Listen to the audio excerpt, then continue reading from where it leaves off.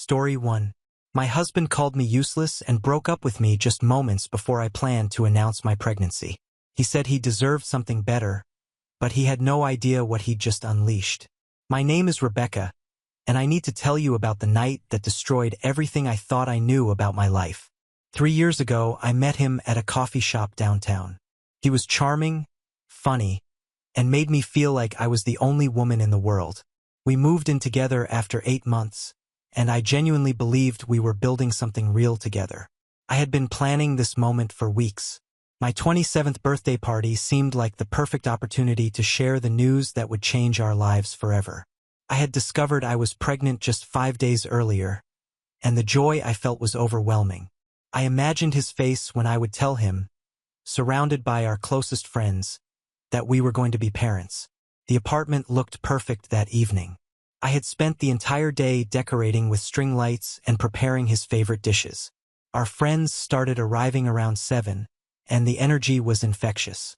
Everyone was laughing, drinking wine, and celebrating. I kept touching the small gift box in my pocket, the one containing the positive pregnancy test and a tiny pair of baby shoes I had bought that afternoon. Around 9 o'clock, I decided it was time. My heart was racing as I asked everyone to gather in the living room. I was about to make the announcement that would mark the beginning of our new chapter as a family. But before I could speak, he stepped forward with a serious expression I had never seen before. "Actually, I have something to say first," he announced to the room. The conversation died down, and I smiled, thinking maybe he had planned a surprise of his own. Instead, he pulled out a small box and handed it to me. For a split second, my heart soared, thinking it might be an engagement ring. "Open it," he said coldly. Inside was a folded piece of paper. My hands trembled as I unfolded it, and the words hit me like a physical blow. "You're useless. I deserve better. This relationship is over. Don't contact me again." The room fell silent. I looked up at him in shock, but his expression was stone cold. "I can't do this anymore," he said, loud enough for everyone to hear. "You're holding me back, and I need someone who actually brings value to my life." I stood there, pregnant and humiliated, watching the man I loved walk out of our apartment and out of my life in front of 20 people. The gift box with the pregnancy announcement felt like it weighed 1,000 pounds in my pocket. My best friend immediately rushed to my side, but I was too stunned to cry. The guests began leaving awkwardly, offering half-hearted apologies and promises to call later. Within an hour, the apartment that had been full of laughter and celebration was empty except for me and the decorations that now felt like a cruel joke. That night, I sat on our bed, staring at the positive pregnancy test I had planned to show him. I was 27 years old, pregnant, and completely alone. The irony wasn't lost on me that I had spent 3 years of my life with someone who could deliver such devastating cruelty with calculated precision. This wasn't a moment of anger or poor judgment. This was planned humiliation. I had no idea that this devastating moment would eventually become the catalyst for the strongest version of myself I had ever imagined. 3 days passed in a blur of tears and confusion. I called in sick to work, barely able to function beyond basic necessities. My best friend, Sarah, came over every evening, bringing groceries and sitting with me in silence when words felt impossible. She had witnessed the entire spectacle at my birthday party, and her protective anger was almost more intense than my own hurt. "I want to key his car," she muttered on the second night, pacing around my living room like a caged animal. "I want to post screenshots of his dating profiles online. I want to call his mother and tell her what a monster she raised." "He's on dating apps?" I asked, though I wasn't sure why this surprised me anymore. "Multiple ones," she confirmed grimly. I checked after the party. His profiles are all active, some with photos I recognize from when you two were together. This whole thing was planned. "Rebecca, he didn't just wake up that morning and decide to leave you. He's been preparing his exit strategy for months." On Thursday morning, I finally found the courage to share the secret I had been carrying. "I'm pregnant," I whispered as she handed me a cup of tea. Her face went through a series of emotions before settling on protective anger that made her previous rage look mild. "That bastard," she muttered. How far along? About 6 weeks, I replied, my hand instinctively moving to my still flat stomach.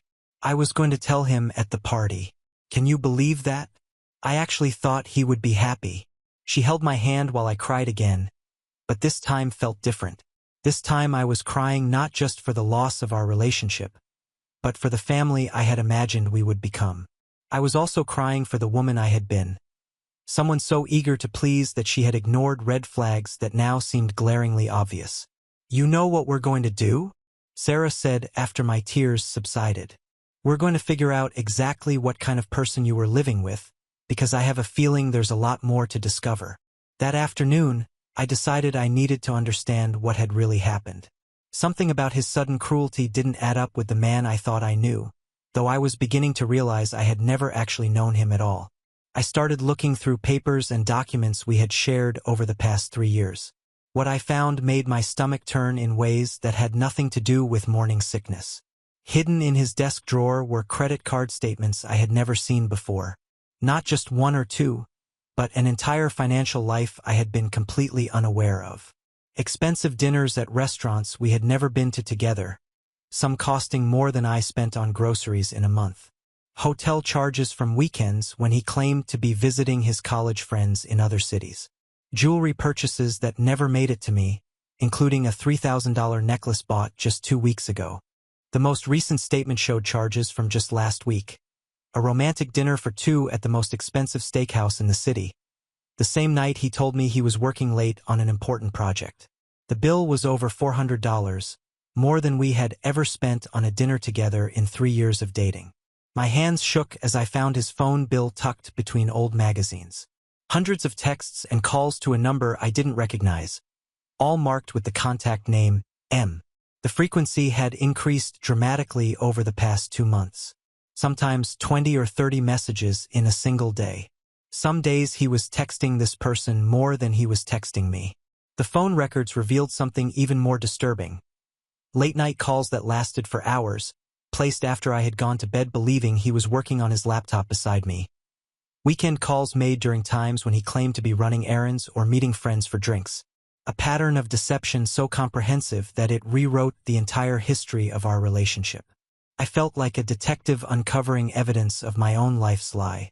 The man I had been living with, sharing meals with, making plans with, and discussing our future with had been living a completely separate reality. While I was planning our future and carrying his child, he was planning his escape and building a relationship with someone else. The most painful discovery came when I found a receipt from a jewelry store dated just 1 week before our breakup.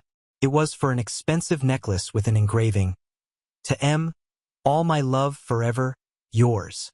The realization that he had been buying romantic gifts for another woman while I was at home excited about our baby made me physically sick.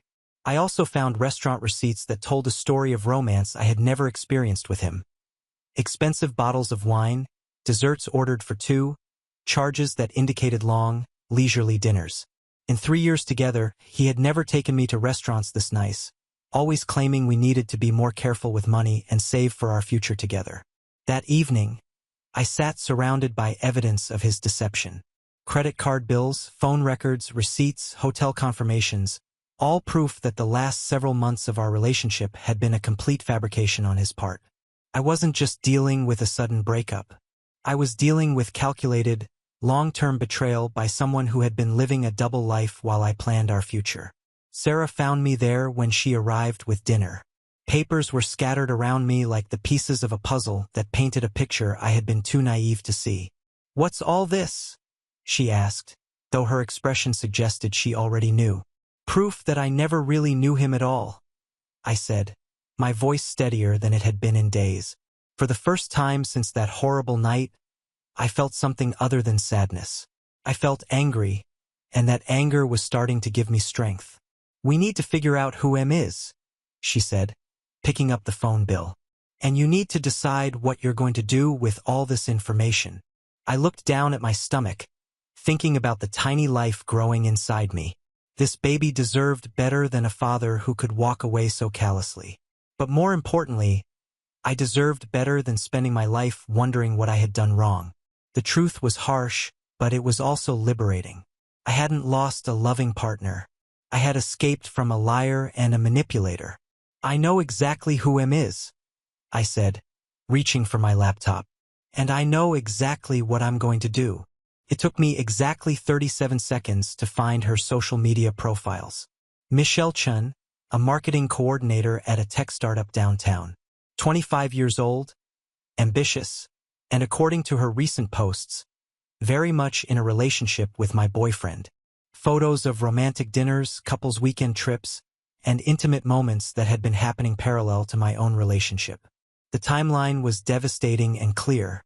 While I had been discussing moving in together permanently, she had been posting photos from weekend getaways with him. While I had been talking about our future, he had been building one with her. The necklace I had found the receipt for was prominently displayed in her most recent photo, along with a caption about the most thoughtful man in the world. "Look at this," I said, turning the laptop towards Sarah. "She has no idea I exist. Look at her posts. She thinks she's in an exclusive relationship with him." Sarah studied the screen, her anger building with each photo. "She has posts going back 4 months, she said. "Rebecca, this isn't just cheating. This is like he was living 2 completely separate lives." The next discovery was even more infuriating. Michelle had posted photos from my birthday party. Not photos with him, since he had left so dramatically, but photos from earlier in the evening when she had apparently been there as a guest. I remembered her now. A friend of a friend who had seemed nice enough, making small talk with me about work and relationships while secretly sleeping with my boyfriend. "She was there," I said, my voice barely controlled. "She was at my party, talking to me about how lucky I was to have such a supportive boyfriend, while she was sleeping with him behind my back." The level of deception was so comprehensive that it rewrote my understanding of the past several months. Every late night he claimed to be working. Every weekend trip he said was with college friends. Every time he had been distant or distracted. It all made sense now. He hadn't been building a life with me. He had been managing 2 relationships simultaneously until he decided which one to keep. I spent the next hour documenting everything. Screenshots of Michelle's social media posts, photos of the receipts and credit card statements, and copies of the phone records. I was building a case, though I wasn't sure yet what I planned to do with it. "Are you going to confront her?" Sarah asked as I methodically saved evidence to a folder on my desktop. "I don't know yet," I replied, "but I'm going to make sure I have options." That night, I lay in bed staring at the ceiling and processing the full scope of what I had discovered. I hadn't just been dumped. I had been systematically deceived by someone who had no qualms about lying to my face for months while building a relationship with someone else. The cruelty of his departure wasn't just about ending our relationship. It was about humiliating me so thoroughly that I would be too devastated to investigate or fight back. But he had underestimated me. The humiliation that was supposed to destroy me was actually clarifying everything. I wasn't the problem in our relationship. I was the victim of someone who was fundamentally dishonest. And now I had proof. It took me 2 more days to gather the courage. But by Saturday morning, I knew I needed answers. Not just for closure, but for the practical matters that were about to become very real. I texted him to meet me at the coffee shop where we first met, claiming I had some of his belongings to return. Neutral territory felt safer for what I was about to do. He arrived 20 minutes late, looking uncomfortable and avoiding eye contact. His usual confident demeanor was replaced with something that looked almost like guilt, though I suspected it had more to do with being caught than with genuine remorse. He sat across from me, fidgeting with his phone and glancing toward the exit as if planning an escape route. "So," I said, placing the folder of evidence on the table between us, "I found some interesting things while cleaning out the apartment." His face went pale as he recognized the credit card statements and phone bills. For the first time in our entire relationship, he looked genuinely afraid. The confident mask he usually wore slipped completely, revealing someone who was much smaller and more pathetic than I had ever realized. "Rebecca, I can explain." "Can you explain who M is?" I interrupted, sliding the phone bill toward him. "Because I did some research. Turns out it's not that hard to trace phone numbers these days. Social media makes everything so convenient. The silence stretched between us for what felt like an eternity. I could see him calculating his options, trying to figure out how much I knew and what he could still lie about. Finally, he sighed and ran his hands through his hair. "It's Michelle," he admitted quietly. "Michelle Chun. Marketing coordinator. 25 years old. Currently wearing the $3,000 necklace you bought her last week?" I asked pleasantly. "The same Michelle who was at my birthday party talking to me about what a great boyfriend you were while she was secretly sleeping with you?" His shocked expression told me everything I needed to know. He hadn't expected me to connect those dots. Hadn't anticipated that I would be thorough in my investigation. He had counted on me being too devastated to dig deeper, too humiliated to fight back. "How long?" I asked, surprised by how calm my voice sounded. "About 4 months," he mumbled, still not looking at me directly. For months. That meant it started right around the time I had begun talking about taking our relationship to the next level, when I had started bringing up the possibility of engagement and marriage. While I was imagining our future, he was already planning his exit strategy with someone else. "And the money?" I asked, pointing to the credit card statements. "All those expensive dinners and hotels while you were telling me we needed to budget more carefully for our future together?" He shifted uncomfortably in his seat, looking like a child caught stealing from the cookie jar. "Look, I was going to tell you eventually. I just needed time to figure things out." "Figure what out exactly?" "How to string me along while you built a new life with her. How to keep 2 women interested while you decided which one was worth keeping." For the first time, he looked directly at me, and I saw something in his eyes I had never noticed before. A coldness that made me realize I had never truly known this person at all. The mask was finally off, and underneath was someone capable of sustained deception and calculated cruelty. "You want the truth?" he said, his voice taking on an edge that was probably closer to his real personality than anything I had heard before. "Michelle gets it. She's ambitious. She's going places. She makes good money. She makes me want to be better. With you, I felt like I was just settling." The words should have hurt more than they did, but instead, they clarified everything. This wasn't about my inadequacy. It was about his character. A decent person would have ended our relationship before starting another one. A decent person wouldn't have humiliated me in front of our friends. A decent person wouldn't have let me continue believing in a future that he had already abandoned months ago. But then I realized something that made me smile for the first time in days. "Does Michelle know about the credit card debt?" I asked sweetly. "Because based on these statements, you're carrying about $15,000 in debt from your little romantic adventures.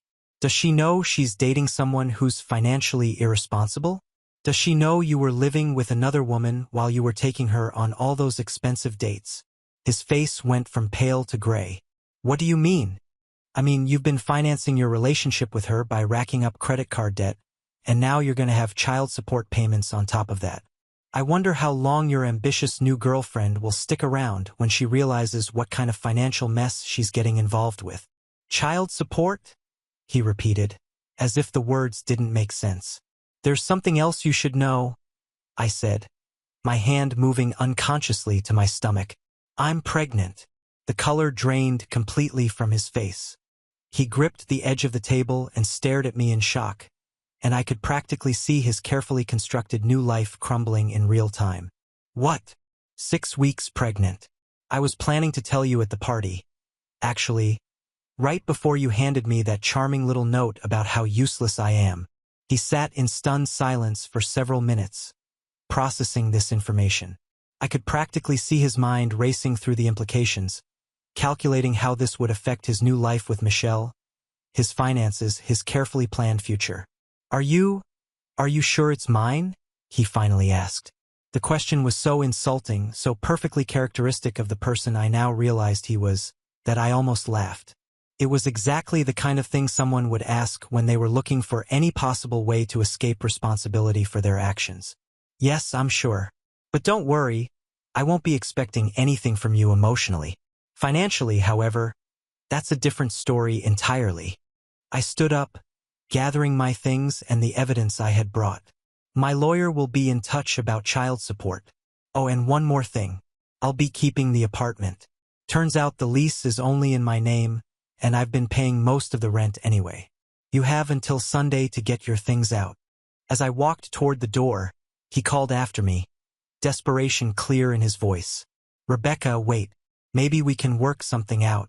I mean, if you're pregnant. I turned back to look at him one last time. This man who had spent months lying to my face while planning his escape. The time for working things out was before you decided I was useless. Before you decided to cheat. Before you decided to humiliate me in front of 20 people. The only thing we'll be working out now is how much you'll be paying in child support. Walking out of that coffee shop, I felt something I hadn't experienced in days. Power. I wasn't just the victim of his betrayal anymore. I was taking control of my situation. And he was about to learn that his actions had consequences that extended far beyond my hurt feelings. The look of panic on his face as I left told me everything I needed to know. He had thought he was upgrading to a better life, but he was about to discover that his choices came with a price tag he hadn't anticipated. Michelle was about to learn that her perfect boyfriend came with significant baggage, and he was about to learn that treating people as disposable had financial consequences. For the first time since my birthday party, I felt like I was winning. Monday morning brought a new kind of clarity. I sat at my kitchen table with a legal pad, making lists and calculations like I was planning a business launch rather than a life overhaul. The first call I made was to a family law attorney whose name I found through an online search. "You're being smart to think ahead," she told me during our phone consultation. "Many women wait until after the baby is born, but planning now gives you more control over the situation. We can establish paternity immediately after birth and begin child support proceedings. Based on his income level, you're looking at roughly $400 to $500 monthly." The second call was to my landlord, confirming that I could handle the rent alone and requesting a lease renewal in my name only. The third was to my boss, explaining that I needed to discuss adjusting my work arrangement to accommodate single motherhood. She was surprisingly supportive and agreed to let me work from home 3 days a week. "We've been looking for ways to offer more flexible arrangements anyway," she said. "Your performance has always been excellent, and honestly, having someone working different hours could help us serve clients in different time zones." By Wednesday, I had restructured my entire budget.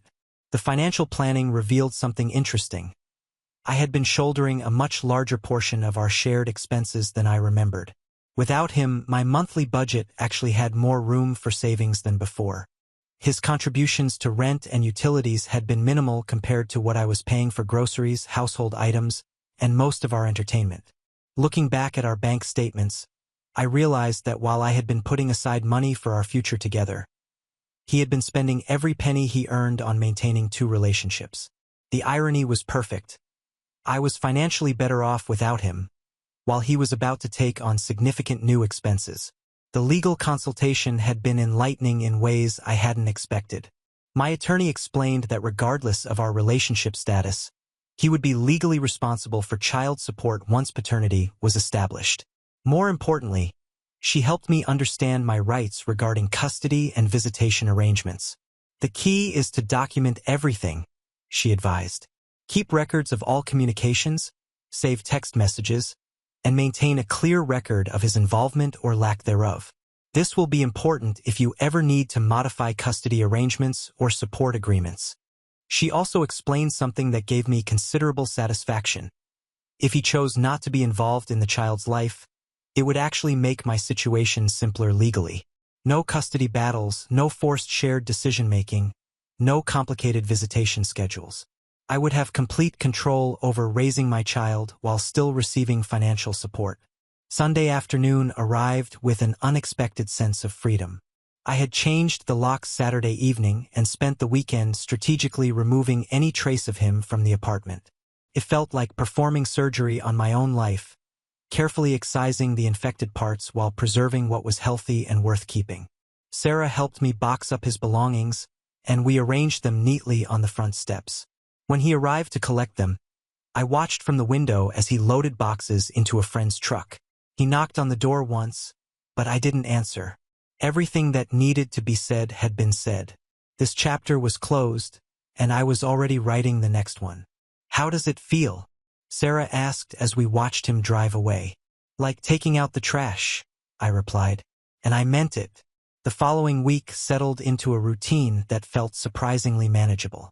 Prenatal appointments, work projects, preparing the spare bedroom for a nursery.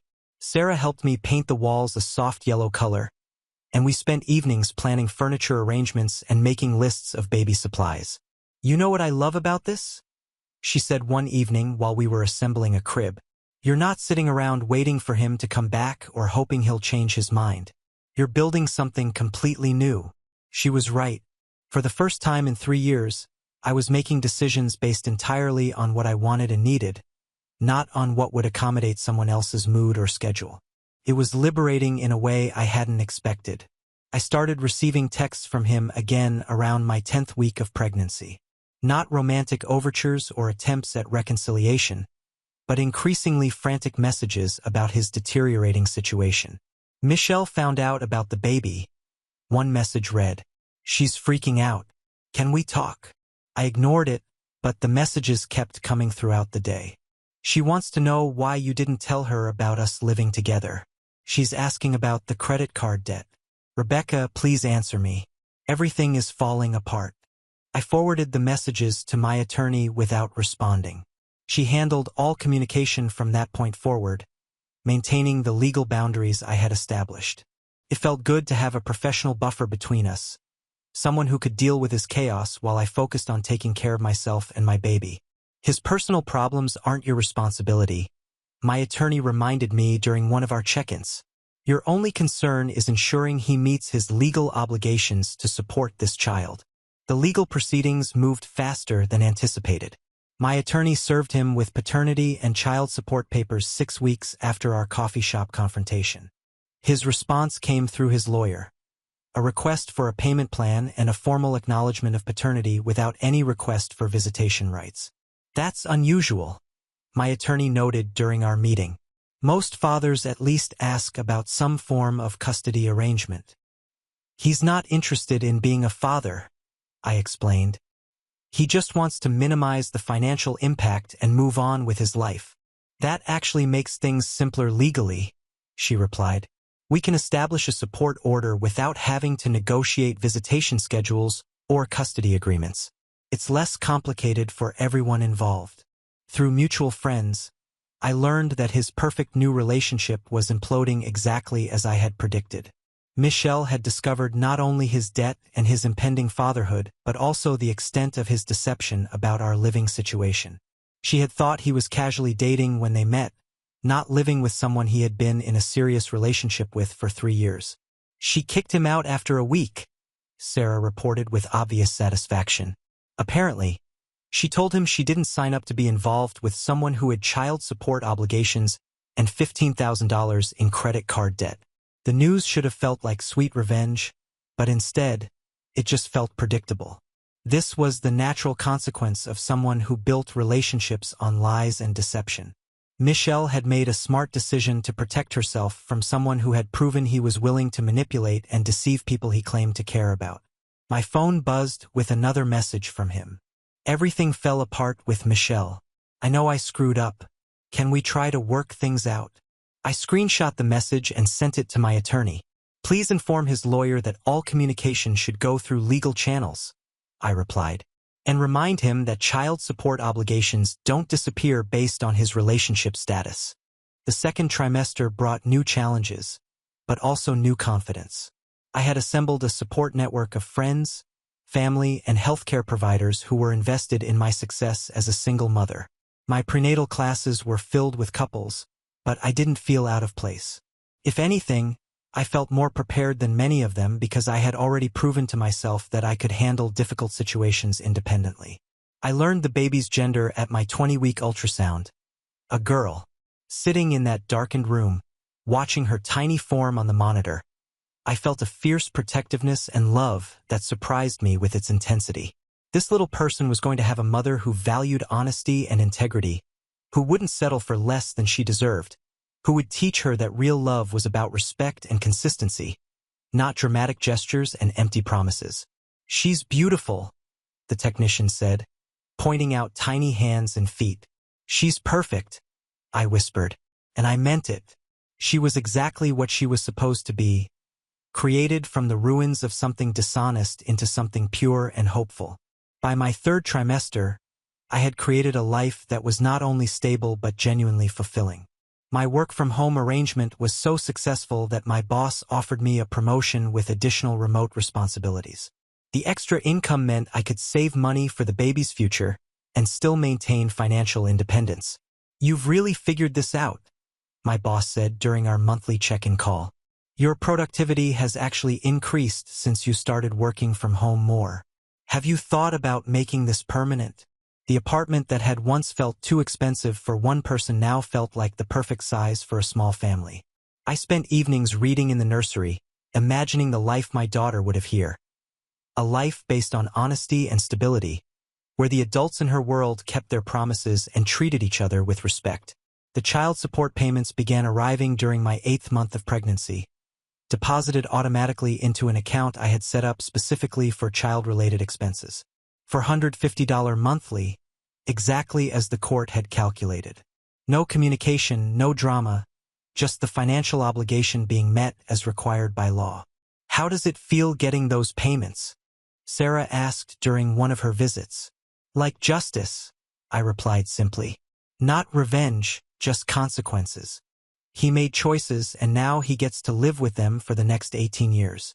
I used the money practically, setting up the nursery, buying baby supplies, and starting a college savings fund.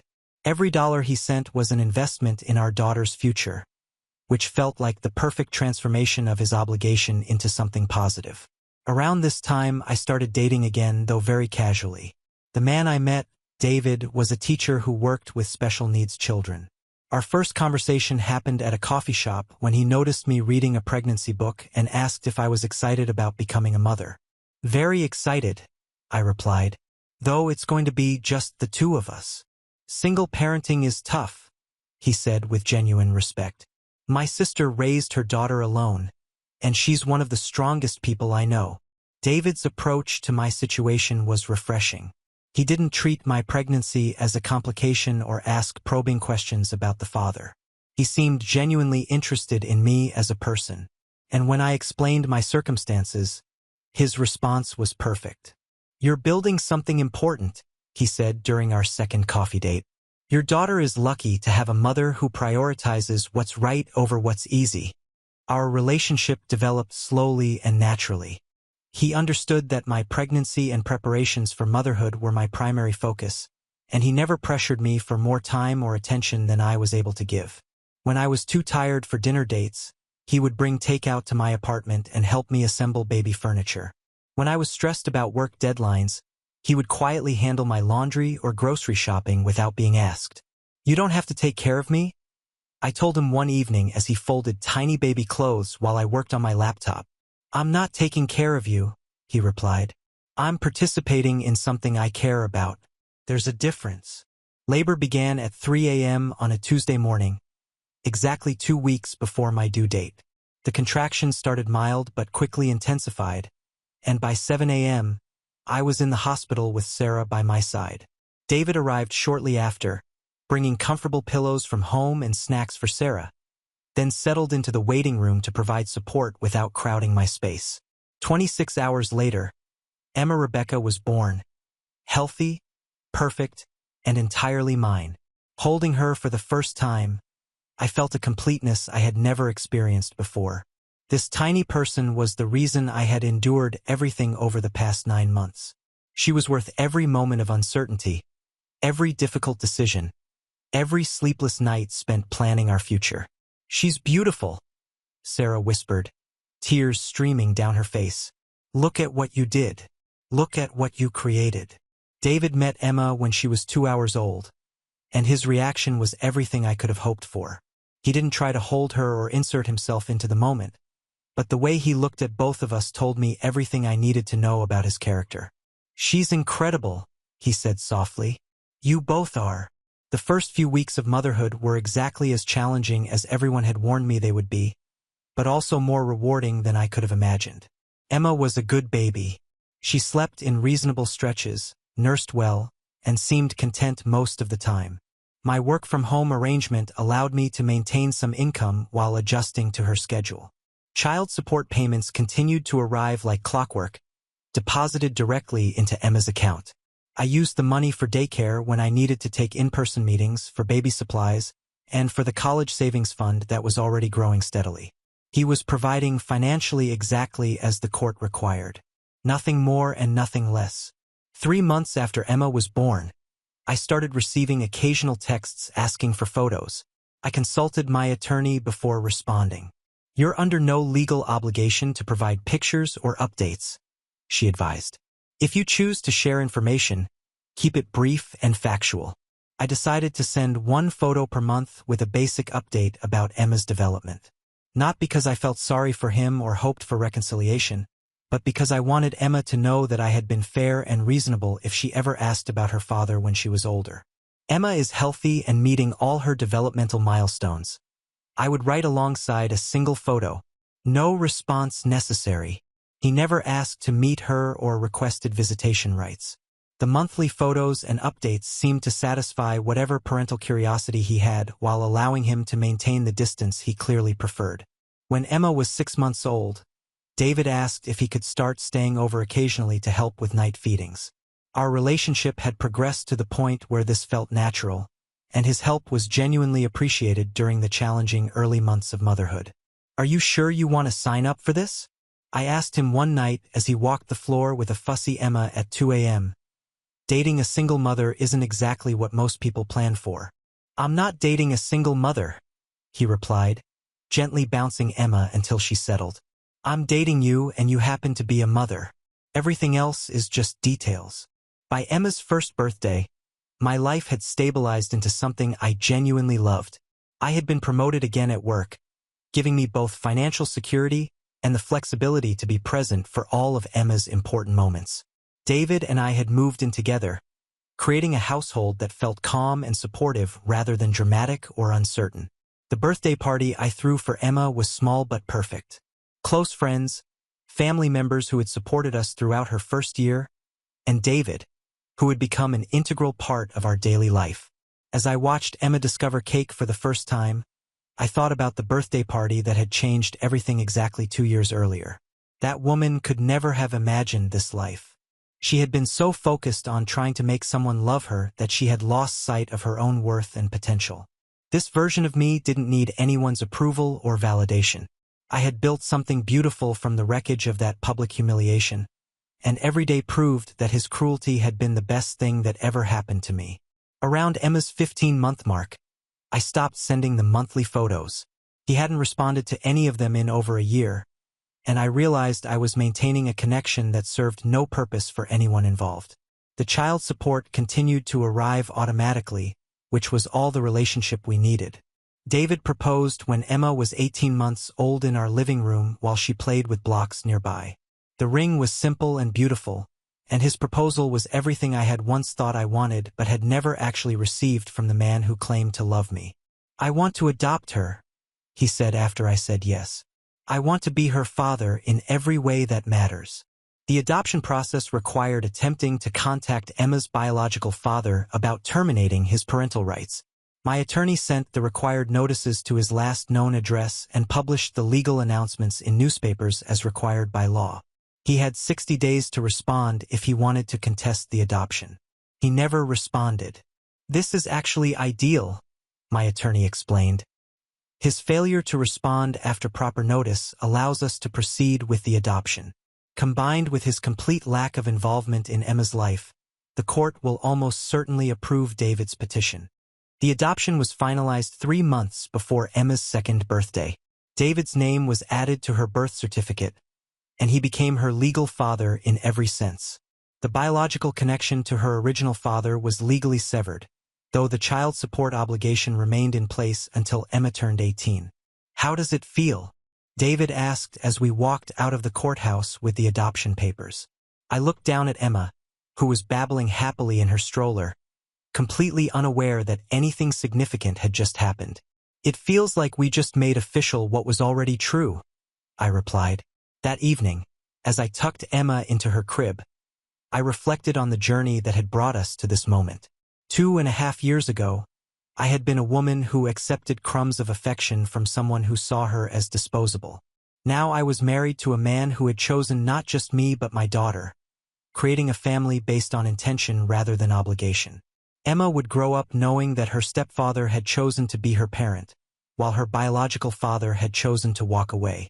She would understand the difference between people who show up and people who disappear when life gets complicated. Most importantly, she would see what healthy love looked like every day in the relationship David and I had built together. The child support payments continued for 16 more years, deposited automatically into Emma's college fund. We never heard from her biological father again. No birthday cards, no Christmas presents, no attempts to reconnect. He had completely removed himself from her life, which turned out to be exactly what was best for all of us.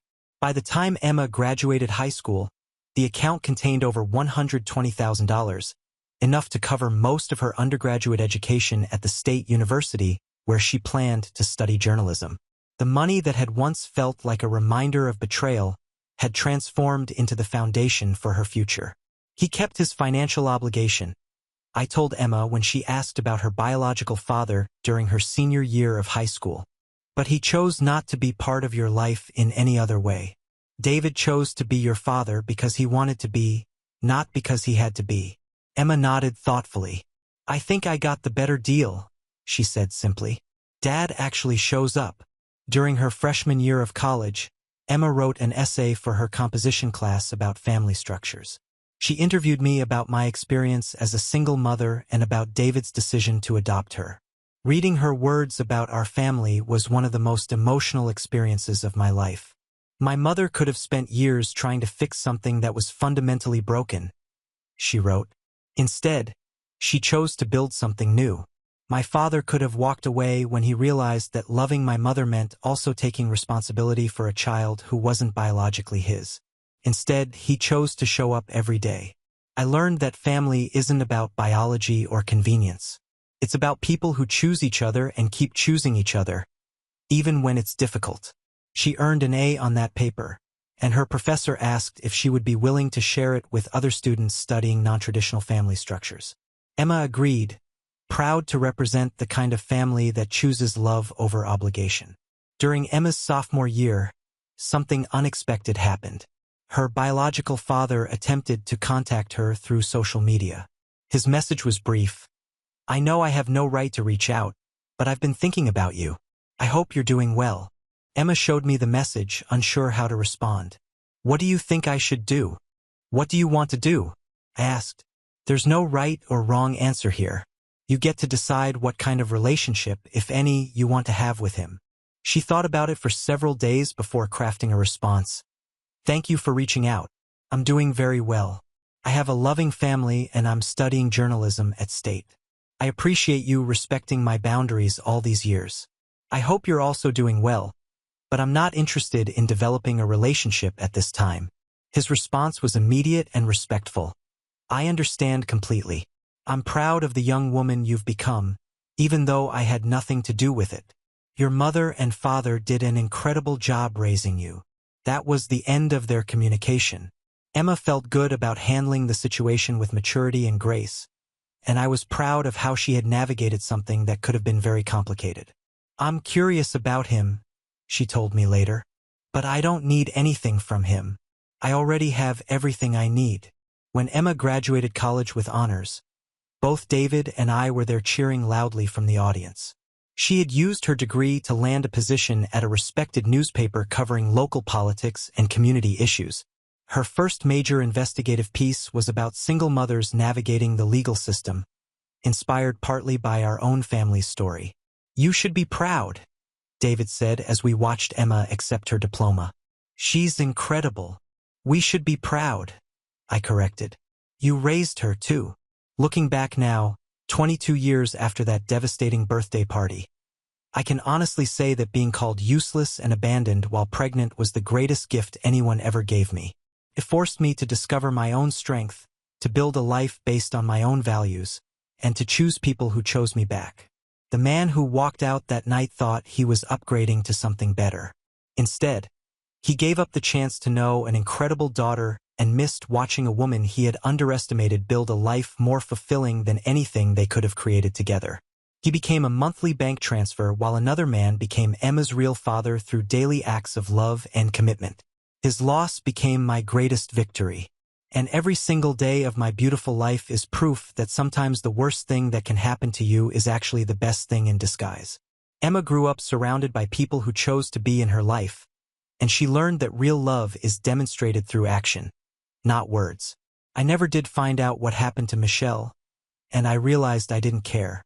Some stories end with dramatic confrontations and satisfying revenge, but the best revenge is simply living well. My revenge was building a life so full of genuine love and authentic success that his absence became completely irrelevant. Emma's biological father remained a footnote in our story. Financially responsible, but emotionally absent, exactly as he had chosen to be. And that turned out to be perfect because it meant Emma never had to navigate the confusion of having a parent who was inconsistently present or manipulatively involved. She had David, who showed up to every school play, every soccer game, every parent-teacher conference. She had me, who had learned that love means fighting for what matters and walking away from what doesn't. She had a family built on choice and commitment rather than obligation and convenience. The child support payment stopped on Emma's 18th birthday, exactly as scheduled. No fanfare, no communication, just the automatic end of a legal obligation. By then, Emma was already financially independent through scholarships and part-time work, and the college fund we had built from those payments had served its purpose. "Isn't it weird that he'll never have to think about us again?" Emma asked on her 18th birthday, as we celebrated with David and Sarah and the extended family we had built over the years. "He stopped thinking about us a long time ago," I replied. "And that's exactly what allowed us to build all this." I gestured around the room at the people who had chosen to be part of our lives, who had shown up consistently, who had invested in our happiness and success. This was what real family looked like. Not perfect, but present. Not obligated, but committed. That night, as I tucked away the final child support payment and closed the account that had funded 18 years of Emma's expenses, I felt nothing but gratitude. Not for him, but for the journey that had taught me the difference between settling and thriving, between being chosen and being tolerated, between building something authentic and maintaining something false. The woman who had stood in that living room 22 years ago, holding a pregnancy test and planning an announcement that would never come, could never have imagined this ending. She thought she needed someone else to complete her story. She learned instead that she was already complete. She just needed to stop letting other people edit her chapters. Emma's story began with an ending, and it turned out to be the most beautiful beginning any of us could have asked for. Now on to the next story. Story 2.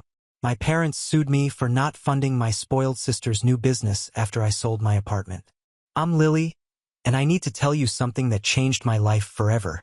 After 6 years of saving every penny, working double shifts at Memorial Hospital, and living on ramen noodles more nights than I care to count, I finally did it. I sold my apartment. You have to understand what this meant to me. Growing up, money was always tight. My parents fought about bills constantly, and I watched my mom cry over past due notices more times than any kid should. My dad would disappear for days when the pressure got too much, leaving us wondering if he'd ever come back. That chaos taught me one thing. Financial independence wasn't just a goal. It was survival. When I turned 22 and got my nursing license, I scraped together enough for a down payment on a tiny one-bedroom apartment across town. It wasn't much. Barely 650 square feet with a leaky faucet and neighbors who played music too loud. But it was mine. Every month, I'd stare at that mortgage statement and feel this incredible mix of pride and terror. Pride because I was doing something my parents never managed to do, and terror because one missed payment could destroy everything I'd worked for. The real estate agent, Monica, called me at the hospital on a Tuesday afternoon. "Lily, you're not going to believe this, but we got an offer for $185,000. Cash buyer, no contingencies." I had to sit down in the break room. I'd bought the place for $127,000 6 years ago, and with all the improvements I'd made, new flooring, updated kitchen, fresh paint throughout, it had appraised for exactly what they were offering. After paying off the remaining mortgage and all the fees, I walked away with $94,500 in my checking account. It was more money than I'd ever seen at once in my entire life.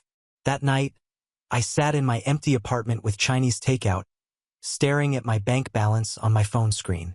For the first time since I could remember, I felt like I could breathe. Really breathe. I had plans for that money.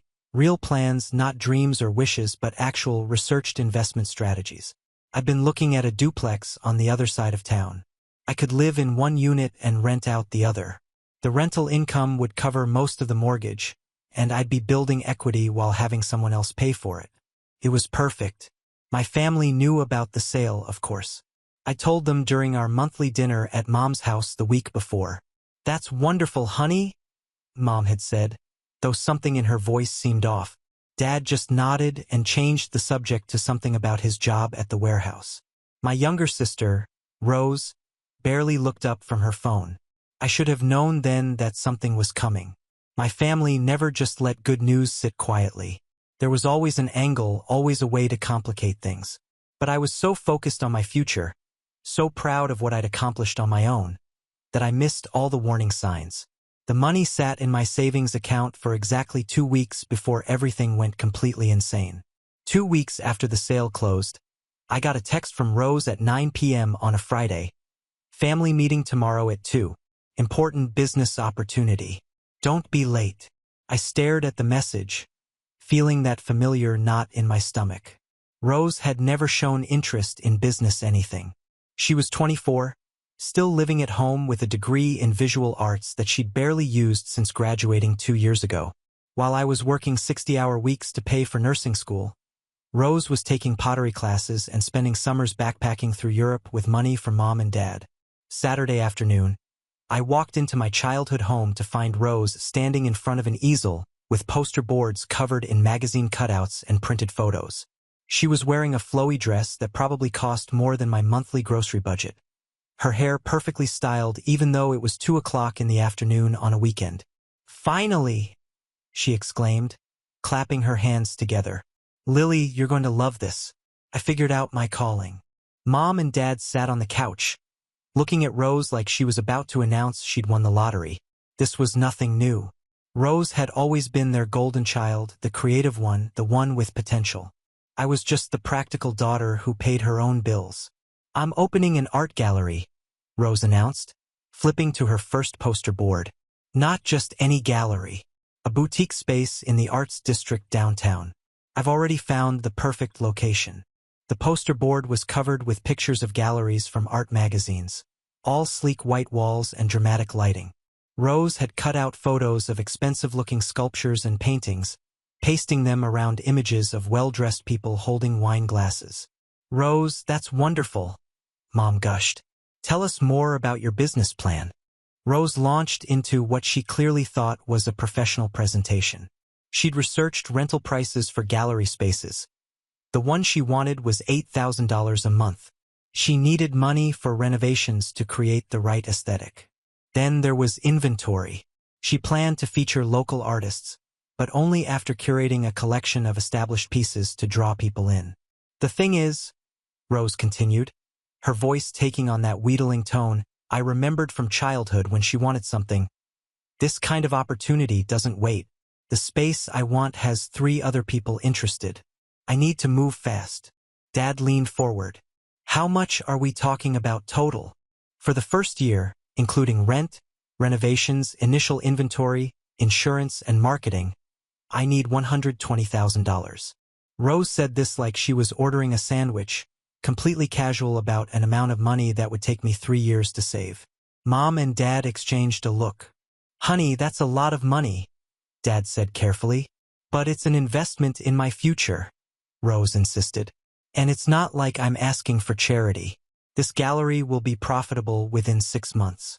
I've done the research." She flipped to another poster board showing a hand-drawn chart with projected profits that seemed to climb straight up like a rocket ship. Her market research consisted of Googling successful galleries and assuming she'd immediately capture their client base. "The art market is booming," Rose explained. "People with money are always looking for the next big thing. I have an eye for talent." I can spot pieces that will appreciate in value. I watched this whole presentation feeling like I was in some alternate reality. Rose had never sold anything in her life, had never managed a budget, had never dealt with difficult customers or handled inventory or navigated business regulations. Yet here she was, absolutely convinced she was the next big thing in the art world. The scary part wasn't Rose's delusion. It was the way Mom and Dad were looking at her, like they were already convinced this was going to work. The following weekend, Mom called and asked if I could come over Sunday for a family financial discussion. Her voice had that careful, measured tone she used when she was about to ask me for something I wouldn't want to give. When I arrived, I found the dining room set up like a boardroom. Rose had printed out official-looking documents complete with charts and graphs. Dad had his reading glasses on, studying papers like he was reviewing a corporate merger instead of his unemployed daughter's fantasy business plan. "Lily, sit down," Mom said, gesturing to the chair across from Rose. "We need to talk about this gallery opportunity seriously." Rose had clearly spent the entire week preparing. Her business plan was now a 20-page document with sections on market analysis, competitive landscape, and financial projections.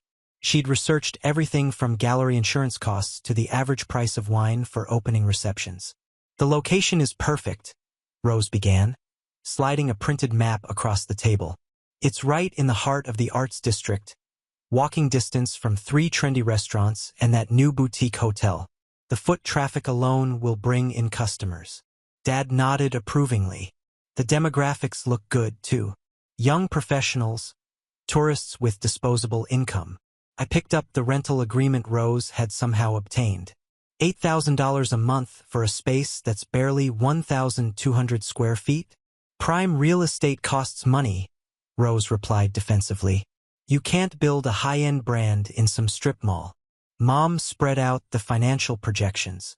According to Rose's calculations, the gallery would break even by month 8 and start turning a serious profit by month 12. Her projected sales figures were based on selling just 2 major pieces per month at an average price of $3,500 each, plus smaller items and commissions from featured artists. "Where are you getting these price points?" I asked, scanning the numbers. "Market research," Rose said, pulling out printouts from art auction websites. "Original paintings by emerging artists in similar markets sell for anywhere from $1,500 to $8,000. I'm being conservative." What she wasn't mentioning was that those prices were from established galleries with years of reputation and client relationships. She was comparing herself to businesses that had been operating successfully for decades. Dad cleared his throat. "The thing is, Lily, we've been talking and we don't have $120,000 just sitting around. We could get a home equity loan," Mom added quickly. "But that would put the house at risk if something went wrong." I saw where this was heading and felt my chest tighten. "However," Dad continued, "this is a family opportunity. Rose's success would benefit all of us."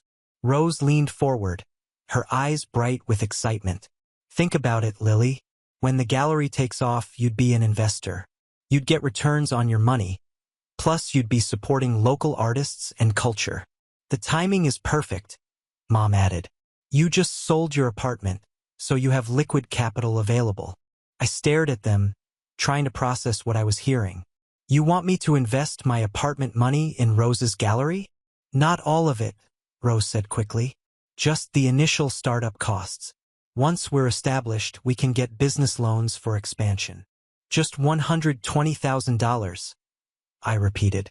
"Just everything I've worked 6 years to save." "It's not like you're throwing the money away," Dad argued. "This is an investment in your sister's future, and potentially a very profitable one for you, too." I looked around the table at their expectant faces. Rose was practically vibrating with excitement.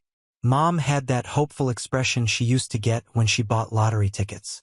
Dad was nodding like this all made perfect sense. Not one of them seemed to understand that they were asking me to risk everything I'd worked for on a business plan that wouldn't pass a freshman economics class. I took a deep breath and set Rose's business plan down on the table. "I'm not investing in the gallery." The silence that followed was deafening. Rose's face went from excited to confused to hurt in about 3 seconds. "What do you mean?" Mom asked. I mean exactly what I said. I'm not giving Rose $120,000 to open an art gallery. But this is a real opportunity. Rose protested. I've done all the research. The numbers work. Rose, you've never run a business. You've never even held a job for more than 6 months. You have no experience in retail, no connections in the art world, and no backup plan if this fails. Dad frowned. That's pretty harsh, Lily. Everyone has to start somewhere. Starting somewhere usually doesn't involve risking 6 figures of someone else's money. Rose's eyes were filling with tears. I can't believe you won't support your own sister's dreams. I support your dreams, but I won't fund your delusions. Do you know what happens to most new businesses? 80% fail within the first year. Art galleries have an even higher failure rate. Those are just statistics, Mom interjected. Rose isn't like other people. She has a real eye for art. Having an eye for art and running a profitable business are completely different things. Rose, have you ever dealt with suppliers? Managed inventory? Handled customer complaints? Filed business taxes? Rose crossed her arms defensively. I can learn all that stuff with my money as your safety net if you can't. It's not just your money, Dad said, his voice getting sharp. You're part of this family. Sometimes family members help each other out. I felt that familiar anger rising in my chest. The same feeling I'd had growing up when they'd give Rose everything she wanted while telling me I needed to be more responsible. Help each other out? Dad, when I was in nursing school working 2 jobs to pay tuition, did anyone in this family offer to help? When I was eating peanut butter sandwiches for dinner to make my apartment payments, did anyone offer to help? I've been helping myself for 6 years, and now that I've finally gotten ahead, you want me to hand it all over? That's different, Mom said. You chose a practical career. You were always going to be fine. I'm fine because I made sacrifices, because I worked 70-hour weeks and lived in a tiny apartment and drove a car with 200,000 miles on it. Rose has been living here rent-free for 2 years while I've been building my life. Rose was crying now. So, you're punishing me for being creative instead of boring? I'm not punishing you. I'm refusing to enable you. If this gallery is such a sure thing, get a business loan. We tried, Dad admitted. The bank wants collateral and business experience. Rose doesn't qualify. Then maybe that's the market telling you something. Or maybe it's just a system that doesn't support innovative young entrepreneurs. Rose shot back. I stood up from the table. This conversation is over. I'm not investing in the gallery, and I'm not changing my mind. Lily, wait. Mom called as I headed for the door. Don't you think you're being a little selfish? I turned back to face them. Selfish? I worked 6 years to save this money. I have plans for it. Real plans that will secure my future. And you think I'm selfish for not handing it over to fund Rose's midlife crisis art project. It's not a midlife crisis. Rose sobbed. It's my passion. Then find a way to fund your passion that doesn't involve bankrupting your sister. I walked out of that house knowing I'd just started a war. What followed was the most exhausting month of my life. My family launched a coordinated campaign that would have impressed military strategists. It started with the guilt trips. Mom called me at work 3 times the first week, crying about how Rose was devastated and how I was crushing her dreams. She'd launch into stories about how Rose had always been such a sensitive, artistic child and how this gallery was her chance to finally find her place in the world. You don't understand what rejection does to creative people. Mom sobbed into the phone during my lunch break on Tuesday. Rose hasn't eaten in 2 days. She's talking about giving up art entirely. Dad took a different approach. He'd show up at my apartment unannounced, usually around dinner time, with takeout from my favorite Thai restaurant. Then he'd sit at my kitchen table and explain very patiently why I was making a mistake. Look, kiddo, I get it. You worked hard for that money. But sometimes you have to take risks to get ahead. This gallery could make you a lot more than you'd earn from safe investments. Dad, I'm buying a duplex. That's not exactly a risky investment. Real estate is risky too. What if the market crashes?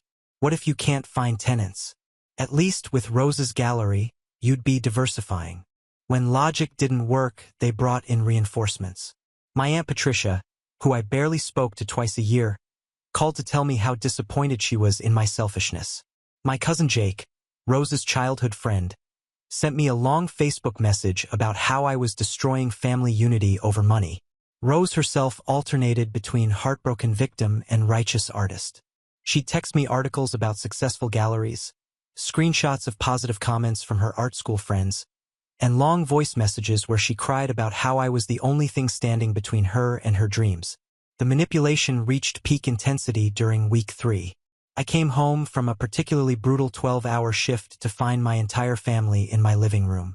They'd gotten my spare key from the landlord by claiming there was a family emergency. Intervention time, Rose announced, gesturing to the coffee table covered with printed testimonials from gallery owners, investment guides, and what appeared to be a petition signed by various family members and friends. "This is insane," I said, dropping my purse by the door. "You can't just break into my apartment." "We're not breaking in," Mom corrected. "We're having a family meeting." Dad held up a folder. "We've prepared some additional information that might change your mind." The additional information included a revised business plan with even more optimistic projections, letters of intent from 3 local artists promising to show their work at Rose's gallery, and a photocopy of an article about a gallery in Portland that had sold a painting for $50,000 in its first year. "See," Rose said, pointing to the article. "This gallery started with almost no money and look where they are now." I read the article. The gallery had been open for 8 years and was run by someone with 15 years of experience in art curation. "Rose, this person worked at major galleries in New York before opening her own place. You can't even balance your checkbook." "That's mean," Mom said. "Rose is very capable. If she's so capable, why does she need my money?" That's when Rose played her trump card. She started sobbing. Not just crying, but full-body sobs that shook the entire couch. "I can't believe my own sister hates me this much," she wailed. "All I want is a chance to build something beautiful, to contribute something meaningful to the world, and you want to destroy that because you care more about money than family." It was a masterful performance. Mom immediately went to comfort her. Dad glared at me like I just kicked a puppy. Even I felt a moment of doubt, but then I remembered all the times Rose had manipulated situations to get her way, all the promises she'd broken, all the responsibilities she'd avoided, while I worked my ass off to build a stable life. "Get out," I said quietly. "Lily," Mom started. I said, "Get out, all of you, now." They left, but the siege continued through texts, emails, and surprise visits for another week until I finally had to block their numbers and change my locks. The silence lasted exactly 1 week. Then I got served with legal papers at the hospital. I was in the middle of checking vitals on Mrs. Anderson in room 312 when a process server appeared at the door. "Lily Thompson? That's me. You're being served." He handed me a thick manila envelope and walked away, leaving me standing there with Mrs. Anderson staring at me curiously. My hands were shaking as I opened the envelope in the break room 10 minutes later. The lawsuit was filed by my parents with Rose listed as a co-plaintiff. The title read, "Civil Action for Breach of Family Financial Obligations and Unjust Enrichment." I had to read it 3 times before I understood what they were claiming. According to their lawyer, I owed my family a portion of my apartment sale proceeds because I had lived with them until age 19 and had therefore benefited from their financial support during my formative years. They argued that my current success was built on their investment in my education and upbringing, making them entitled to a share of any profits I derived from property they had helped make possible. The legal language was dense, but the basic argument was that I was committing unjust enrichment by keeping money that rightfully belonged to the family unit. They were seeking $120,000 in damages, exactly the amount Rose needed for her gallery. But the part that really made my blood boil was their claim that I was violating established family financial solidarity principles and causing severe emotional and financial distress to Rose by refusing to support her business venture. They had actually taken me to court for saying no.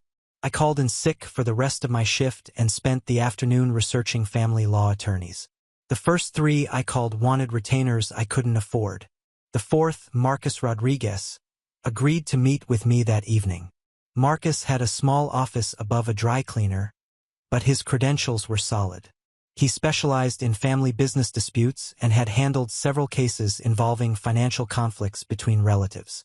"I've seen this before," he said, scanning the lawsuit.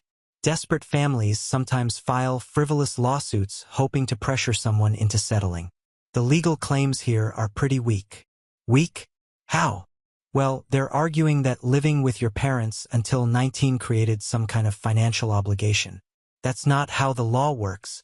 Parents have a legal obligation to support minor children, not the other way around. And even if you had received some benefit, you'd have to prove that benefit was given with the expectation of future repayment.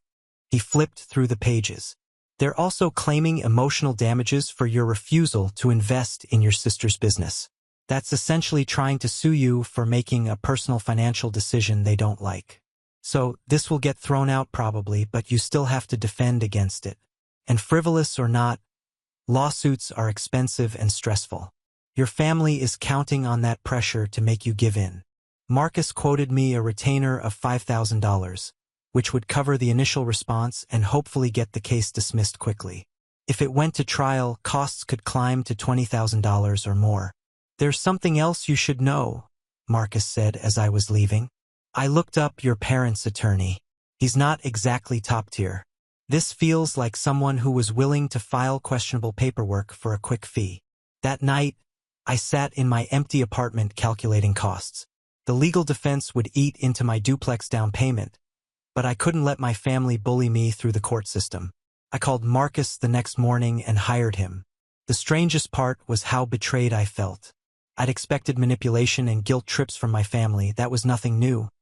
But taking me to court, accusing me of stealing money that was never theirs, that crossed a line I never thought they'd cross. As I signed the retainer agreement, I realized this wasn't just about Rose's gallery anymore. This was about whether I was going to let my family control my life forever or finally set boundaries that meant something. They had escalated this fight to a place where someone was going to lose everything. I intended to make sure it wasn't me. Marcus wasn't kidding when he said building a defense would be thorough. Over the next 2 months, we gathered every financial document from my adult life to prove my independence and self-sufficiency. I had to dig up bank statements from my first checking account at 19, showing deposits from my part-time job at a medical supply store while I was in nursing school. We documented every tuition payment I'd made, every rent check, every car payment. Marcus wanted to create an ironclad timeline showing that I'd supported myself from the moment I left home. "The stronger we can make your independence case, the more ridiculous their claims look," he explained during one of our weekly meetings. What surprised me was how much evidence I had. I'd always been careful about keeping records, but seeing it all laid out was eye-opening.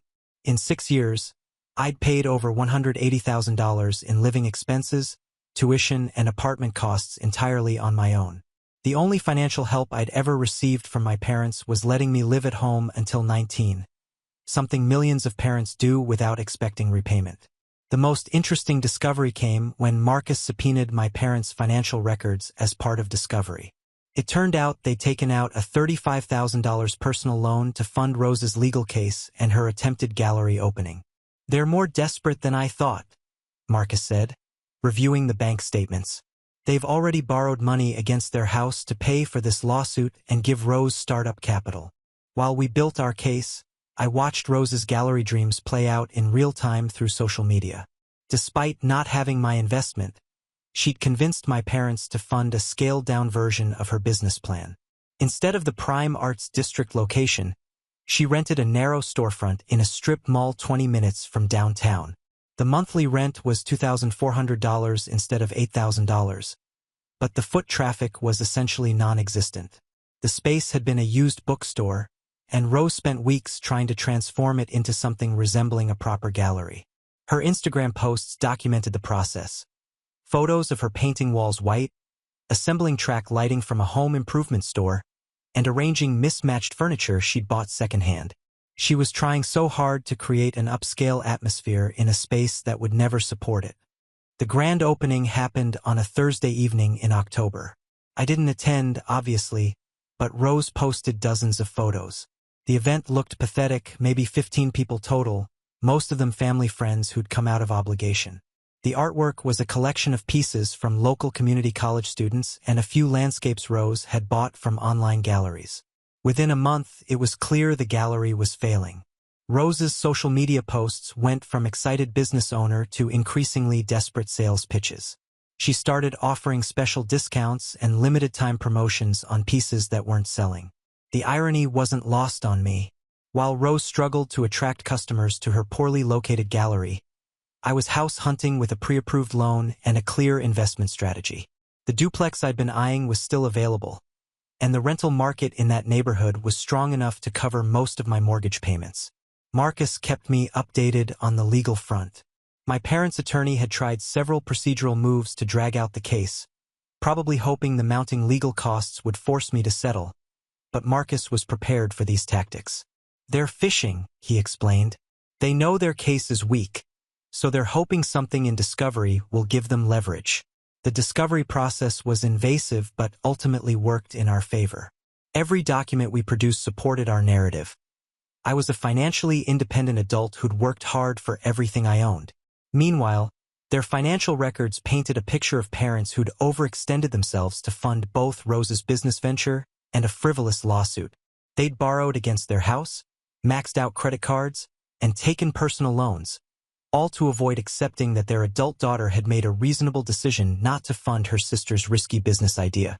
3 months after being served, I felt more confident about the legal case than I did about my family relationships.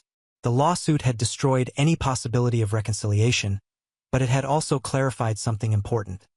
These people were willing to try to destroy my financial security to get what they wanted. That realization made me more determined than ever to win.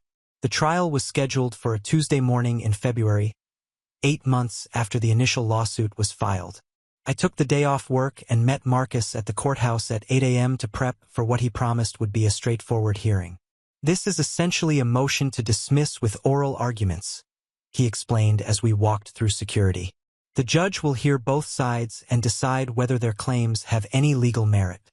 If we're right about this being frivolous, it should be over quickly." The courtroom was smaller than I'd expected, with maybe 30 seats for observers. My parents and Rose were already there with their attorney, a thin man in an ill-fitting suit who looked like he'd rather be anywhere else. Rose had dressed for the occasion in what I assumed was her version of professional attire, a black dress with dramatic jewelry that looked more appropriate for an art gallery opening than a courtroom. Mom wore her church dress, and Dad had on the same suit he'd worn to my nursing school graduation. Judge Patricia Chun called the case at 9:15 a.m. My parents' attorney, William Garrett, stood first to present their case. "Your Honor, this is a matter of family financial justice.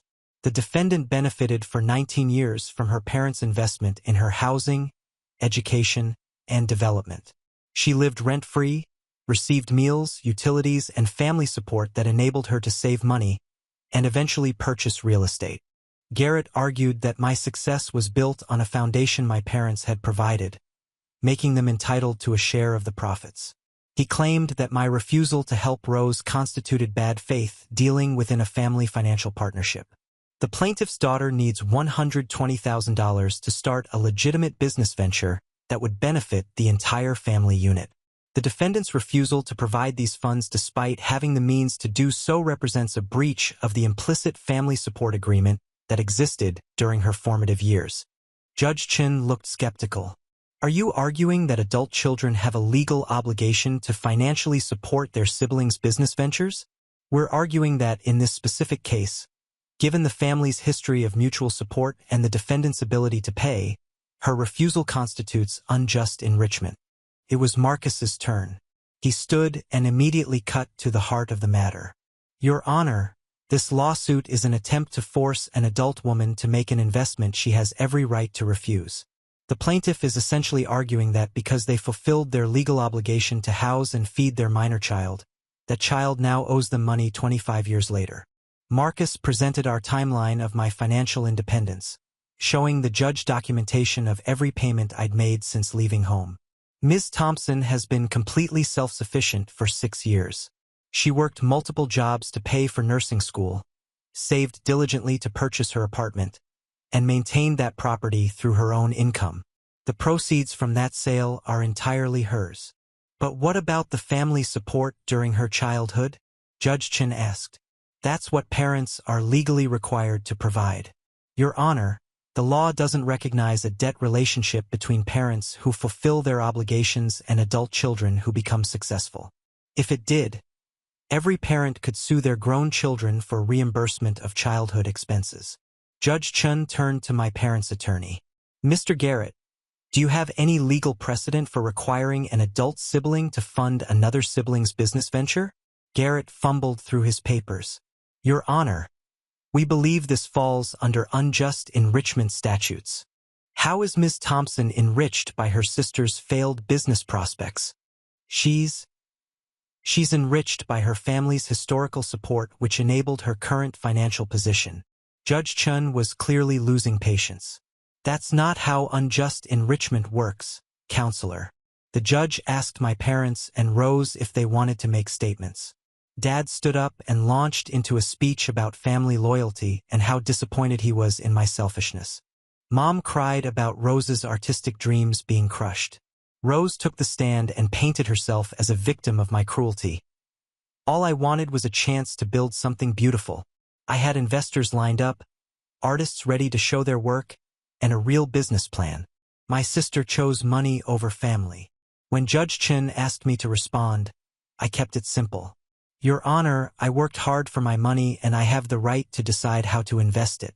No one is entitled to my savings just because we're related. The judge deliberated for exactly 12 minutes. This case is dismissed with prejudice. Mr. and Mrs. Thompson, you are ordered to pay defendants' legal costs within 30 days. This court will not be used to settle family financial disputes that have no basis in law. As we walked out of the courthouse, Marcus was grinning. That was even easier than I expected. Your parents just learned a very expensive lesson about frivolous lawsuits.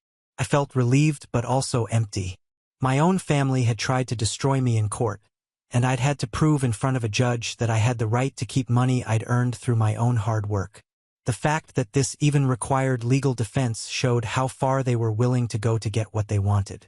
Walking to my car, I realized this wasn't really about Rose's gallery anymore. This was about control, about whether I was going to let my family dictate my financial decisions for the rest of my life. Today's ruling had settled that question definitively. I was finally truly free to make my own choices with my own money. The price of that freedom had been higher than I'd ever imagined. The victory felt hollow as I watched my family file out of the courtroom. Rose was crying openly, and Mom had her arm around her like she was the victim of some great injustice. Dad wouldn't even look at me. Marcus handed me the official court order. They have 30 days to pay your legal fees, $8,400 total. If they don't pay, we can garnish wages or put liens on their property. What are the chances they'll actually pay, given what I saw in their financial records? Slim. They're already overextended. But that's their problem now. I drove home in a daze, trying to process what had just happened. I'd won completely. The judge had dismissed their case with prejudice, which meant they couldn't file the same lawsuit again. But winning meant that the relationship with my family was probably over forever. My phone started ringing before I even got home. First Mom, then Dad, then Rose. I let them all go to voicemail. Mom's message was tearful. Lily, I can't believe you let it go this far. We're your family. How could you do this to us? Dad's was angry. You got what you wanted. I hope you're happy. You've destroyed this family over money. Rose's was the longest and most dramatic. Congratulations, you won. You successfully crushed your sister's dreams and tore apart our family. I hope your precious money keeps you warm at night because you'll never have us again. That evening, my friend Cassie from work came over with wine and Chinese food. She'd been following the whole saga for months. How are you feeling? She asked as we settled on my couch. Honestly, relieved and sad and angry. It's complicated. Your family sued you for not giving them money. There's nothing complicated about that being insane. Cassie was right, but it didn't make the pain go away. These were the people who'd raised me, who'd been at my nursing school graduation, who I'd thought would always be part of my life. The worst part is that they made me the villain, I said. In their minds, I'm the selfish daughter who chose money over family. They can't see that they chose Rose's fantasy over my financial security. The court order required my parents to pay my legal fees within 30 days. But I knew they didn't have the money. Their financial records had shown maxed-out credit cards and loans taken against their house. They'd already spent more on this lawsuit than Rose's gallery had made in its entire brief existence. 3 weeks later, Marcus called with an update. They're requesting a payment plan. They want to pay your legal fees at $200 per month. That would take over 3 years. Exactly. You can accept it or we can proceed with asset seizure. Given their financial situation, they probably can't come up with a lump sum. I agreed to the payment plan. I was done fighting with them, and I didn't want to be responsible for them losing their house. But the real consequence of the lawsuit wasn't financial. It was the complete breakdown of family relationships. Word spread through our extended family about the court case. Aunt Patricia stopped speaking to me entirely. Cousin Jake unfriended me on social media. Even family friends started treating me differently when they saw me around town. The narrative that emerged wasn't parents sue daughter for refusing to fund risky business venture. It was selfish daughter destroys family rather than help sister's art gallery. Rose played the victim perfectly on social media, posting vague messages about family betrayal and people who choose money over love. She never mentioned that she'd been part of a lawsuit demanding $120,000 from me. Just that I'd refused to support her dreams. Meanwhile, her gallery continued its predictable decline. Without proper foot traffic or business experience, Rose was burning through the money my parents had borrowed. The last few pieces of artwork sat unsold in a space that looked more desperate with each passing week. I tried not to feel vindicated by her failure, but it was hard not to notice that every prediction I'd made was coming true. The location was wrong, the business model was flawed, and Rose had no idea how to run a retail operation.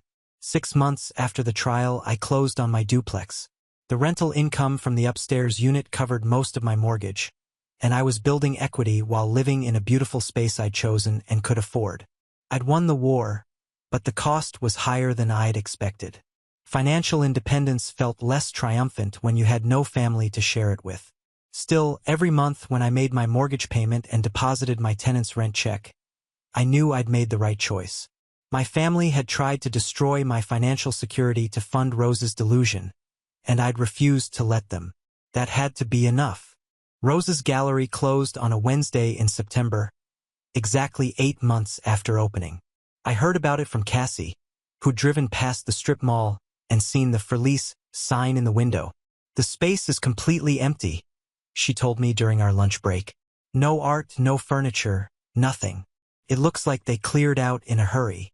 I felt a complicated mix of emotions. Part of me was vindicated.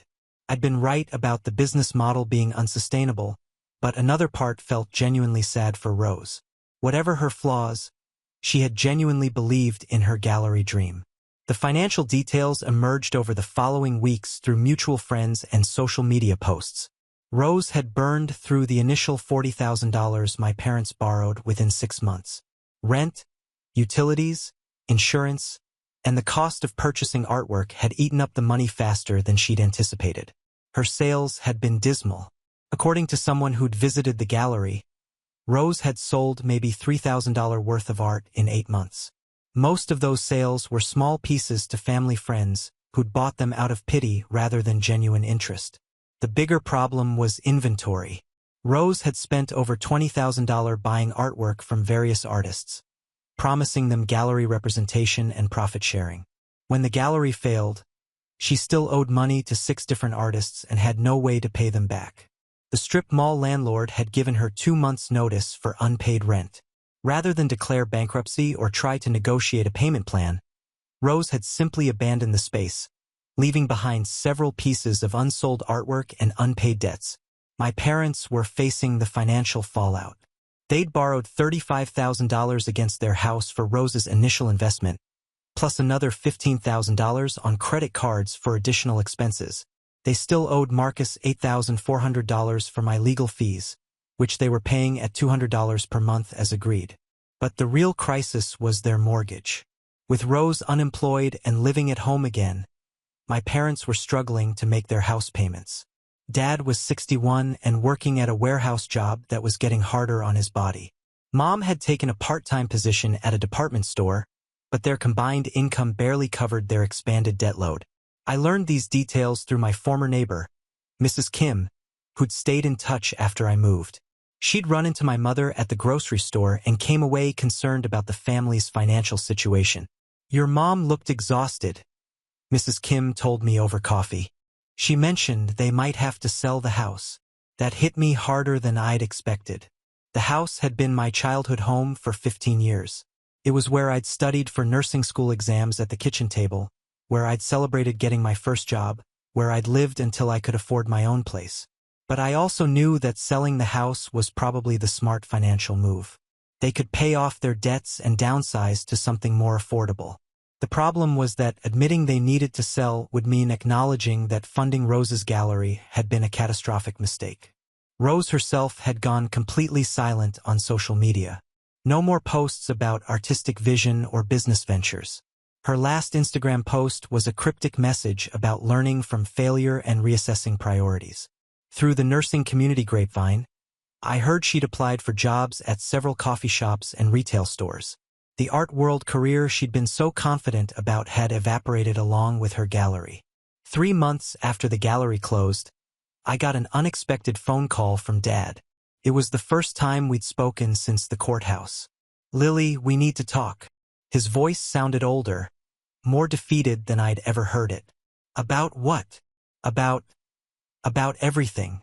"We're in trouble, and I think you might have been right about some things." The admission must have cost him.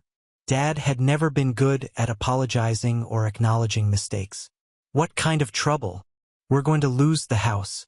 The mortgage company started foreclosure proceedings last week. We can't keep up with all the debt payments." I felt a stab of sympathy, followed immediately by anger. They'd created this situation by choosing Rose's fantasy over financial reality. "I'm sorry to hear that, Dad." "Are you really?" The question caught me off guard. "What do you mean?" "I mean, you were right about the gallery. You were right about Rose not being ready. You were right about us not being able to afford it.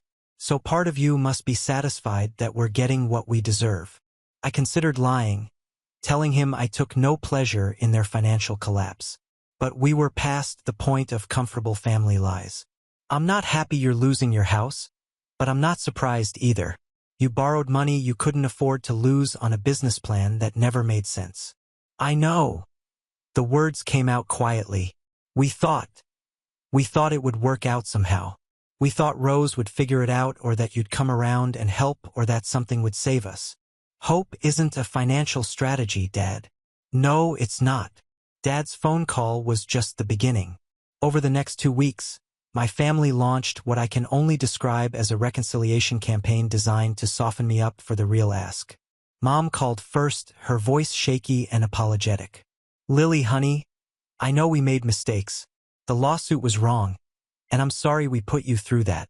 Family shouldn't fight over money." She talked about how much she missed me, how empty the house felt without me visiting, how she regretted letting things get so out of hand. It was a masterful performance that might have worked if I hadn't been through months of manipulation. Rose came next, sending a handwritten letter to my duplex. The letter was 3 pages of carefully crafted apologies mixed with subtle self-justification. She was sorry for the lawsuit, sorry for the family conflict, but she wanted me to understand that her gallery dream had come from a genuine place of artistic passion. "I know I wasn't ready for the business side of things," she wrote. "I was naive about what it would take to succeed. But the dream itself wasn't wrong, just the timing and execution." The letter ended with an invitation to lunch just to talk and start healing our relationship. I threw the letter away. The campaign intensified when they realized I wasn't responding to emotional appeals. Aunt Patricia called, claiming she'd been misinformed about the family conflict and wanted to hear my side of the story.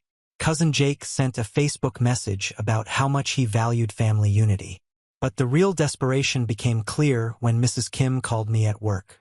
"Your parents came by my house yesterday asking for your work schedule," she said. "They wanted to know what time you got home and whether you were dating anyone." felt strange. Strange how? Like they were planning something. Your mother kept asking if I thought you seemed lonely living by yourself. That evening, I came home to find my entire family sitting in their car in my driveway. When they saw me pull up, they got out and approached my front door like a delegation. "We just want to talk," Mom said before I could object. "That's all." Against my better judgment, I let them inside. They arranged themselves on my couch like they were staging an intervention, with Rose looking appropriately repentant and my parents wearing their most serious expressions. "We've been doing a lot of thinking," Dad began. "About the family, about money, about priorities. We realized we handled everything wrong," Mom added. "The pressure, the lawsuit, all of it. We were just so scared about losing the house and disappointing Rose." Rose spoke up, her voice carefully modulated. "I take full responsibility for my business failing. I wasn't prepared, and I let my emotions override common sense. The gallery was a mistake." I listened to their carefully rehearsed speeches, waiting for the real purpose of their visit. "The thing is," Dad continued, "we're in a really bad spot financially. The foreclosure is moving forward, and we'll probably lose the house within 60 days. But we've learned from our mistakes," Mom said quickly. "We're not asking you to bail us out or give us money. We know we don't deserve that after everything that happened." Rose leaned forward earnestly. "We just want our family back. We want to rebuild relationships and trust." They kept talking about family healing and learning from mistakes, but I could sense the underlying agenda. Finally, Dad got to the point. "We've been looking at smaller places to rent, and we found a really nice duplex across town. The thing is, the landlord wants first month, last month, and a security deposit up front, about $4,500 total." There it was. "We were wondering," Mom said carefully, "if you might consider co-signing the lease, not paying for anything, just co-signing so they'll approve our application." Rose added, "It would really help us get back on our feet without asking you for money directly." I stared at them, amazed by their audacity. They'd sued me for $120,000, spent a year trying to destroy my financial security, and now they wanted me to co-sign a lease that would make me legally responsible for their rent payments. "You want me to co-sign a lease?" I said slowly. "For people who just demonstrated they can't manage money responsibly? We've learned our lesson," Dad insisted. "This time will be different. If you've learned your lesson, you won't need a co-signer." "Lily, please," Mom said, tears starting. "We have nowhere else to turn. We'll lose everything. You already lost everything when you decided to sue me instead of accepting that Rose's gallery was a bad investment." Rose's carefully constructed humility cracked. "So, you're just going to let us become homeless? Your own family. You're not going to be homeless. You're going to face the consequences of your financial decisions, which might include renting a cheaper place that doesn't require a co-signer." I stood up, signaling the conversation was over. "I'm not co-signing anything. I'm not lending money, and I'm not responsible for fixing the mess you created." They left without saying goodbye, and I knew this reconciliation attempt had been their last desperate play. 2 weeks later, Mrs. Kim called to tell me they'd moved out of the house in the middle of the night, leaving no forwarding address.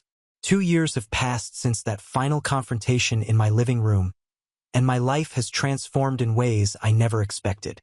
I'm writing this from the sunroom of my duplex, where I've set up a small office space overlooking the garden I planted last spring. The investment strategy I'd planned from the beginning worked exactly as I'd hoped.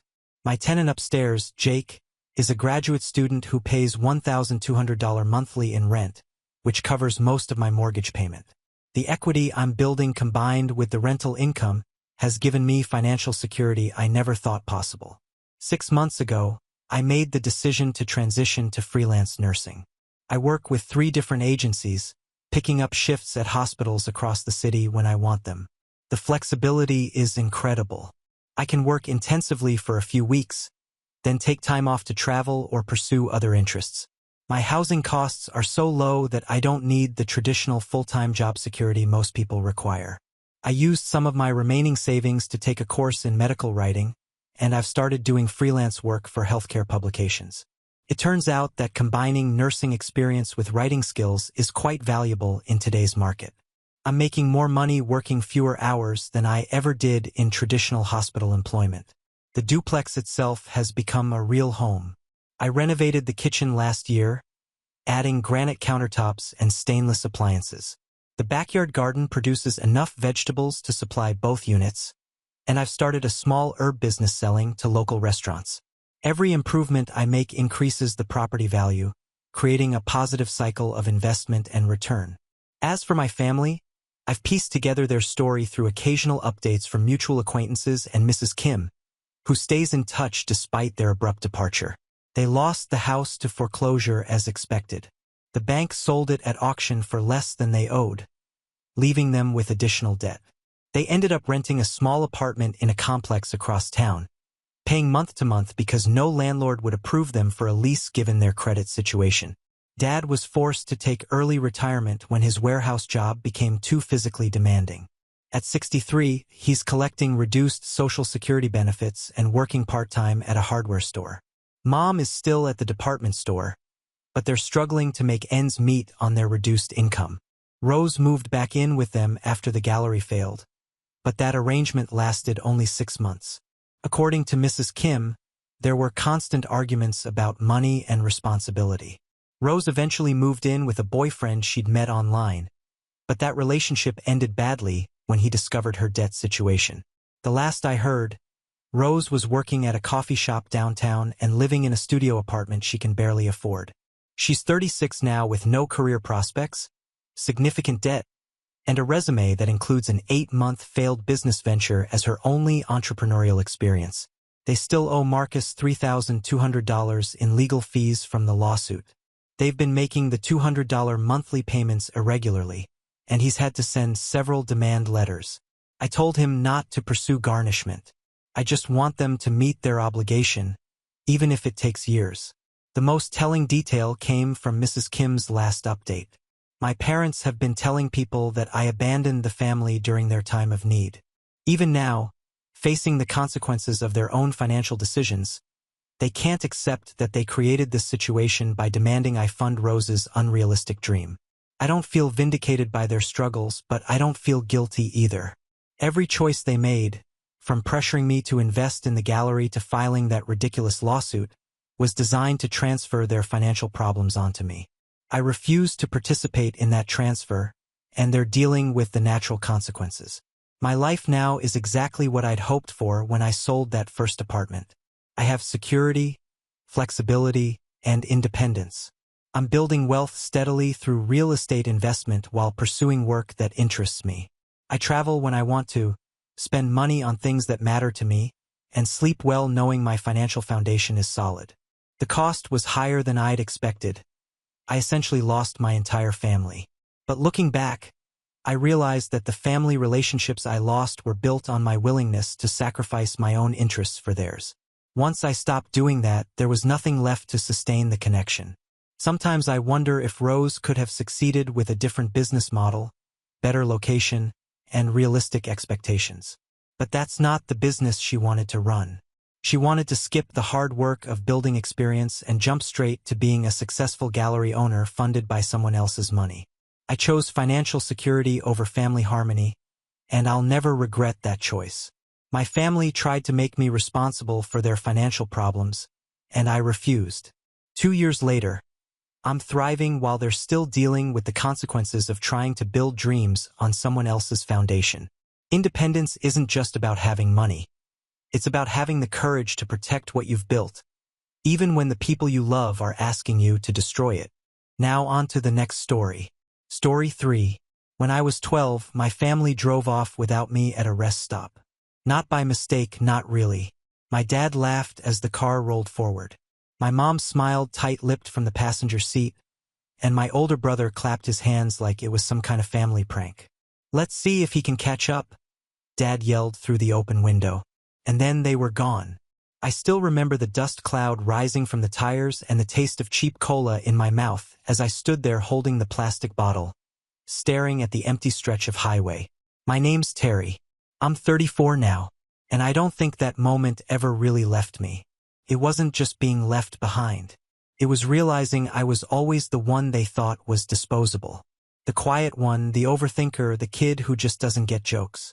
That day, something in me shifted. I stopped trying to make them proud or even to make them see me. I just stopped needing them.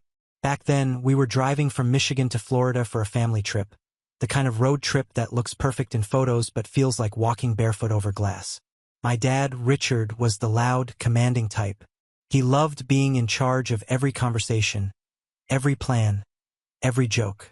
My mom, Elaine, lived in his shadow, not unhappily. More like she believed his loudness made him right. And my brother, Ethan, 2 years older, was their golden boy. He was athletic, charming, everything I wasn't. If I got an A, it was expected. If he got a B, it was still better than most. That morning, before they left me at the rest stop, Dad had already been in one of his moods. I'd asked to stop because I wasn't feeling well. We'd been driving for hours and I'd barely spoken, which he somehow found annoying. "You're moping again," he said, glancing at me in the rearview mirror. "You know, life's not going to wait for you, son. Maybe smile once in a while." "I just need a bathroom break," I muttered. Ethan smirked. "You always need something, don't you?" They stopped at a gas station/rest stop just off the highway. I ran in, used the bathroom, and when I came out, they were sitting in the car with the engine idling. I was walking back when Dad suddenly shouted to Ethan, "Go, go, go," like it was a race. Ethan floored it. I didn't even run after them at first. I genuinely thought they'd circle back. I waited 5 minutes, 10, 15. The clerk inside the shop saw me sitting outside and asked if I was okay. I told him my parents were coming back. He gave me a Sprite and said, "All right, champ, you sit tight." But they didn't come back. Not after 20 minutes. Not after an hour. Eventually, a highway patrol officer pulled in, and that's when I realized they weren't joking. They had actually left me behind. When the officer called it in, they finally turned around. 2.5 hours later, Dad stepped out laughing. Would you believe he was just sitting here waiting? Guess we raised a patient kid. He slapped my shoulder hard like it was all good fun. The officer looked at him like he wanted to say something, but didn't. I didn't say anything either. That silence became my weapon. Over the years, whenever they mocked me, for being quiet, for staying in my room, for wanting to draw instead of play football, I just went silent. Not out of fear, out of something colder, detachment. I started saving everything, energy, emotion, focus, for myself. In high school, while Ethan was getting applause for scoring touchdowns, I was working part-time at a library. My parents never came to see me get any awards or recognitions.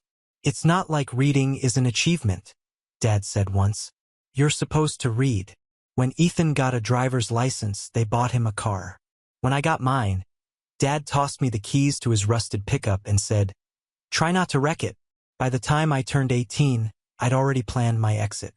I got a scholarship, not from their help, but from a teacher who believed in me enough to push my portfolio to a design competition. I left home the day after graduation. They didn't even drive me to college. "If you're going to be independent," Dad said, "then go ahead. Let's see how far you get." Funny thing, that became the story of my life. Let's see how far you get. Turns out, pretty far. But back then, I didn't know that yet. I was just a broke kid with a duffel bag, a laptop, and a quiet promise to myself. Never depend on them again. In college, I studied architecture and business on dual majors. I worked nights at a cafe and freelanced on design projects online. Sometimes I'd see other students' parents visiting with care packages, hugs, and homemade food. Mine never called unless it was for something, usually money. "Hey champ," Dad would start, his tone fake sincere. "Your mom's car needs some repairs, and since you're off on your own now, maybe you can pitch in. Family helps family, right?" When I said no, the silence on the line would stretch until he sighed and hung up. I didn't care anymore. Years passed like that. I built my reputation through work, took risks, and started my own architectural firm at 29. At first, it was just me and a rented office the size of a storage unit. But word got around. I was good, methodical, precise, innovative. By 32, I'd landed government contracts and partnerships with major firms across the country. And then one morning, out of nowhere, I got a voicemail from my brother. I hadn't heard from him in years. "Hey, Terry," he said, his tone casual but uneasy. Mom and Dad are coming into town. They wanted to talk to you. Something about catching up. Maybe dinner." I didn't call back. Then 2 weeks later, I walked into my office. The new one, on the 23rd floor of a downtown glass building, and the receptionist looked nervous. "Mr. Carter," she said quietly, "there are 2 visitors asking for you. They say they're your parents." I froze for a moment. All the air in the room felt heavy. I told her to send them up. When the elevator doors opened, it was like stepping into a memory I didn't ask for. My father looked older, but still carried that self-importance in his stride. My mother's smile was nervous, the kind of smile she used when she wasn't sure what to say. "Terry," Dad said, like he was greeting a business contact. "Wow, look at this place. You've done well for yourself." Mom's eyes watered as she whispered, "We didn't know who you'd become." I didn't say anything yet. I just looked at them standing in my lobby. The same people who once left me on the side of the highway like a forgotten suitcase.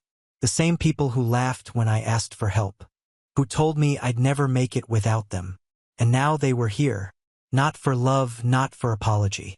I could see it in their eyes. They needed something, and I was about to find out what. Dad started pacing around my office like he owned the place. His hands were tucked into his pockets, chin tilted high, like he was inspecting a property he might buy, not visiting the son he hadn't spoken to in a decade. "Damn," he muttered, scanning the glass walls and framed design models. "You really did all this on your own?" "Yes," I said flatly. Mom smiled too brightly. "We're so proud of you, honey. We always knew you'd do great things." The words felt hollow. They weren't proud. They were surprised, shocked, even because in their world, I was the quiet, awkward one who'd never make it without them. They used to joke about it at family dinners. "Ethan will build something. Terry will read about it," Dad would say, and everyone would laugh. Now here they were in my office, standing in front of a skyline I designed. "Why are you here?" I finally asked. Dad cleared his throat. "Can't a father visit his son?" "You could have done that 20 years ago," I said. "You didn't need a skyscraper for that." He chuckled, pretending not to notice the edge in my voice. "Still got that temper, huh? I was hoping success would calm you down a bit." Mom touched his arm lightly, trying to steer the conversation. "We just thought maybe it's time to reconnect. Life's short, you know. Your brother has been saying how much he misses you." That made me laugh quietly but bitterly. "Ethan, miss me?" The last time he texted me, it was to ask if I could help him out with a quick loan for his new startup. Then he blocked me when I said no. Mom's smile twitched, but she kept it on. "He was just embarrassed, that's all. He made some mistakes, and I was the mistake he grew up being compared to." I interrupted. There was a silence thick enough to choke on. I could see them both struggling to decide whether to double down or back off. Dad, of course, doubled down. "Don't be dramatic, Terry," he said with a scoff. "We treated you both the same. Maybe if you'd been more outgoing, you'd have gotten more attention." Ethan knew how to make people like him. That's not favoritism. That's personality. I leaned back in my chair. Right? Leaving me at a gas station. That was a personality test then. Mom's lips parted, her eyes flicking nervously to Dad.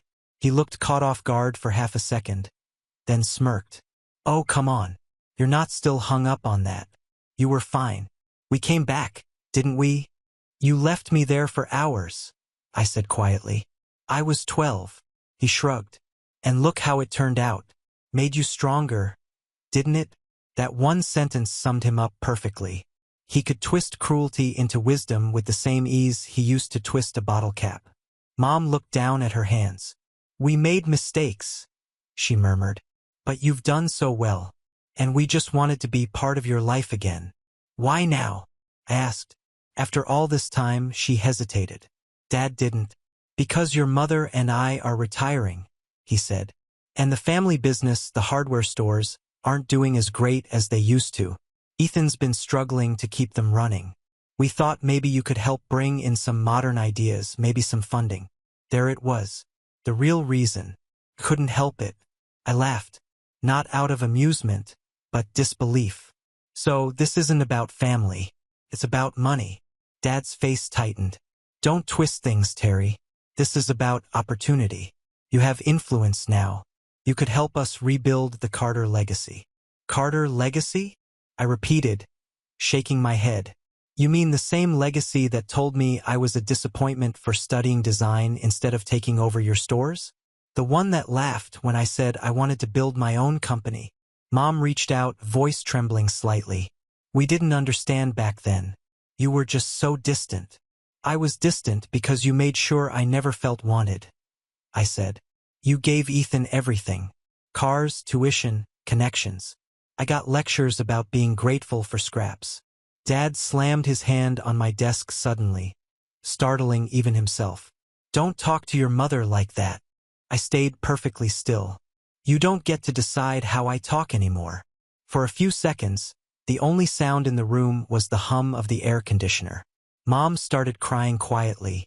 Dad just stared at me with that old fire, the same one that used to make me shrink as a kid. Only now it didn't scare me. Finally, he straightened his tie and said, You've changed. Yes, I said. That was the point. They left shortly after. I watched them go through the glass walls, their reflections fading as the elevator doors closed. I thought that would be the end of it, but that was just the beginning. A few days later, I got a call from my brother. I didn't answer, but he left a voicemail. Hey man, I heard Mom and Dad came by. That's great. Maybe we can all meet soon. Listen, I've got this new expansion idea for the stores. We're looking for investors, and I think it could be good PR for your firm, too. Win-win, right? Call me. Win-win. The same words Dad used when he wanted something from me. I didn't call him back either. The next week, I started getting messages from extended family. Uncles, aunts, even cousins I hadn't seen since childhood. It's so nice to hear you're reconnecting. One wrote, Your parents are so proud. Proud? That word again. They must have been telling everyone we'd patch things up, painting a nice family picture. Meanwhile, they were scheming behind the scenes. I found out how deep it went 2 weeks later when my accountant called. Terry, he said, did you authorize a $75,000 transfer to Carter Hardware Holdings? I nearly dropped my coffee. What? He explained that someone had submitted a request using an old email address that used to belong to me years ago, one linked to a joint family account I'd forgotten even existed. It wasn't active anymore, but somehow they'd managed to tie it to my name and push through a transaction request. Luckily, my accountant had paused it, sensing something off. I knew immediately who it was. That night, I called Dad. He answered like nothing was wrong. Hey son, long time no talk. You tried to take 75 grand from me? I said calmly. He sighed. Don't be so dramatic. It's just a business transfer. Ethan said you were helping. I never said that. Maybe you forgot, he said casually. Anyway, the money is just temporary. We'll pay it back once things stabilize. My blood went cold. They were stealing from me again. Only this time it wasn't emotional. It was financial.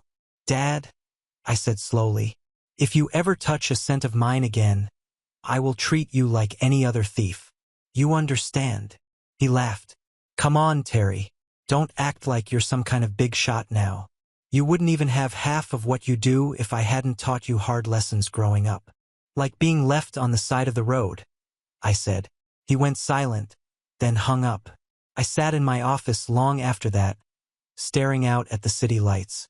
For years, I'd convinced myself that cutting them off was enough, that walking away meant I'd won. But now they were back, clawing their way into my world again, pretending to care while looking for ways to use me. And for the first time in a long time, I felt something I hadn't felt since that day on the highway.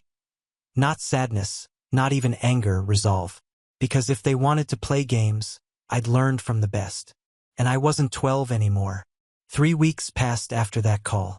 3 quiet, deceptive weeks where I told myself the storm was over. I went back to focusing on work, signing 2 major contracts, barely sleeping, living off coffee and momentum. But somewhere deep down, I knew it wasn't done. My father was the kind of man who never let go of control. Not until he burned every bridge and blamed the ashes for catching fire. Then one morning, my assistant walked into my office holding a manila envelope. "This came by courier," she said. "No return address." Inside were photocopies of legal documents, not fake ones, but real ones. They had my name on them, my signature, even my company's letterhead. The problem? I'd never signed them. It was a partnership agreement between my firm and Carter Hardware Holdings. The papers claimed that I'd agreed to invest $250,000 into their expansion project and that I'd pledge part of my company's profits as backing. My throat went dry as I flipped through the pages. The signatures weren't obvious forgeries. They were eerily perfect, down to the smallest swoop of my signature. Someone had traced or digitally copied it. I called my lawyer immediately. "Terry," she said, scanning the PDFs I forwarded. "If these get filed, they could tie you up in litigation for months. You need to shut this down immediately."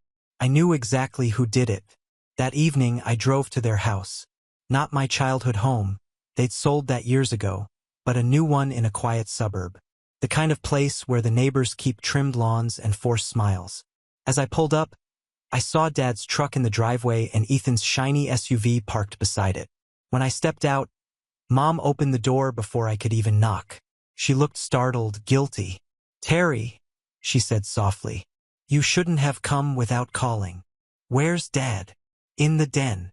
I walked past her without another word. The den was exactly how I expected.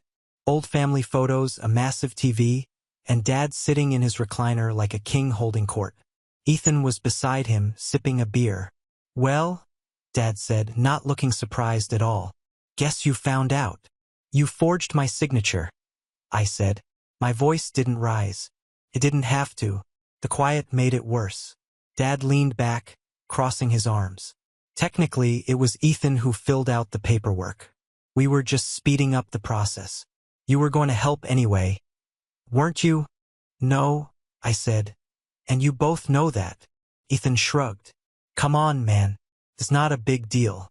We're family. It's not like we're stealing. We just needed to move quickly to secure some suppliers, and your name carries weight. It's business." "Forgery is not business," I said sharply. "You could have destroyed everything I built." Dad waved a hand dismissively. "Stop overreacting. You've always had this chip on your shoulder like the world's out to get you. You could have helped your family and been a hero. Instead, you're acting like a victim again." That word victim hit me like ice water. He'd used it my whole life. Whenever I got hurt, whenever they crossed a line, whenever I dared to stand up for myself. Victim. I took a deep breath. "You're going to destroy those documents now." "Already done," he said smoothly. "But the investors saw them. They think you're part of the deal. You'll look real petty if you pull out now." My hands tightened into fists at my sides. "You used my name to get investors." "Relax," Ethan said, smirking. "We told them you're backing us. It's good for the brand. You should be thanking us for the exposure." Exposure. They were using me again, this time as a golden ticket to credibility. Mom finally stepped in, voice trembling. "Richard, maybe this went too far." "Stay out of this," Dad snapped. "He's been ungrateful his whole life. You'd think after everything I've done for him, he'd show a little loyalty." I turned to him. "What exactly did you do for me, Dad? Besides teach me how to be alone?" The room went silent. Ethan shifted uncomfortably, but didn't say a word. Dad's face hardened. "You want to know what I did for you? I gave you a roof, food, a name. You think you made yourself? Every part of you, your work ethic, your grit came from me. That day at the rest stop, you think I just drove off for no reason? I was teaching you something." I stared at him, stunned. "You meant to do it." He didn't blink. "You were soft, always crying, always needing attention. So yeah, I left you there. I wanted to see if you'd man up and find your way back. And you did, didn't you?" Mom gasped quietly, but he just leaned back in his chair, satisfied with his twisted logic. For a moment, I couldn't even speak. The room spun with memories. All the moments I'd brushed off. All the cruelty I'd excused as jokes or parenting. And now he'd said it outright. It wasn't an accident.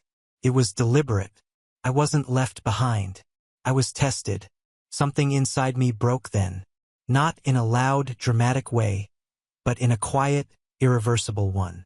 The last fragile thread that connected me to them just snapped. "Do you even hear yourself?" I asked softly. "You traumatized your own kid and call it a lesson." Dad smirked. "Worked, didn't it? You're rich now. Strong. You should be thanking me." Ethan chuckled. "He's right, man. You turned out fine." "Fine," I repeated. "You call years of silence fine. You call cutting out your family fine. You think success replaces what you broke." Dad sighed. Annoyed. "Here we go. The pity parade. You've always got to make yourself the martyr, don't you? Maybe if you stopped playing the victim, you'd see we're trying to rebuild something here." That word again. I turned to leave, but Dad's voice stopped me cold. "If you walk out that door, don't come back," he said. "You're either part of this family or you're against it." I didn't turn around. Then I guess I've been against it my whole life. I left without looking back. But the real betrayal didn't end there. The next week, I got a call from one of my firm's biggest clients. "Terry," the man said cautiously, "I just received some concerning information from Carter Holdings. They're claiming your company's under investigation for fraud." My stomach dropped. "What?" "They sent us documents showing you misused funds. If that's true, we'll need to suspend our contract." I felt my pulse pounding in my ears. Fraud? That was impossible. My company's books were spotless. I asked him to forward the documents, and when I saw them, I almost couldn't believe it. They'd taken my old forged signature and created a fake paper trail. Invoices, receipts, and statements that made it look like I had been siphoning money to fund my parents' failing business. It was strategic, deliberate, and malicious. They knew exactly what they were doing. My lawyer confirmed it. "If these circulate, it could destroy your reputation. You need to go public with your side before this spreads." But part of me hesitated, not because I doubted what I should do, but because I wanted to understand how far they'd go. Would my own family really try to ruin me? A few nights later, I got my answer. I received an email from an anonymous account with no name, just one sentence. "You should have helped us when you had the chance." Attached was a scan of the forged documents, and beneath that, a photo. It was a picture of 12-year-old me sitting on the curb at that rest stop, knees pulled to my chest, holding that empty bottle of cola. I don't know who took it. Maybe Mom through the window, maybe Dad himself. But seeing it now, decades later, attached to a threat, that's when I realized this wasn't just greed. It was control. They wanted to break me again. Only this time, I wasn't the scared kid on the highway. I was the one holding the keys. The week that followed was the hardest of my life since the day they left me on that highway. Except this time, it wasn't a deserted gas station that made me feel abandoned. It was watching my reputation, the thing I'd built from nothing, start to crumble in front of me. It began slowly, like hairline cracks in glass. A few clients postponed meetings. A city council project that had taken me 2 years to secure suddenly went under review. My name started popping up in industry gossip threads online. Whispers about fraud, shady family deals, suspicious transfers. None of it was true, but that didn't matter. In business, perception is truth. I remember sitting in my office late one night, the city outside dark except for the red pulse of taillights below. My assistant, Ava, stood by the door with her laptop. "You should go home," she said softly. I didn't look up. "If I go home, I'll just stare at the ceiling." She hesitated, then said, "I've been with you 5 years. I know you didn't do this, but you need to fight back. People are talking, Terry." I nodded numbly. I knew she was right. But what do you do when the people you're fighting are the ones who raised you? When the enemy has your last name? Every night, I replayed their words in my head. Dad's smug tone, Ethan's careless smirk, that photo of 12-year-old me, their trophy. I couldn't get it out of my mind. Who keeps something like that for 22 years? Who looks at that and feels pride instead of guilt? That photo wasn't just a memory. It was proof. Proof that I had been nothing more than a pawn in their twisted lessons about tough love. The more I thought about it, the more it sank in. My father hadn't raised sons. He'd raised extensions of himself. Tools. Ethan was the golden child because he reflected Dad's charm and arrogance. I was the failure because I didn't play along. I'd spent my whole life running from that truth, trying to outwork the pain to build something big enough to drown it. But no matter how tall my buildings got, the foundation underneath was still cracked. And now they were exploiting it again. The next morning, my lawyer, Janet, called. "Terry, we need to talk." They filed an official civil claim alleging financial misconduct. It's baseless, but it's enough to freeze your corporate accounts temporarily. "Freeze," I said, barely breathing. "Yes, until it's reviewed. It'll take at least a few weeks to clear." A few weeks? That might as well have been a lifetime in my industry. Delays meant penalties. Penalties meant cancellations. I could lose everything I'd built over a lie. I hung up and stared at my reflection in the glass window. The skyline looked distorted, like it was bending under invisible weight. That day I went home early, something I never did. My apartment was sleek, minimalist, quiet, too quiet. I poured a drink and sat on the couch, staring at the framed blueprint of my first building, the one that had put me on the map. I used to think that blueprint represented freedom. Now it just reminded me of what I stood to lose. My phone buzzed. A message from an unknown number. "Next time, think twice before turning your back on family." Another message followed seconds later. "Dad says, maybe this will teach you humility." No name, but I didn't need one. I knew that tone, that arrogance. "Ethan." I dropped the phone on the table, but my hands wouldn't stop shaking. It wasn't fear. It was anger. A kind of deep, steady anger that sits behind your ribs and grows quietly. That night I barely slept. When I did, I dreamed of being 12 again, sitting on that curb watching the car disappear. Only this time, when I looked up, the headlights coming back toward me weren't to rescue me. They were chasing me. I woke up before dawn, drenched in sweat, and something in me just changed. I realized I couldn't keep reacting. I'd been on the defensive my entire life. That's what they wanted, for me to always play catch-up, to explain myself, to justify existing. So I stopped. Instead of calling lawyers or arguing or posting statements, I went silent. I stopped taking meetings, stopped answering calls, stopped replying to texts. My staff was confused. The investors were restless, but I needed space. Not to run away, but to think. Silence was always my weapon. In those quiet days, I did what I've always done best. I observed. I started gathering everything. Old emails, contracts, family correspondence, even bank records from when I was younger. I wasn't sure yet what I was looking for, but I had a feeling. People like my father always leave traces. I also reached out to someone I hadn't spoken to in years, Mrs. Lewis, my old high school teacher, the one who'd helped me apply for that scholarship. She'd been the first adult to ever tell me I had talent. When she answered the phone, her voice was warm.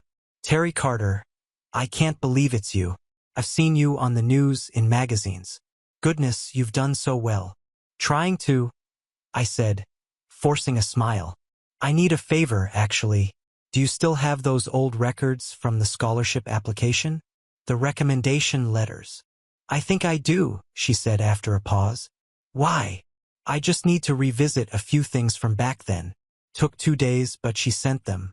I don't know why, but opening that envelope felt like opening a time capsule. There were pages of handwritten notes, her recommendation, my essay, copies of letters she'd exchanged with my parents at the time. And that's when I found it. A letter from my father. "Terry isn't very social or hardworking, but perhaps this program will teach him discipline. We've done our best to toughen him up, but he's sensitive and doesn't understand responsibility yet." He'd written that to a scholarship committee about his own son. I sat there for a long time reading that line over and over. All those years, I thought he just didn't believe in me. But this was active sabotage.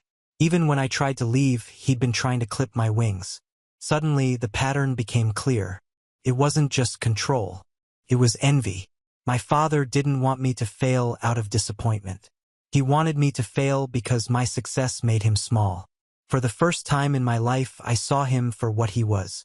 Not a giant, not a teacher, not a man with lessons. Just a bitter, insecure bully who couldn't stand that the son he mocked had built something without him. I started connecting dots. Every accident, every lesson, every favor, all threads in the same web. He'd done it to Ethan, too, in a different way. Feeding him just enough validation to make him dependent while cutting me down so I'd never look back. And now both of them were trapped in that same pattern. Still trying to control me, still mistaking silence for weakness.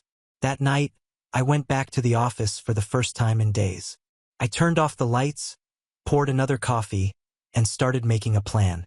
Not revenge, not yet. Just a recovery plan. First, I called Janet and told her to start filing counterclaims for defamation and fraud. We'll play the long game, I said. Don't rush. Just build quietly. Then I reached out to a contact I'd met years ago, a private investigator who specialized in financial tracing. I want everything, I told him. Every loan, every hidden asset, every forged document. Every time my name shows up in their books. He hesitated. That'll take time. I have time, I said. Just not patience. And finally, I wrote a letter. Not to send, not yet. Just to get it out of my system. Started like this. You told me being left behind would make me stronger. You were right, but you should have been more careful what kind of strength you created. When I finished writing, I folded it neatly and slid it into a drawer. The anger was still there, but it wasn't wild anymore. It was steady, controlled, the kind that doesn't explode. Plants. The next few days were quiet. My accounts remained frozen. Some clients left, but others stayed. My closest staff stood by me. The investigator began sending reports, fragments of information, bits of paper trails, a transfer here, a falsified invoice there. Small things, but enough to hint at something bigger. And then one afternoon, I got an email from him with just 3 words. You were right. Attached was a PDF, a scanned document from my father's company archives, an old memo dated 10 years ago. Contingency plan. Leverage Terry's firm when possible. His brand value will increase investor confidence. Keep personal contact minimal until useful. I read it twice, then 3 times. My chest felt hollow. They hadn't just used me recently. They'd been planning it for a decade. That was the moment I stopped calling it betrayal. It was something colder, sharper. A long con disguised as family, and if they'd spent 10 years preparing their move, then so would I. Because from here on, I wasn't playing defense anymore. The thing about hitting rock bottom is that once you're down there, you stop being afraid of falling. There's nowhere lower to go. The silence, the isolation, it hardens you. And that's what happened to me in those weeks after I discovered that memo. Something inside me solidified. The anger cooled into clarity. The hurt became strategy. I woke up one morning before sunrise, looked out over the skyline I'd helped shape, and told myself out loud, "You're not the scared kid on the curb anymore. You're the one driving now." From that day forward, I treated the situation like any other architectural problem. Something that looked impossible until you broke it down into pieces. Structure, foundation, leverage. The first step was to regain control of my firm. The freeze on my accounts was still active, but my lawyer Janet was relentless. "We're going to bleed them dry with facts," she said during one late-night call. "They forged your name, manipulated records, and filed false claims. That's not a business dispute, Terry. That's criminal intent." Within 2 weeks, she'd secured an emergency injunction. The freeze was lifted and my accounts were restored.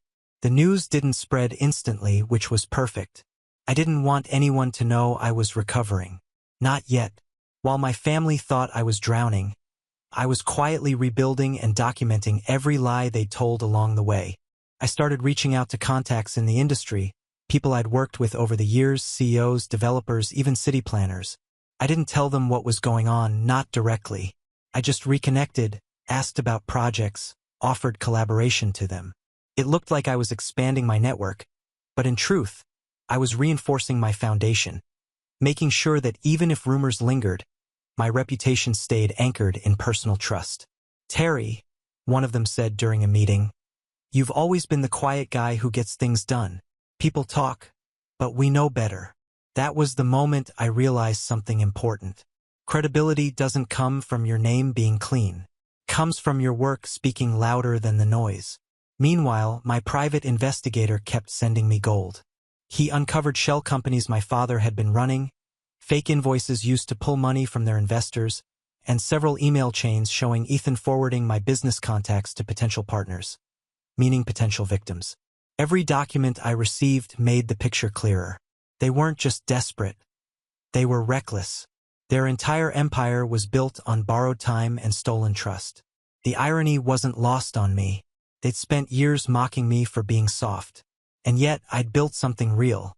They'd spent years chasing shortcuts and were now tangled in their own lies.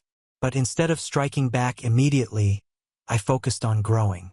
That was the sweetest kind of revenge. Quiet success in plain sight. I expanded my firm into 2 new cities. I hired additional architects, launched a mentorship program, and partnered with an environmental design foundation. The projects that had been under review started returning once the injunction became public record. And when one of my former clients called to apologize for doubting me, I just said, "No hard feelings. Let's build something better." Behind every polite smile, I was setting the stage. By early spring, the investigator had enough evidence to crush their operation completely. But I wasn't ready to end it yet.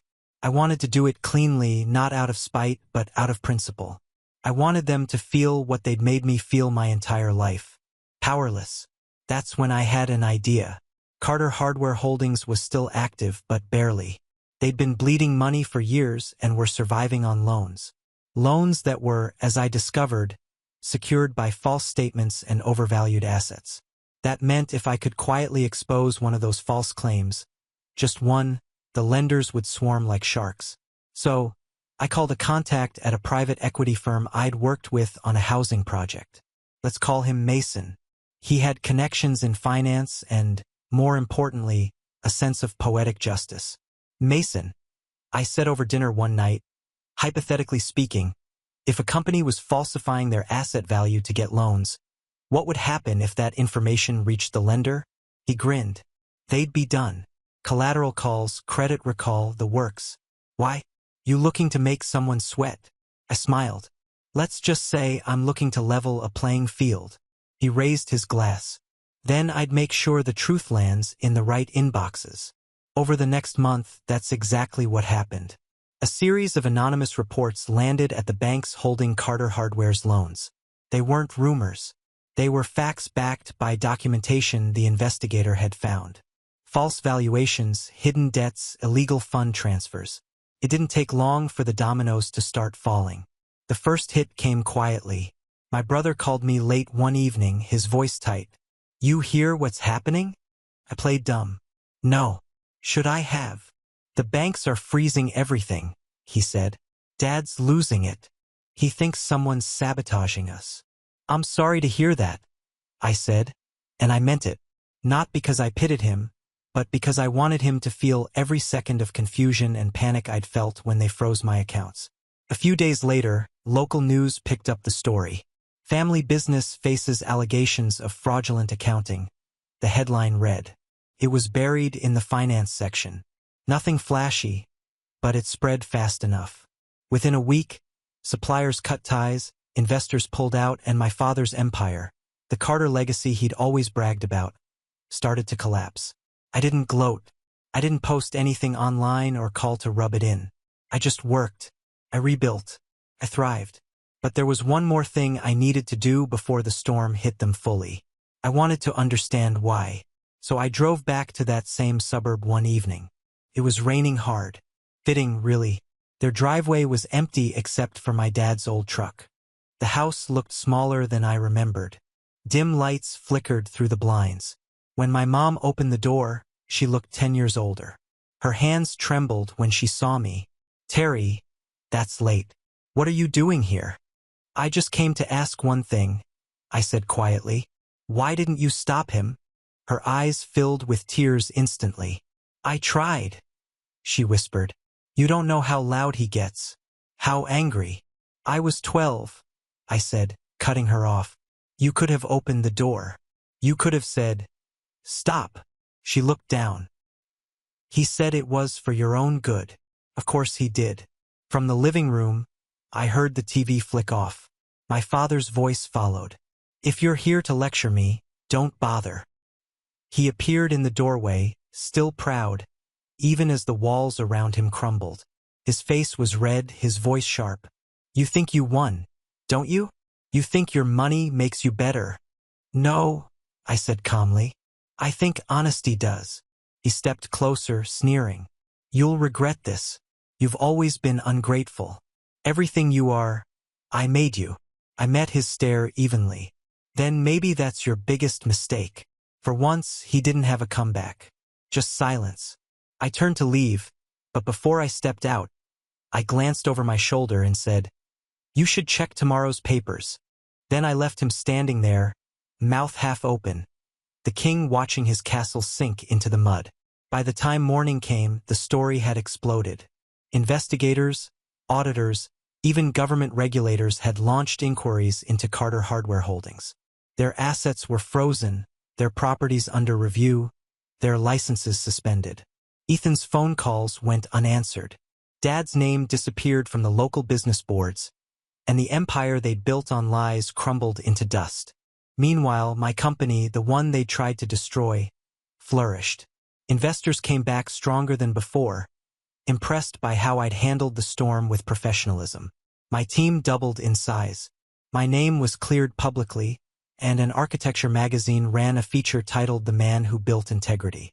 I kept the article framed on my office wall, not out of vanity, but as a reminder.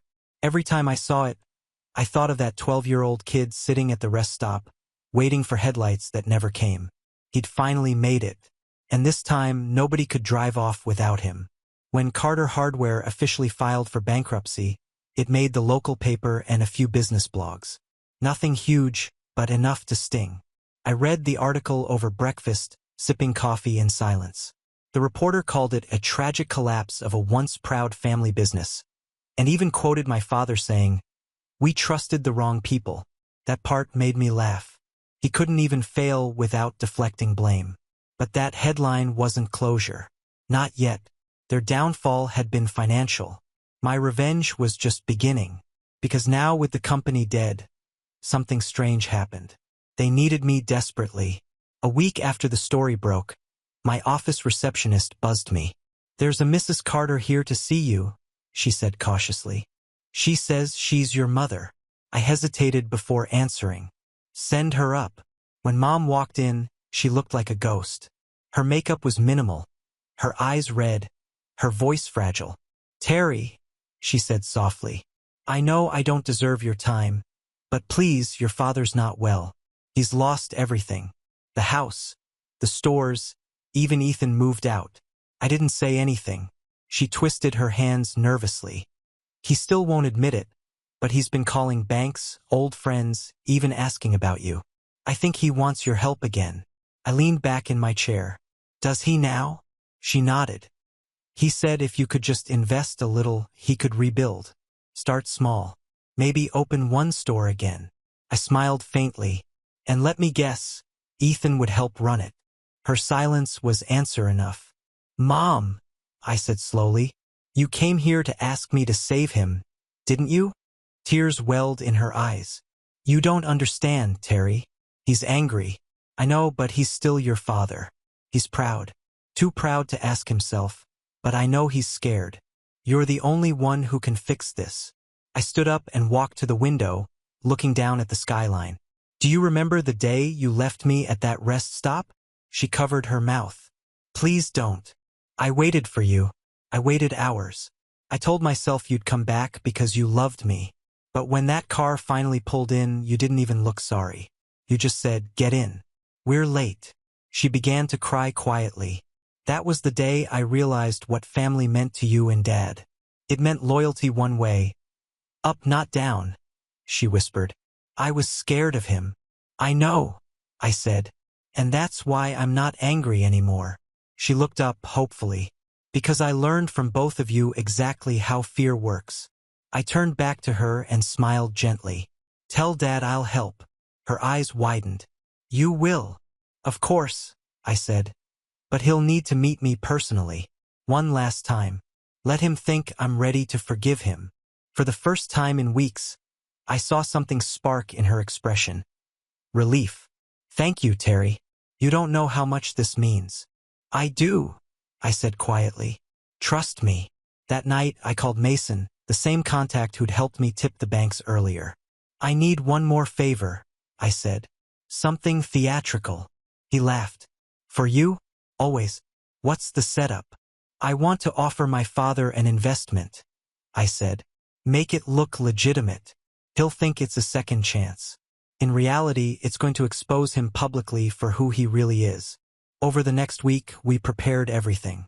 Mason's firm set up a front company, Carter Redevelopment Group, posing as an investment partner looking to rebuild the hardware business under new management.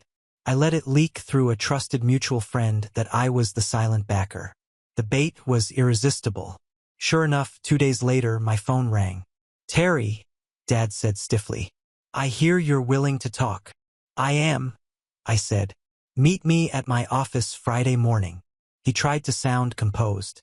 I appreciate you doing the right thing. Family sticks together after all. Always, I said. When Friday came, I had everything ready. The conference room was prepped with a full presentation. Mason was waiting in the next room with 2 lawyers and a financial auditor. There were cameras hidden but legal, recording everything. At 9:02 sharp, my father arrived in a wrinkled suit, still trying to look important. Mom followed, quiet and nervous. Quite the setup, he said, eyeing the glass table and city view. You always did like a show. This one's for you, I said, gesturing to the screen. He sat down. Let's hear it. I clicked the remote. A sleek slide deck appeared. Projections, charts, mock-ups of new stores. Carter Redevelopment Group, I explained, wants to acquire your remaining assets and relaunch under modern branding. You'd be listed as an honorary consultant. Ethan could stay involved as a regional manager, and you'd get a signing bonus of $400,000 to start. His jaw tightened slightly. Honorary consultant? It's just a title, I said casually. They need someone to represent the family legacy. He looked suspicious. Why would they offer this? Because of me, I said. They trust me. They know I can guarantee results. But there's a condition. He crossed his arms. Which is? You'll need to sign a public acknowledgement confirming your prior misconduct, apologizing for the forged documents, and admitting you misused my name without consent. That statement will be part of the legal record. His face turned red instantly. Absolutely not. Then there's no deal. He stood up, shaking. You think you can humiliate me? Make me crawl in front of the world? I leaned forward, calm. You already did that to yourself. He slammed his hand on the table. I built this family. You'd be nothing without me. At that moment, Mason walked in with the lawyers. Mr. Carter, he said smoothly, we've already reviewed your financial history. You're not being offered a partnership. You're being served. The look on my father's face was one of disbelief. That slow dawning of realization that the power he'd clung to was gone. The lawyers placed a thick folder in front of him. This includes documentation of your forgeries, fraudulent transfers, and fabricated valuations.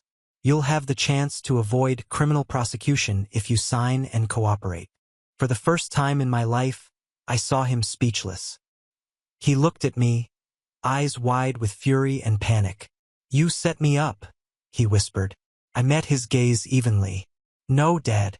I just finished what you started 22 years ago. You wanted to teach me how the world works. Lesson learned. He slumped back in his chair, breathing heavily. Mom's hand trembled as she tried to touch his arm, but he brushed her off. I hope you're happy, he spat. You destroyed your own blood. I stood. No, you destroyed it the moment you thought blood meant ownership. The lawyers escorted him out after he finally, angrily, signed the papers. I watched through the glass wall as he left, smaller than I'd ever seen him. The man who once towered over me was now just another old businessman broken by his own arrogance. After they were gone, Mason turned to me. "You know, that was brutal. Beautiful but brutal." I exhaled slowly. "I didn't want revenge," I said. "I wanted closure. But I guess sometimes they're the same thing." The next morning, headlines exploded across the business circuit. Carter Patriarch admits fraud in shocking public statement. Son clears name and acquires assets. I didn't give interviews. I didn't need to. The story told itself. In one stroke, my father's legacy became my lesson. A public reminder that the boy left behind on the highway grew up to build his own road. And this time, nobody could take the wheel from me. The fallout came fast. Faster than even I expected. By Monday morning, the news had spread beyond our town. Regional outlets picked it up, then national ones. Disgraced businessman confesses after son uncovers decades of fraud. The headlines all told the same story. A father who built his empire on deceit, and a son who brought the truth to light. My phone buzzed endlessly that week. Journalists, lawyers, former classmates, even old clients calling to say how proud they were. But I didn't feel proud. I just felt still, like the noise had finally stopped after years of living in a house with thin walls. Dad's reputation evaporated overnight. The state revoked his business license. Investigators raided what was left of the Carter warehouse properties, and the IRS came knocking soon after. Ethan tried to distance himself, publicly claiming he had no knowledge of any wrongdoing. But the investigators found emails linking him directly to the forged signatures. He wasn't charged, but he lost everything: his investors, his credit, his apartment. Mom called once more, maybe 2 weeks later. Her voice was small, trembling. "Your father's sick," she said. "The stress, the heart. They think it's serious. He won't talk to anyone. He just sits in the garage all day." I didn't say anything. After a long pause, she whispered, "Do you hate us?" I thought about that for a while. "No," I said finally. "I stopped hating you a long time ago. I just stopped caring." She started crying. I could hear her trying to speak through the tears. Something about forgiveness, family, second chances. But I hung up before she could finish. There wasn't anger anymore, just distance, the kind you can't measure in miles. A month later, I drove out to the old rest stop on the highway, the same one where they left me all those years ago. It had changed, but not much. The gas pumps were newer, the sign repainted, but the shape of the road was the same. I parked, got out, and stood where 12-year-old me once sat with an empty soda bottle, watching taillights fade into the horizon. The air smelled the same, gasoline and wet asphalt. Back then, I'd stared down that road, waiting for someone to come back. Now, I stood there knowing no one ever would, and that it didn't matter. I walked over to a small patch of gravel near the curb, took out a folded piece of paper from my jacket, and placed it on the ground. It was the letter I'd written months ago, the one that started with, "You told me being left behind would make me stronger." I weighted it down with a stone and stepped back. For a long moment, I just watched the cars pass by. Families on road trips, kids laughing in the back seats, headlights cutting through dusk. I wondered if any of them knew how fast a life could change, how a single cruel joke could echo across decades. As the wind picked up, the paper fluttered slightly under the rock. I didn't stay to see if it blew away. On the drive back, my phone buzzed with a notification from one of the news sites. Carter hardware properties auctioned off. Assets acquired by private development firm. That firm was mine. It wasn't about revenge anymore. It was about reclaiming what had been taken, not the money but the narrative. For the first time, the Carter name stood for something honest. A week later, I got a short letter in the mail with shaky handwriting. It was from my father. "I didn't teach you much, but I guess you learned anyway. You won. Congratulations." No apology, no warmth.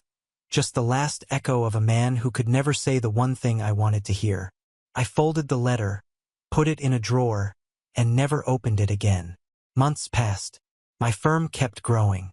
The media moved on to newer scandals. My brother left the state. Mom sold the house. I didn't see any of them again. But sometimes when I drove home late and the highway lights blurred past, I thought about that 12-year-old kid sitting by the curb, small, quiet, invisible. He waited for someone to come back. I never did because I finally realized something.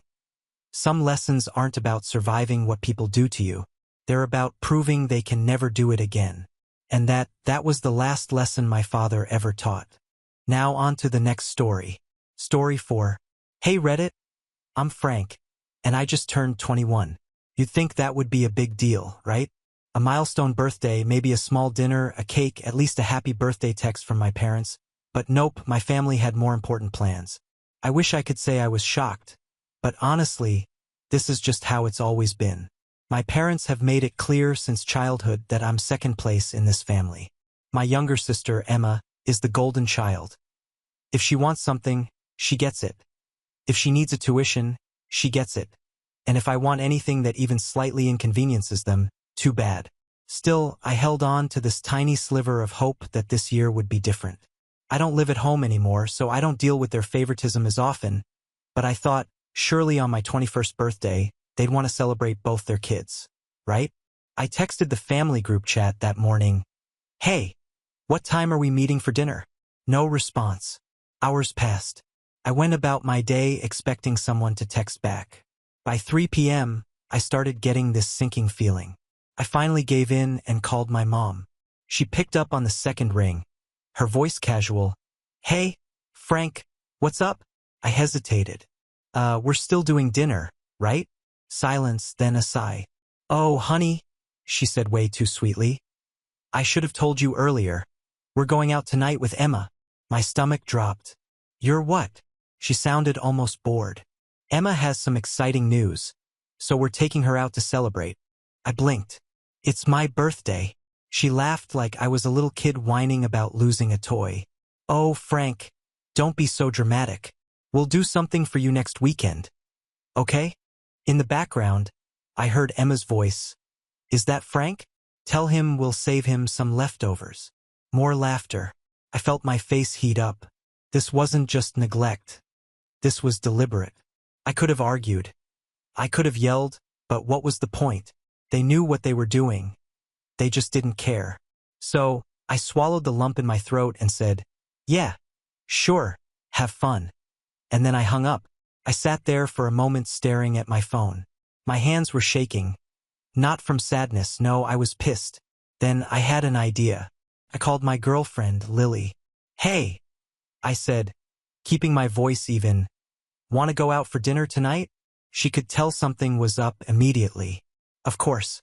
What's wrong?" I told her everything. She didn't even hesitate. "Come over. My parents will want to celebrate with you too." Now, I love Lily's parents. They've always treated me with more kindness in the past 3 years than my own parents have my whole life. And when I got to their house, her mom greeted me with a hug. "Happy birthday, sweetheart. Come in, we're going somewhere nice." We ended up at this high-end steakhouse, the kind of place my parents love to brag about going to. The whole night was perfect. Lily's dad even ordered a bottle of champagne to celebrate me turning 21. And for the first time that day, I actually felt wanted. But the real fun happened when I posted about it. After dinner, I took a picture of the restaurant entrance and posted it on Instagram with the caption, "Huge thank you to my girlfriend and her amazing family for making my birthday special. So grateful to have people who actually care about me." I wasn't expecting a response from my parents. I figured they wouldn't even see it until the next day. But less than an hour later, my phone started blowing up. First, a text from my mom. "Mom, what is this post, Frank?" Then my dad. "Dad, are you serious right now?" Then a full-on phone call. I let it ring, smirking to myself. Then another, then another. They were fuming, and I knew exactly why. It wasn't guilt, it wasn't regret. It was jealousy. They were the ones who were supposed to be seen as the good parents. They loved playing the role of the perfect family, posting online about their fancy dinners and how proud they were of Emma. But suddenly I was the one getting attention for being wronged, and they hated that. I finally picked up on the fourth call, keeping my voice casual. "Oh, hey mom, what's up?" She went off. "What the hell are you doing, Frank? People are seeing this. You're making us look bad." I held back a laugh. "I'm just thanking the people who actually showed up for my birthday." She gasped like I had stabbed her. How dare you try to embarrass us like this? You know we would have celebrated with you if we didn't have prior commitments. I snorted. Oh, right. Emma's exciting news. We raised you, Frank, she snapped. And this is how you repay us? By making us look like bad parents. I was done, so done. I took a deep breath and said, if you didn't want to look like bad parents, you probably shouldn't have acted like bad parents. Silence. Then my dad got on the phone. You need to take that post down now. I grinned. No, Frank. His voice was low, threatening. If you don't take it down, there will be consequences. I leaned back in my chair. Oh, like what? He didn't answer right away. I could hear my mom whispering furiously in the background. Then he said, we're coming over. And that Reddit is where things got really interesting. I leaned forward, gripping my phone as my dad's words echoed in my ear. We're coming over. A rush of adrenaline shot through me, but I kept my voice steady. All right? I said, barely able to contain my smirk. See you soon. Then I hung up. Lily, who had been sitting next to me on the couch, raised an eyebrow. That was your parents, wasn't it? Oh yeah, I said, shaking my head. They're pissed. Apparently, I've embarrassed them. Lily rolled her eyes. God forbid they deal with the consequences of their own actions. Her dad, who had been listening from across the room, scoffed. Let them come. They should see what an actual loving family looks like. Her mom, ever the voice of reason, sighed. This might get ugly. Are you sure you want to deal with them tonight? I exhaled slowly. Honestly, yeah, I do. I'd spent years letting them treat me like an afterthought. Years of watching them drop everything for Emma while I was expected to just deal with it. And for the first time, I had the upper hand. They were desperate, scrambling to control the narrative. That meant I was finally doing something right. About 20 minutes later, I heard the unmistakable sound of a car pulling into the driveway. I stood up, stretching like I had all the time in the world, while Lily gave me an encouraging squeeze on the arm. You got this, she murmured. The doorbell rang. No. Slammed. 3 or 4 times in rapid succession. Oh, they're mad. Lily's dad chuckled and made his way toward the door. I'll get it. The second he opened it, my mom stormed in like she owned the place. My dad followed, his jaw tight, his eyes immediately locking onto me. Frank. My mom's voice was sharp, cutting through the air. We need to talk. Now. I crossed my arms. Go ahead.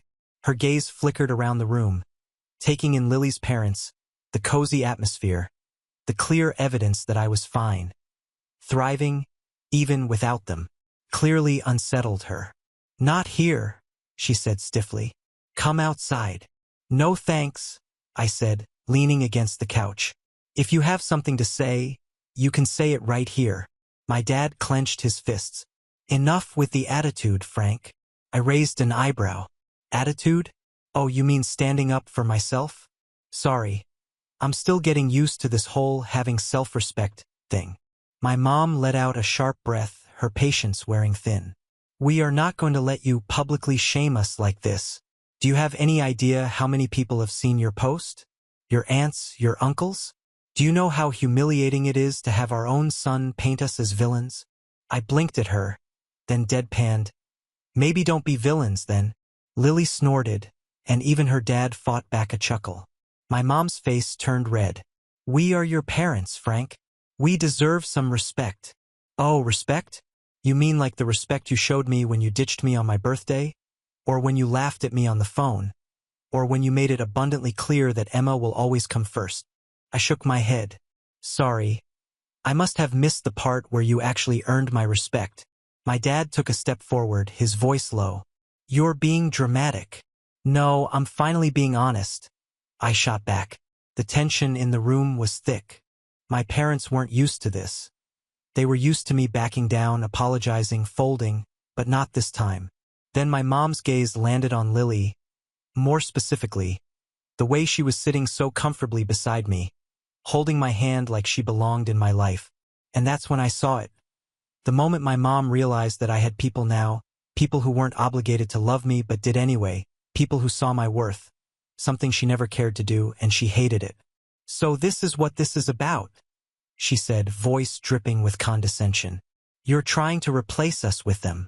Lily stiffened beside me, but I just shrugged. "If the shoe fits." My dad scoffed. "Enough of this nonsense. You're taking that post down now." I grinned. "No." His nostrils flared. "Frank, don't test me." "Or what?" I challenged. "What exactly are you going to do? Ground me? Take away my phone?" "Oh wait, you can't because I don't live under your roof anymore. You have zero control over me." That hit a nerve. My dad's face turned an ugly shade of red, and for a second, I thought he was actually going to lose it. My mom, on the other hand, had gone eerily quiet. And that's when she played her trump card. "You're going to regret this, Frank," she said softly. "You don't realize what you're throwing away." I tilted my head. "What am I throwing away, exactly?" She gave me a knowing look, a look that sent a cold chill down my spine. And then she said, "Your inheritance." I couldn't help it. I actually laughed in her face. It was almost instinctual, like a reflex I couldn't hold back. I looked at my mom, narrowing my eyes, and let out a short, bitter laugh. "Inheritance?" I echoed, still chuckling. "What inheritance? You think I need your money? You really don't get it, do you?" She froze, clearly thrown off by my reaction. I leaned forward, crossing my arms. "You've never done anything for me. You've made it clear every chance you've gotten that I'm not important enough for your time, your energy, or your love. So, spare me the lecture about what I'm throwing away because, guess what? You've got nothing left to give me." My mom's mouth opened and closed like a fish, her face twisted in a mix of confusion and anger.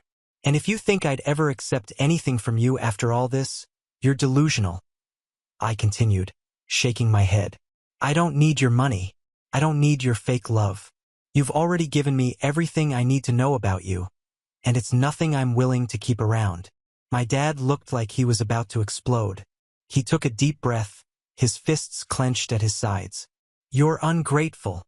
You really want to throw away everything we've given you." I almost felt sorry for him, but then I remembered he had a choice, too.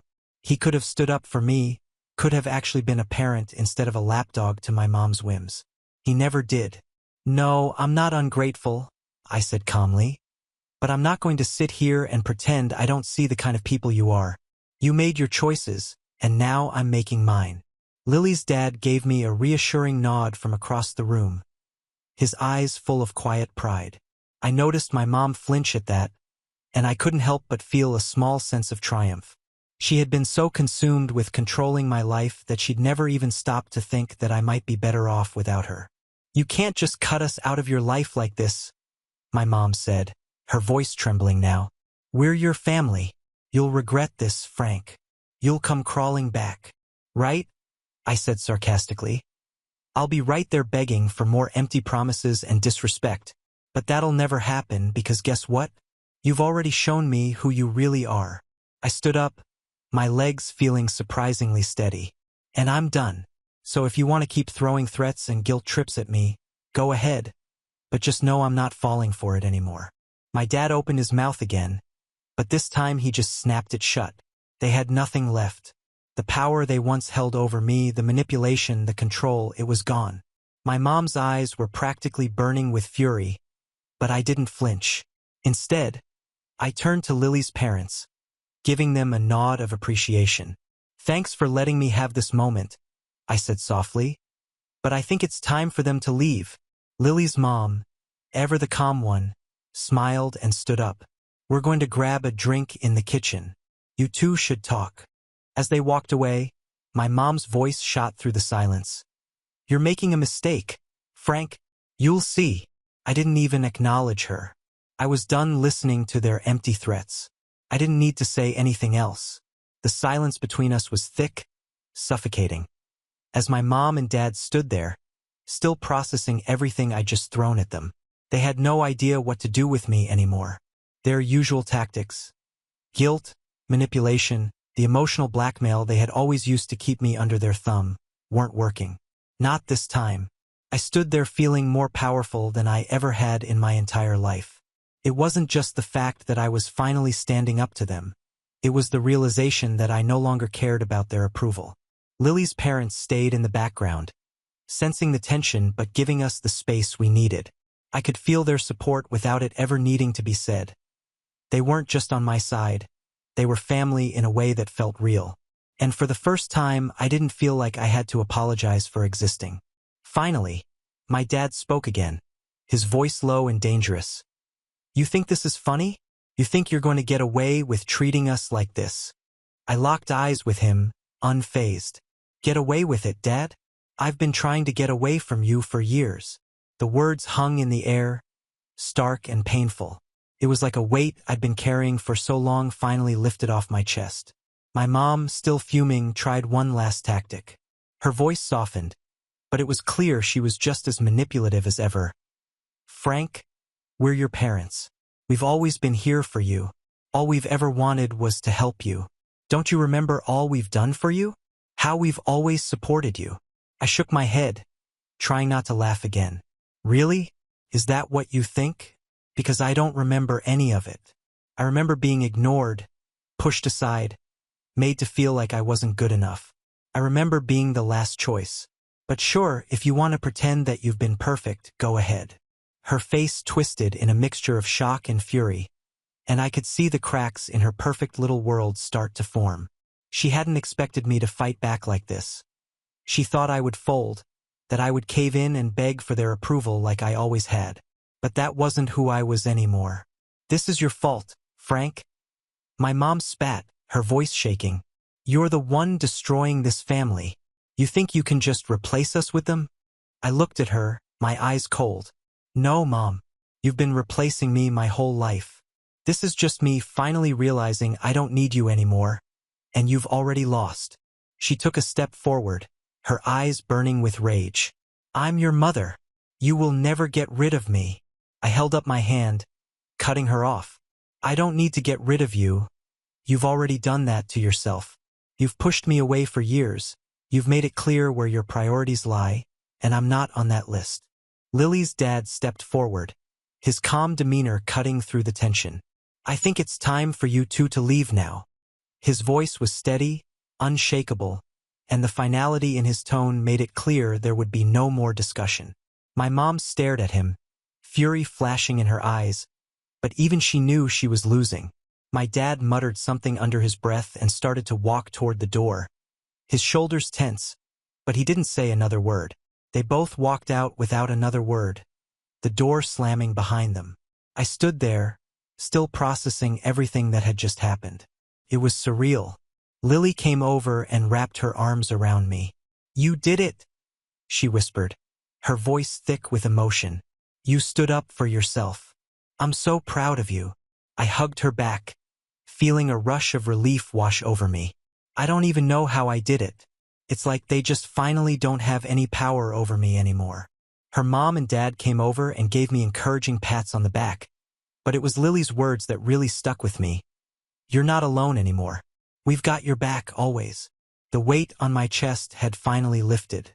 For the first time, I could breathe without that constant pressure weighing me down. I could see a future where I didn't have to beg for scraps of love or attention. A future where I made my own choices, where I was in control. The whole night felt like a strange, surreal blur, but I knew one thing for sure. I had finally stood up for myself, and I wasn't going back. Hours passed, and the evening continued on in a strange kind of calm. The tension that had built up throughout the night seemed to have evaporated the moment my parents walked out the door. But that calmness didn't last long. Just as I started to relax, my phone buzzed. I glanced down at it, half expecting something mundane. But as I saw my mom's name flash across the screen, I could feel my blood pressure rise again. I didn't even want to look at it, but I did anyway. A text from her. "We're not done here. You'll regret this.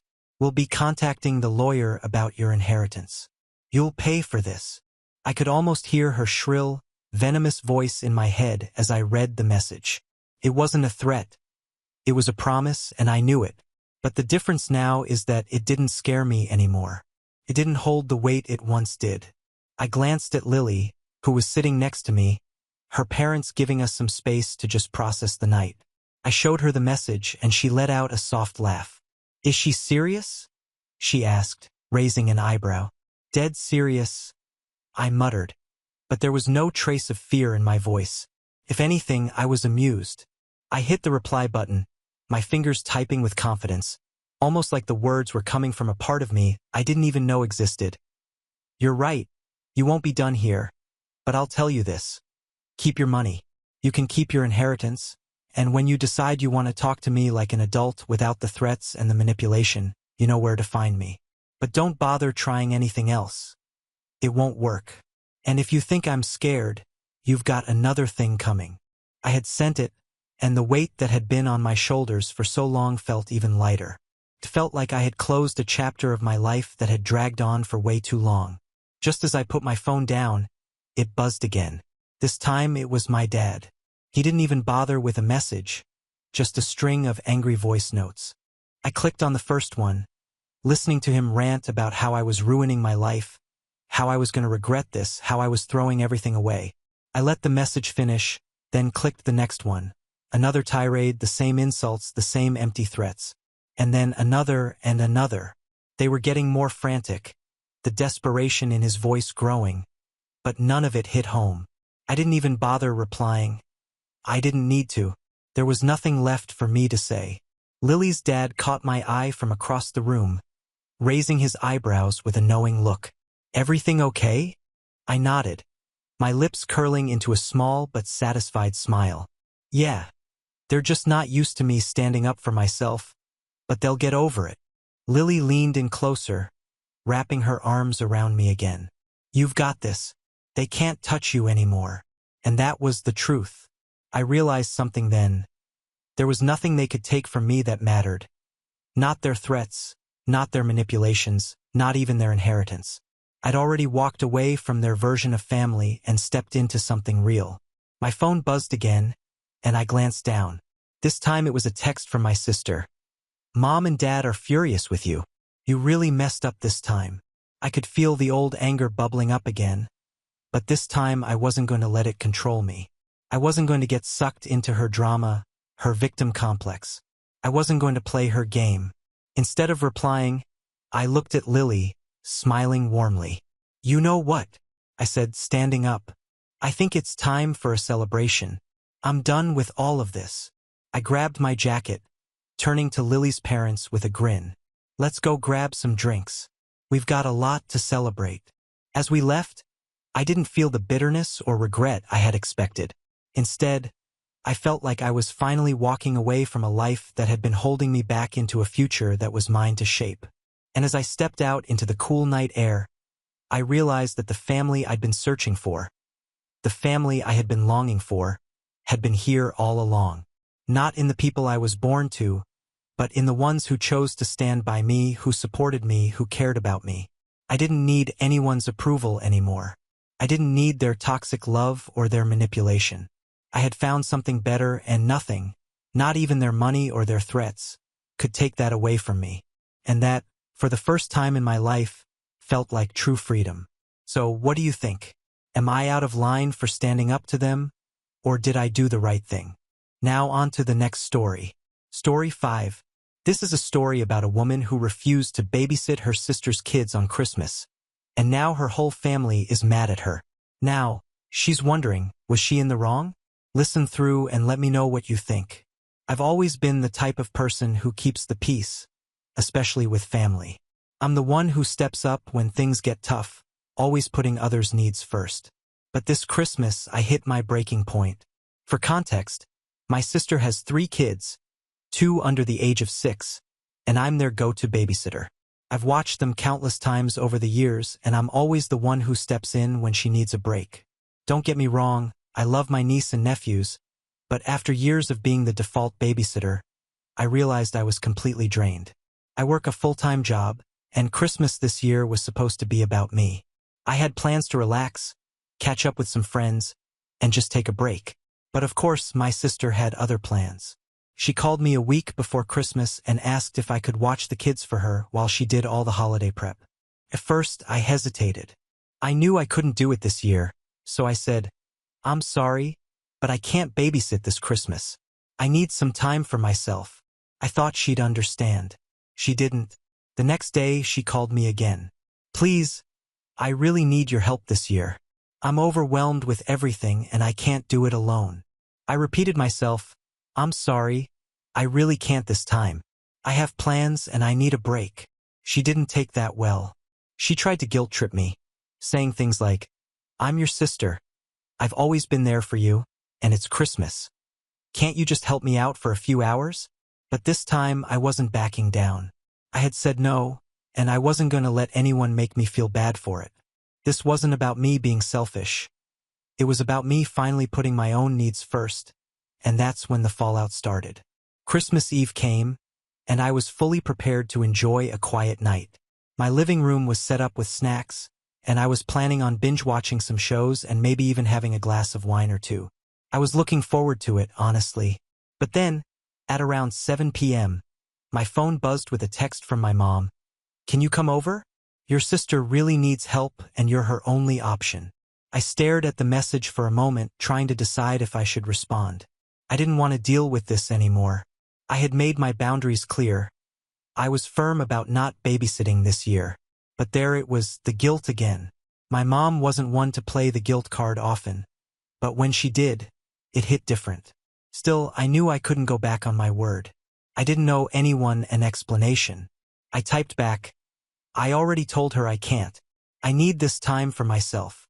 Mom replied quickly, she's at her wit's end. It's just for a couple of hours. Please, just help her out. At this point, I was starting to feel frustrated. The same line was being repeated, just a couple of hours. But I knew what that meant. Once I agreed, they'd expect me to keep doing it, and I'd never get a break. I wasn't going to let that happen. I decided to call my mom instead of texting. I wasn't going to leave this open for interpretation. Hey Mom, I said when she picked up, trying to keep my tone even. I've already said no and I'm not changing my mind. I need this time. If I keep giving in, I'll never get any space for myself. There was a long pause before she responded. I get that, I do. But you have to understand, your sister is exhausted. She's trying to make everything perfect and she just needs some help. You're the only one she can rely on right now. I sighed, trying to stay calm. I'm sorry she's stressed, but I'm not the solution this time. I can't keep putting my needs aside for her, especially if she won't respect my boundaries. There was a sharp intake of breath on the other end. So, you're just going to leave her hanging? She's going to be all alone on Christmas Eve with the kids, and you're choosing not to help. I could hear the disappointment in her voice, but I wasn't backing down. Yes, I'm choosing not to help. I'm not abandoning her. I'm just not going to sacrifice my plans for her anymore. There was a long silence, and then my mom's voice softened. I don't want to make you feel bad, but I wish you'd reconsider. I paused before answering, my voice firmer than before. I've already made up my mind. I need a break. I'm not going to feel guilty for taking care of myself. We hung up shortly after that, and I felt a strange mix of relief and guilt. I wasn't going to let anyone walk all over me this time, but I knew that my decision was going to have consequences. And sure enough, the next morning, I found out just how much. I had a slow start, sipping coffee and watching the snow fall outside. I wasn't happy about the conflict with my sister, but I felt at peace for once. I wasn't bending over backwards for everyone else. That peace was short-lived. Around 10 a.m., my phone rang. It was my sister. I hesitated before answering, bracing myself for what I knew was coming. Hey, she said, her voice tight with frustration. I need you to come over now. I frowned. What happened? She sounded close to tears. The kids are driving me crazy and I can't do this anymore. I've been up since 5 a.m. getting everything ready, and now I'm stuck trying to entertain them by myself. I asked you to help and you just left me hanging. I could feel the anger rising in me, but I stayed calm. I told you I couldn't help. I'm not going to change my mind just because it's Christmas. I have plans today. Plans? She scoffed. You're going to just sit around and do nothing while I'm here drowning in all of this? That's really what you're going to do? Her words hit harder than I expected, but I refused to let them get to me. I'm not doing nothing. I'm taking care of myself for once. And if you can't respect that, then maybe that's something you need to think about. There was a long pause on the other end. Felt like a punch in the gut, but I stood my ground. Finally, she spoke again, her voice trembling. You're just selfish. You know that? I've always been there for you, always. And now, when I need you, you can't even do this one thing for me. The guilt hit hard. It wasn't that I didn't care about her or that I didn't want to help. I just couldn't keep sacrificing my own well-being for her every time things got tough. And I knew that if I gave in now, it would be the same thing over and over again. I'm sorry you're feeling like this, I said, keeping my voice as steady as possible. But I'm not going to let you guilt-trip me into something I don't want to do. I've already explained why I can't help. She was silent for a long moment. When she finally spoke, her words were cold. Fine, if that's how you feel, I won't ask again. Before I could say anything else, she hung up. I sat there stunned, staring at the phone. Part of me was relieved it was over, at least for now, but another part of me felt a wave of guilt wash over me. Did I make the right decision? Was I really being selfish? I barely had time to process what had just happened before my phone buzzed again. This time it was my mom. I groaned inwardly, knowing I was about to relive the entire conversation from a different angle. But I answered, trying to sound as casual as possible, though I'm sure the tension was still thick in my voice. Hey Mom, you've talked to your sister, right? She asked, getting straight to the point. I rubbed my forehead, feeling the weight of the situation. Yeah, I just got off the phone with her. And? She prompted, her voice anxious. I told her I couldn't help, I said, exhaling. I already made it clear that I'm not babysitting this Christmas. I need my time, too. There was a sharp intake of breath on the other end. You really aren't going to help her? It's Christmas. For God's sake. I felt a surge of frustration. Yes, Mom. I'm not helping. She has 3 kids, and I'm not going to drop everything just because she's overwhelmed. I've helped her out so many times before, but this time I need to be firm. I can't just keep putting myself last every holiday. There was a long silence, and then, in a defensive tone, my mom replied, Well, you know I'm too old to be running around taking care of little ones all the time. I can't just drop everything and babysit like I used to. I was taken aback by her response. Wait, are you seriously saying you can't help because you're too old? I thought you wanted me to be the one to help her out. Why don't you help if you think she needs it so badly? I could almost hear her stiffen on the other end of the line. Well, I've already done my part. I'm not in the same shape I was when I was your age. I've raised my kids, and now I'm letting you step up. I can't keep running after toddlers all day. I'm old. For heaven's sake. I couldn't believe what I was hearing. So it's fine for me to sacrifice my time, but you get a pass because you're old? That doesn't seem fair, Mom. She didn't respond right away, and for a moment I wondered if she was actually going to process what I said. But then she spoke again, her voice rising. It's not about being fair, it's about family. She needs help and you're supposed to be there for her. You can't just say no and leave her hanging like this. This is a family crisis and you're being selfish. I held my ground. I'm not being selfish. I'm being realistic. I've done enough for her and I'm not going to burn myself out again. I've set my boundary and I expect you to respect that. I've given enough, Mom. Maybe it's time for someone else to step in, and maybe you can start by helping if you really think she's struggling so much. Mom let out a sigh, clearly frustrated. You don't get it. It's not that simple. I braced myself, knowing Mom was about to hit me with something big. I could hear the tension in her breathing before she finally spoke. She's been having a really hard time lately, Mom said, her voice suddenly lower, more serious. She and Mark have been fighting. He might be leaving her. I blinked. Wait, what? Since when? Mom sighed. She hasn't told you because she doesn't want people to know, but it's been going on for months. And now with Christmas and the kids, it's all piling up. She's exhausted, scared, and she's trying to keep everything together. And here you are, refusing to help. A wave of guilt tried to creep in, but I pushed it back. I had to stay logical. Mom, I'm sorry she's going through that, but that doesn't mean I have to step in as a second parent. That's his responsibility, not mine. And honestly, if things are that bad, maybe she should have told me instead of just demanding help. Mom exhaled sharply. You don't understand. You don't have kids, you don't have a family like she does. You have time, but you don't want to give it. That hit a nerve. I clenched my jaw. Mom, just because I don't have kids doesn't mean my time is less valuable. And it doesn't mean I have to be a backup parent whenever my sister needs a break. She scoffed. So that's it? You're just going to sit alone on Christmas while your sister is drowning? I sighed. I'm going to enjoy my Christmas the way I planned. I'm not responsible for fixing everyone else's problems. There was silence on the other end. I knew she was fuming, trying to find another way to make me feel guilty. And then, finally, she delivered her final blow. Well, she said coldly, I hope you're happy with yourself, because when you need family one day, don't be surprised if no one picks up the phone. That one stung, but I swallowed the hurt. That's a real nice thing to say, Mom. Merry Christmas. And with that, I ended the call. My phone buzzed. I already knew who it was before I even looked.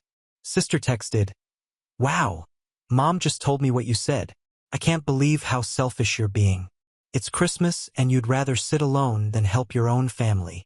I exhaled through my nose, my grip tightening on the phone. I wasn't even surprised. Mom had really wasted no time running to my sister, twisting things just enough to make me look like the villain. Another text came through. I hope you know you're ruining Christmas for everyone. The kids were so excited to see you. But I guess your alone time is more important. That one hit a nerve. She was using the kids now classic move. I took a deep breath and started typing. Don't do that. You never even asked me nicely, you just assumed I'd drop everything. And when I said no, you threw a fit. That's not fair. I'm not responsible for your kids just because I don't have my own. A few seconds later, the typing bubbles popped up. She replied, I assumed you'd help because that's what family does, but I guess you don't care about family. That was it. I was done. I texted her, I do care. That's why I'm setting boundaries. You don't get to guilt trip me every time you don't want to parent your own kids. If you need help, ask nicely. If someone says no, respect it. Merry Christmas. I hit send, put my phone on silent, and tossed it onto the couch. I sat there waiting. Would she keep arguing? Would she finally drop it? I didn't know. But what I did know was that for the first time in a long time, I wasn't letting myself be walked all over. After putting my phone on silent, I flopped onto my bed, exhausted from the pointless back and forth. I wasn't even mad anymore, just tired. Tired of always being expected to drop everything. Tired of feeling like the bad guy just because I had boundaries. I closed my eyes, telling myself I'd take a short nap just to clear my head. And then, bang, bang, bang. I jolted awake, my heart pounding. For a second, I was disoriented. How long had I been asleep? Was I imagining things? Bang, bang, bang. Nope, that was real. I groggily got up and stumbled toward the door, rubbing the sleep from my eyes. As soon as I opened it, my stomach sank. There she was, my sister. She was standing on my doorstep, arms crossed, her car idling behind her with her kids in the back seat. What the hell? I muttered, still half asleep. What are you doing here? She scoffed. What do you think? Get in the car. I blinked. Excuse me? She rolled her eyes. You made your point, okay? But I need you to come with me. The kids are restless. I have errands to run, and I'm at my limit. So stop being selfish and just help. I stared at her, completely dumbfounded. She really thought she could just show up and drag me into this. And that's when I realized she wasn't going to stop until I finally said something that would make her listen. I took a deep breath, gripping the edge of the door. No. Her eyes widened. What do you mean, no? I mean no, I repeated, standing my ground. I'm not going with you. Her expression hardened. Are you serious right now? After everything I just said? I need help and I need you to respect my answer. I folded my arms. You don't get to barge over here and demand that I do what you want just because you're overwhelmed. She let out an exasperated laugh. Oh my God. You're unbelievable.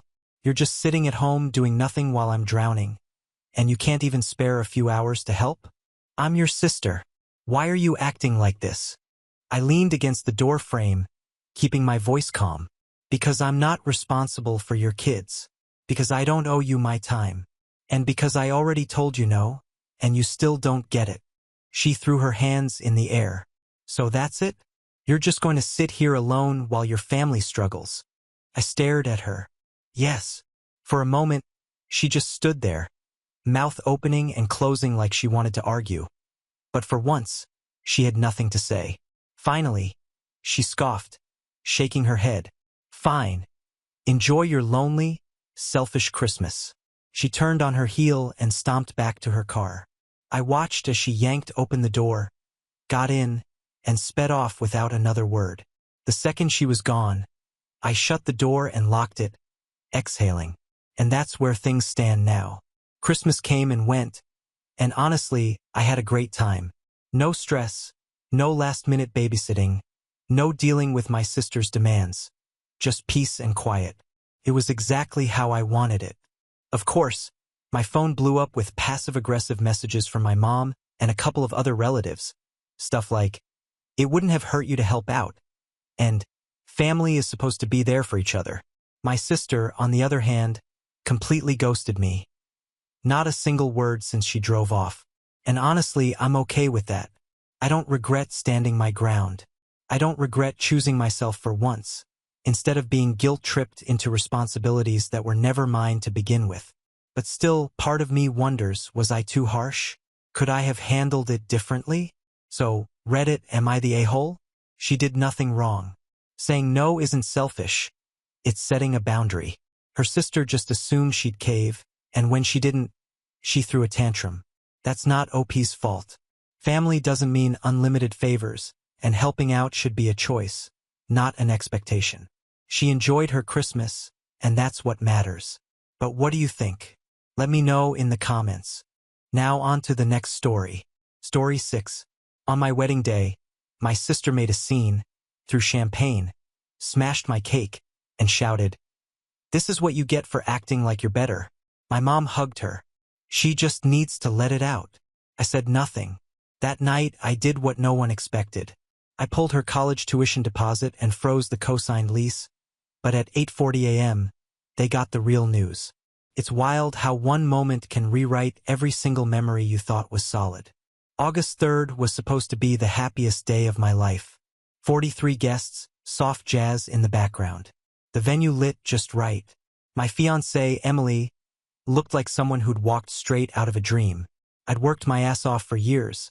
Consulting gigs, long flights, sleeping on airport benches, getting underpaid just to stay in the game. I finally made something of myself. I thought, for once, I was allowed to celebrate that. Bethany didn't see it that way. She came late. That should have been my first clue. The ceremony was already over. She breezed in wearing a gold backless dress like it was prom night.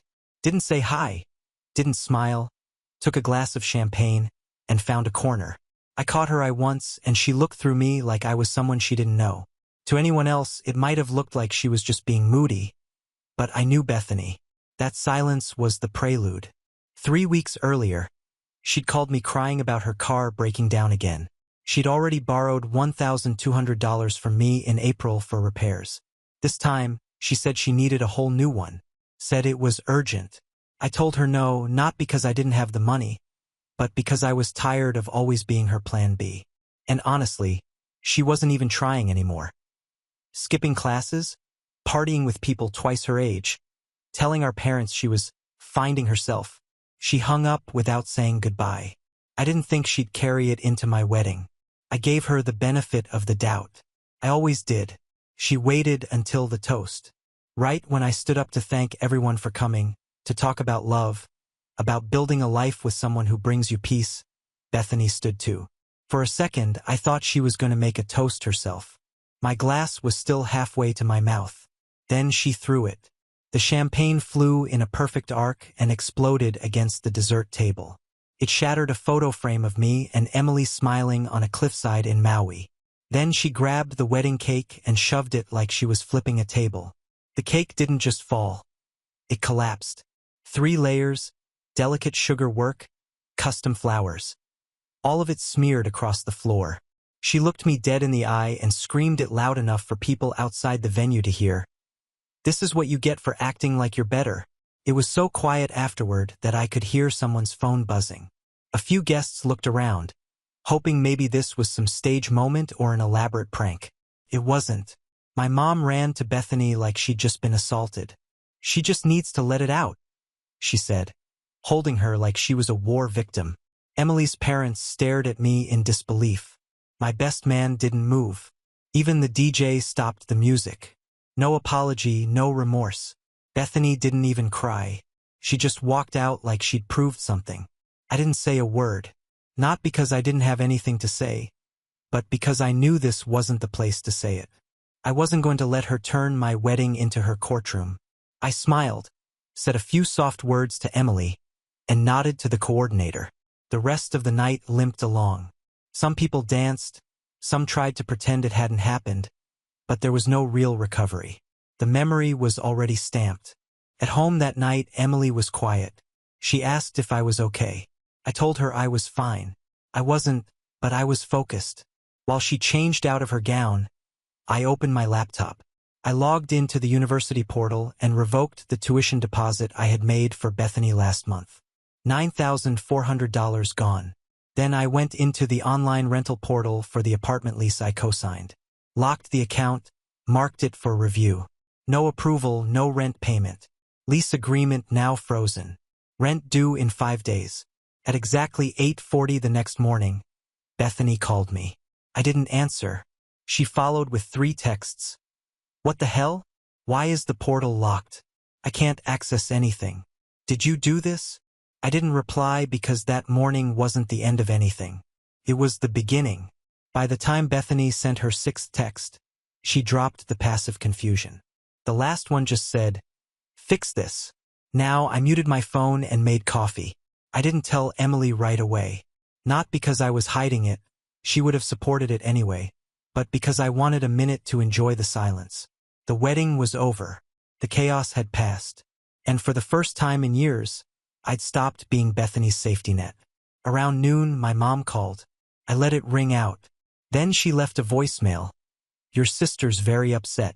She feels abandoned. Call me." The irony. She wasn't abandoned when I co-signed the lease, or when I paid her deposit, or when I covered her overdraft fees, bailed her out of a botched Airbnb situation, or sent her $500 just until Friday, which turned into radio silence for 4 weeks. No one called me then to ask how I felt. Bethany didn't talk to me for 2 days after the wedding. Then she showed up outside my apartment. Emily saw her through the peephole and didn't open the door. She banged for about 10 minutes. Loud, rhythmic knocks like a kid trying to start a fight. Emily finally cracked the door open, asked her what she wanted. Bethany didn't even say hi, just launched straight into demands. She said she had 5 days to pay rent and she'd already blown through her summer job money, that she was banking on the tuition deposit, that I had no right, that I had a moral obligation to follow through. Emily told her I wasn't home. That was a lie. I was in the living room, but I wasn't interested in speaking through a door. Not until she showed some kind of remorse, which she didn't. She left shouting something about legal rights, about how I couldn't just yank everything without warning. But she was wrong. I checked the lease.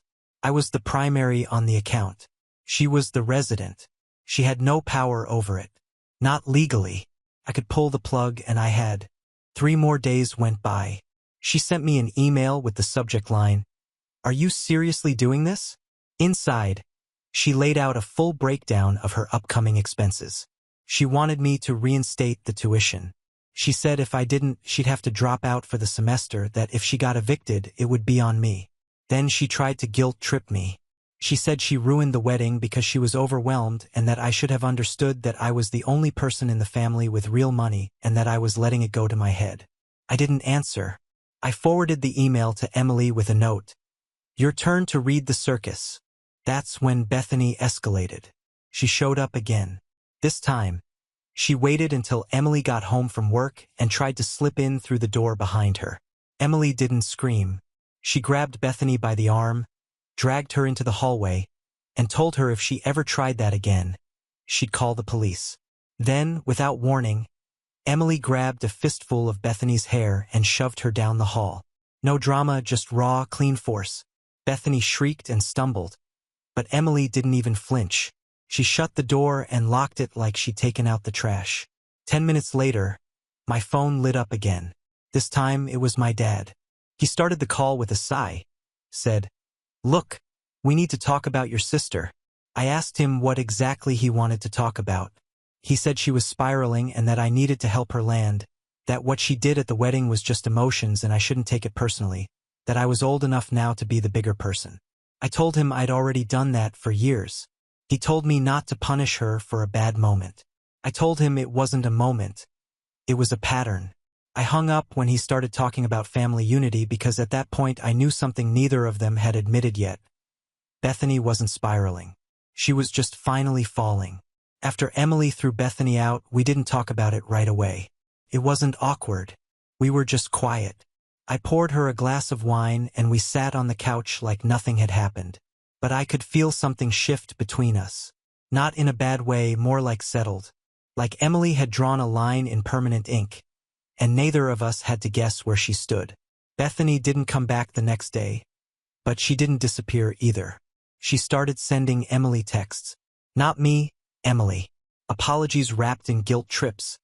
Little paragraphs pretending to be mature, but always ending with some variation of, "He owes me." Emily ignored everyone, blocked her number after the fourth message. Then Bethany switched tactics. She texted our mom and dad saying she was being physically attacked and treated like a stray dog by Emily. She made it sound like she'd shown up to reconcile and Emily had ambushed her. That's when the group chat happened. My dad added me, Emily, my mom, and Bethany into one chaotic vortex and typed out, "Let's have an honest talk without yelling or blocking. We are still a family." Bethany chimed in first, said she was hurt. Said she acted out at the wedding because she felt invisible. She wanted someone to acknowledge how forgotten she felt. She claimed I'd been rubbing success in her face for years. Then my mom joined in, told me it was time to move forward and forgive her while she's still finding herself. She ended her message with, "She's still your baby sister." Emily left the group chat. I stared at the screen for a long time. Then I replied with exactly 3 sentences. "She's not a baby. She's 22 and she needs to learn the cost of disrespect." Silence after that. No one replied. No typing bubbles. Just that weird, quiet digital tension that feels louder than shouting. 2 days later, I heard through my cousin that Bethany had packed up and left her apartment. Couldn't pay rent. Couldn't find a subletter. The lease company contacted me for final paperwork. I didn't fight it. I signed it all off, made sure my credit was safe, and moved on. But the real kicker came a week later. Bethany enrolled back in school. Not under my name, under my parents'. Turns out they paid the tuition themselves. After all the complaining about money, after all the guilt about how we don't have the same opportunities as you, they just pulled out the card and paid it quietly. No announcement, no apology. They just did it like it had been an option all along. So they had the money. They just didn't want to spend it on her when they could pressure me to. I was done. I wasn't angry. I just felt clear. Emily and I sat on the balcony that night drinking cheap wine and eating leftovers, and I told her I felt like a decade-long weight had been cut loose. She smiled and said, "Good. Now we can live." And that was the first night I truly believed her. About a week after Bethany officially left her apartment, things went quiet. No more angry texts, no surprise visits. For the first time in a long time, it felt like the storm had passed. Then my mom called. "No, hi. No, how are you? Just, you'll be at your father's birthday next Saturday, right?" Like nothing had happened. Like my wedding hadn't been hijacked. Like my sister hadn't caused the scene that people were still talking about. I said I wasn't sure. She paused, then said, "Bethany will be there. I want you two to talk like adults. And I want you to stop being so cold." That part hit weird. I was the cold one. Not the one who trashed a wedding cake and screamed in front of a crowd. Not the one who'd been living off me for the past 3 years. But the one who finally said, "Enough." That's who they were mad at. I hung up without agreeing to anything. That night, Emily and I made dinner and didn't even bring it up until we were halfway through eating. She said we shouldn't go. I agreed. Then Friday night, the day before the party, something even more ridiculous happened. Bethany sent me a Venmo request for $1,800. Label, for the cake and broken frame. LOL. Let's just call it even. I didn't even react at first. I just handed my phone to Emily and walked out to the balcony. When I came back in, she had the calmest look on her face. I asked her what she wrote. She shrugged and said, "She's not going to like it." 15 minutes later, Bethany blocked both of us on everything. We didn't go to my dad's birthday party, but Bethany did, and she didn't come quietly. She showed up in a white jumpsuit that looked suspiciously close to bridal wear.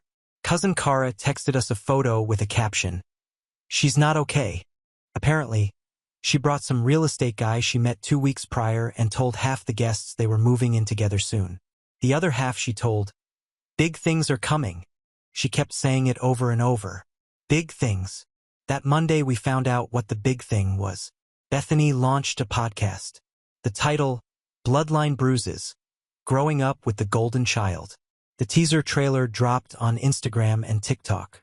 In the voiceover, she said things like, "I thought family meant safety, and sometimes the most toxic people are the ones you share a last name with." It was so theatrical it felt scripted. But she wasn't done.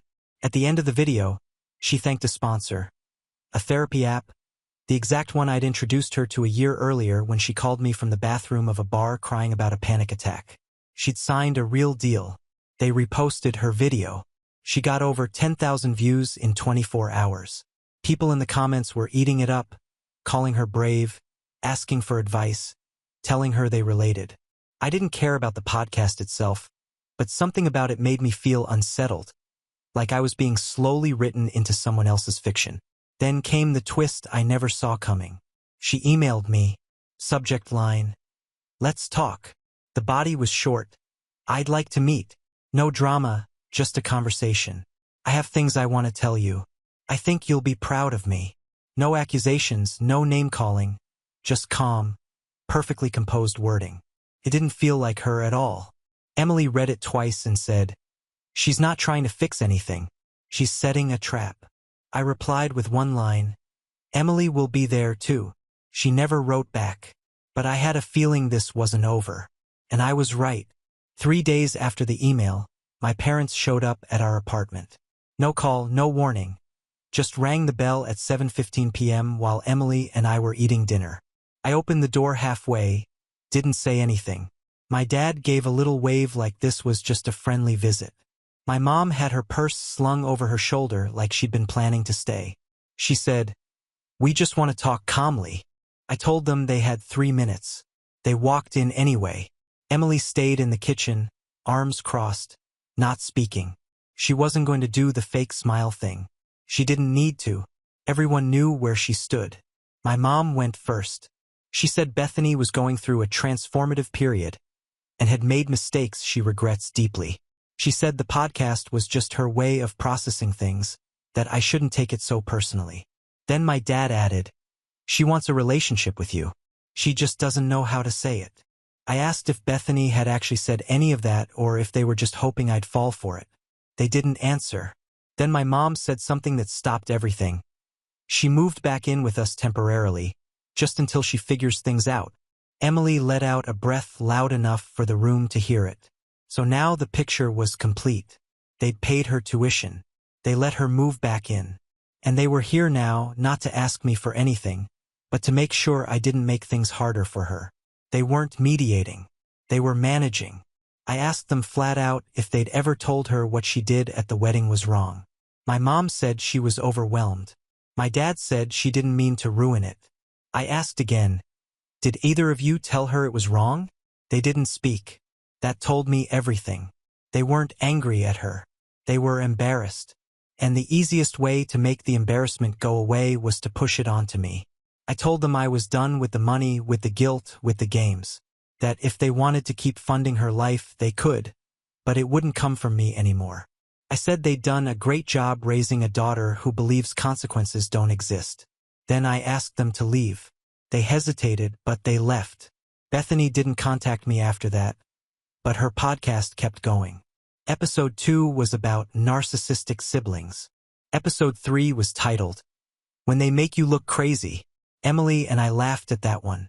A few days later, I checked the lease on our apartment. We had 8 months left.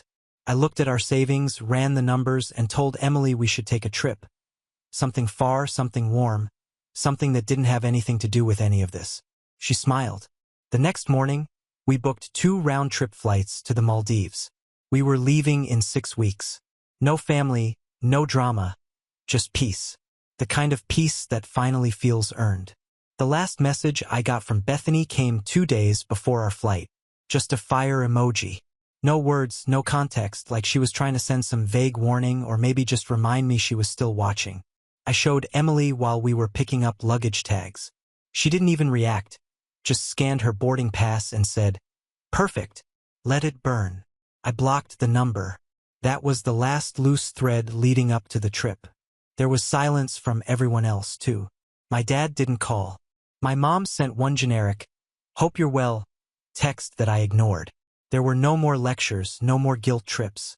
I think they finally realized I wasn't going to be the one to fix what they broke. Not this time. We left for the Maldives on a Thursday morning. No layovers, no rush. I watched Emily sleep against the window as we crossed over miles of open water. And for the first time in years, my brain didn't feel like it was on fire. No calculations, no financial plans, no rescue missions, just quiet.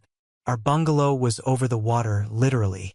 You could hear the ocean underneath the floorboards. They had a sign posted inside, "No clocks. Let time be yours again." That hit harder than it should have. We didn't talk about Bethany. Not even once. Not until day 4. We were having breakfast on the deck, just the sound of waves and birds, when Emily said, "Do you think they'll ever admit it?" I didn't have to ask who she meant. "No," I said. "But I think they know, and I really believe they do." Not in a conscious, reflective way, but in that uncomfortable silence that creeps in when your favorite scapegoat walks out the door for good. They know I was always the one cleaning up her messes. They know they let it happen because it was easier than telling her no, and they definitely know now that they can't reach for me like that anymore. Bethany stayed with them. She didn't find a new apartment. Her lease expired quietly and the building relisted the unit without a problem. I know because the management company contacted me for final signature confirmation.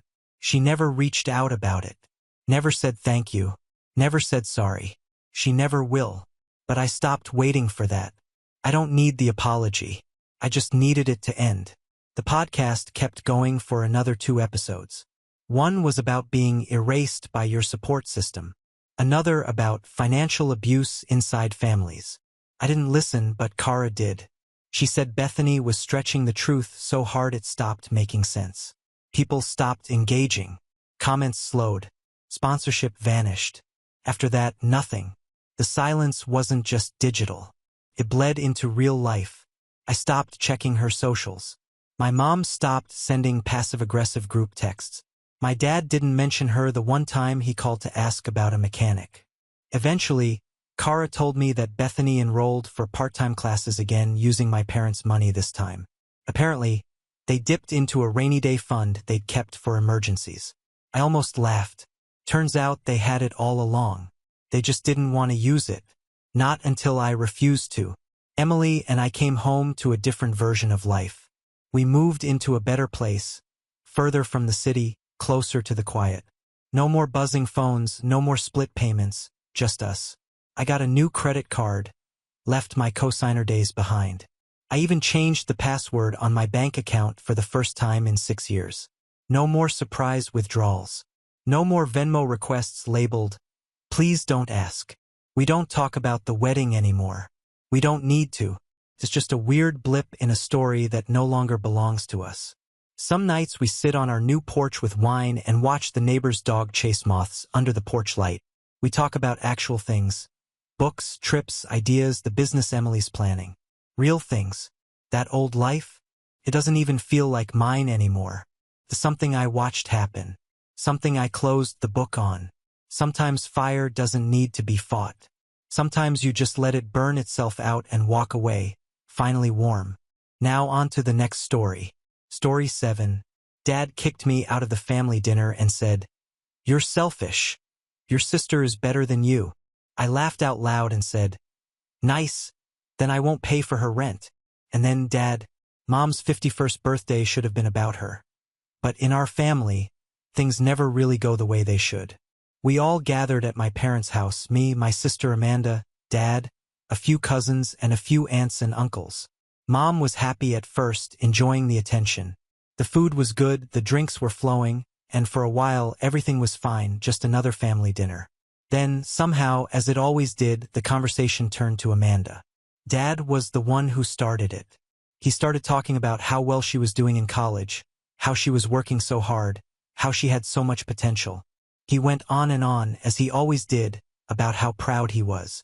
Amanda ate it up, nodding along like she wasn't used to hearing this exact speech at every family gathering. The rest of us? We just sat there because what could we say? Then Dad turned to me. "Are you helping your sister enough?" Caught me off guard. I didn't even know what he meant. Before I could answer, he turned to Amanda. "Does he help you?" Amanda hesitated just for a second. "Yes, he is. But I actually wanted to ask him for something." Dad's eyes lit up. "Oh, what is it?" She looked at me. "I was thinking about getting a car. It would make things easier with school and work." Now I understood where this was going. Dad didn't even pause before looking right at me. "So, are you going to help your sister?" I stared at him. "Are you serious? If she needs a car, why don't you buy it for her?" The air immediately changed. Dad put down his fork and leaned forward. "You really can't do that for your own sister?" I shook my head, trying to keep my cool. "I help her with enough already. If she wants a car, that's up to her." That was it. That was when he snapped. He started ranting, his voice rising with each sentence, about how Amanda had potential but wouldn't get anywhere without support, about how he was tired of spending half his income on her needs, about how he had to make sure she had everything because she was the golden child and he couldn't give her much himself. Then he looked right at me and said, "She's better than you. She's going to be somebody great." I laughed. Couldn't help it. "Good. Then she can start paying for herself." Dad's face turned red. He stood up so quickly that his chair scraped the floor. "Get out!" Mom gasped. A few of my cousins shifted uncomfortably. Amanda sat frozen. Dad pointed to the door. "If you want to be selfish, you don't need to be here. Don't come back." I stood up, still laughing. "Fine. You think she's better than me? Then you can pay her rent." Dad didn't hesitate. "I will." I shook my head, turned, and walked out. "Happy birthday, Mom." I went up to my room. I could still hear them talking downstairs, but I didn't care enough to listen. I knew how it would go. Mom would try to calm him down. The others would act as if nothing had happened. Amanda wouldn't say anything. The next morning, my phone rang. It was Amanda. I answered it, and before I could say a word, she was on me, complaining, telling me I was being ridiculous, saying she hoped I was joking.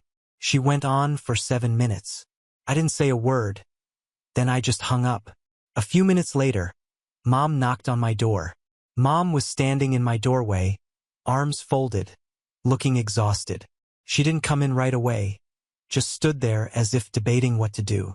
I didn't help her. I just sat on my bed scrolling through my phone, waiting for whatever she had to say. She sighed, "Jeremy, you have to fix this." I didn't even look up. "Fix what?" She stepped in, her voice softer now. "Your father was angry. He didn't mean what he said." I let out a short laugh. "Oh, he meant it." Mom sat on the edge of my desk chair. "You know how he is. He gets carried away." I finally looked at her. "Mom, he told me to leave and never come back. And you want me to pretend that was just a bad mood?" She rubbed her temples.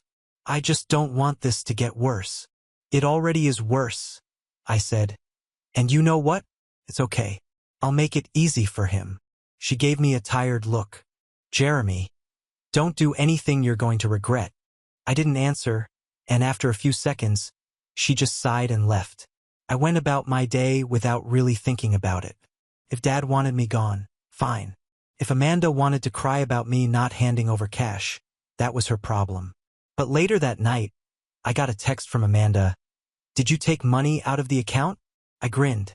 Me? It's my money. I just decided to stop sharing it. Less than a minute later, my phone rang. Amanda.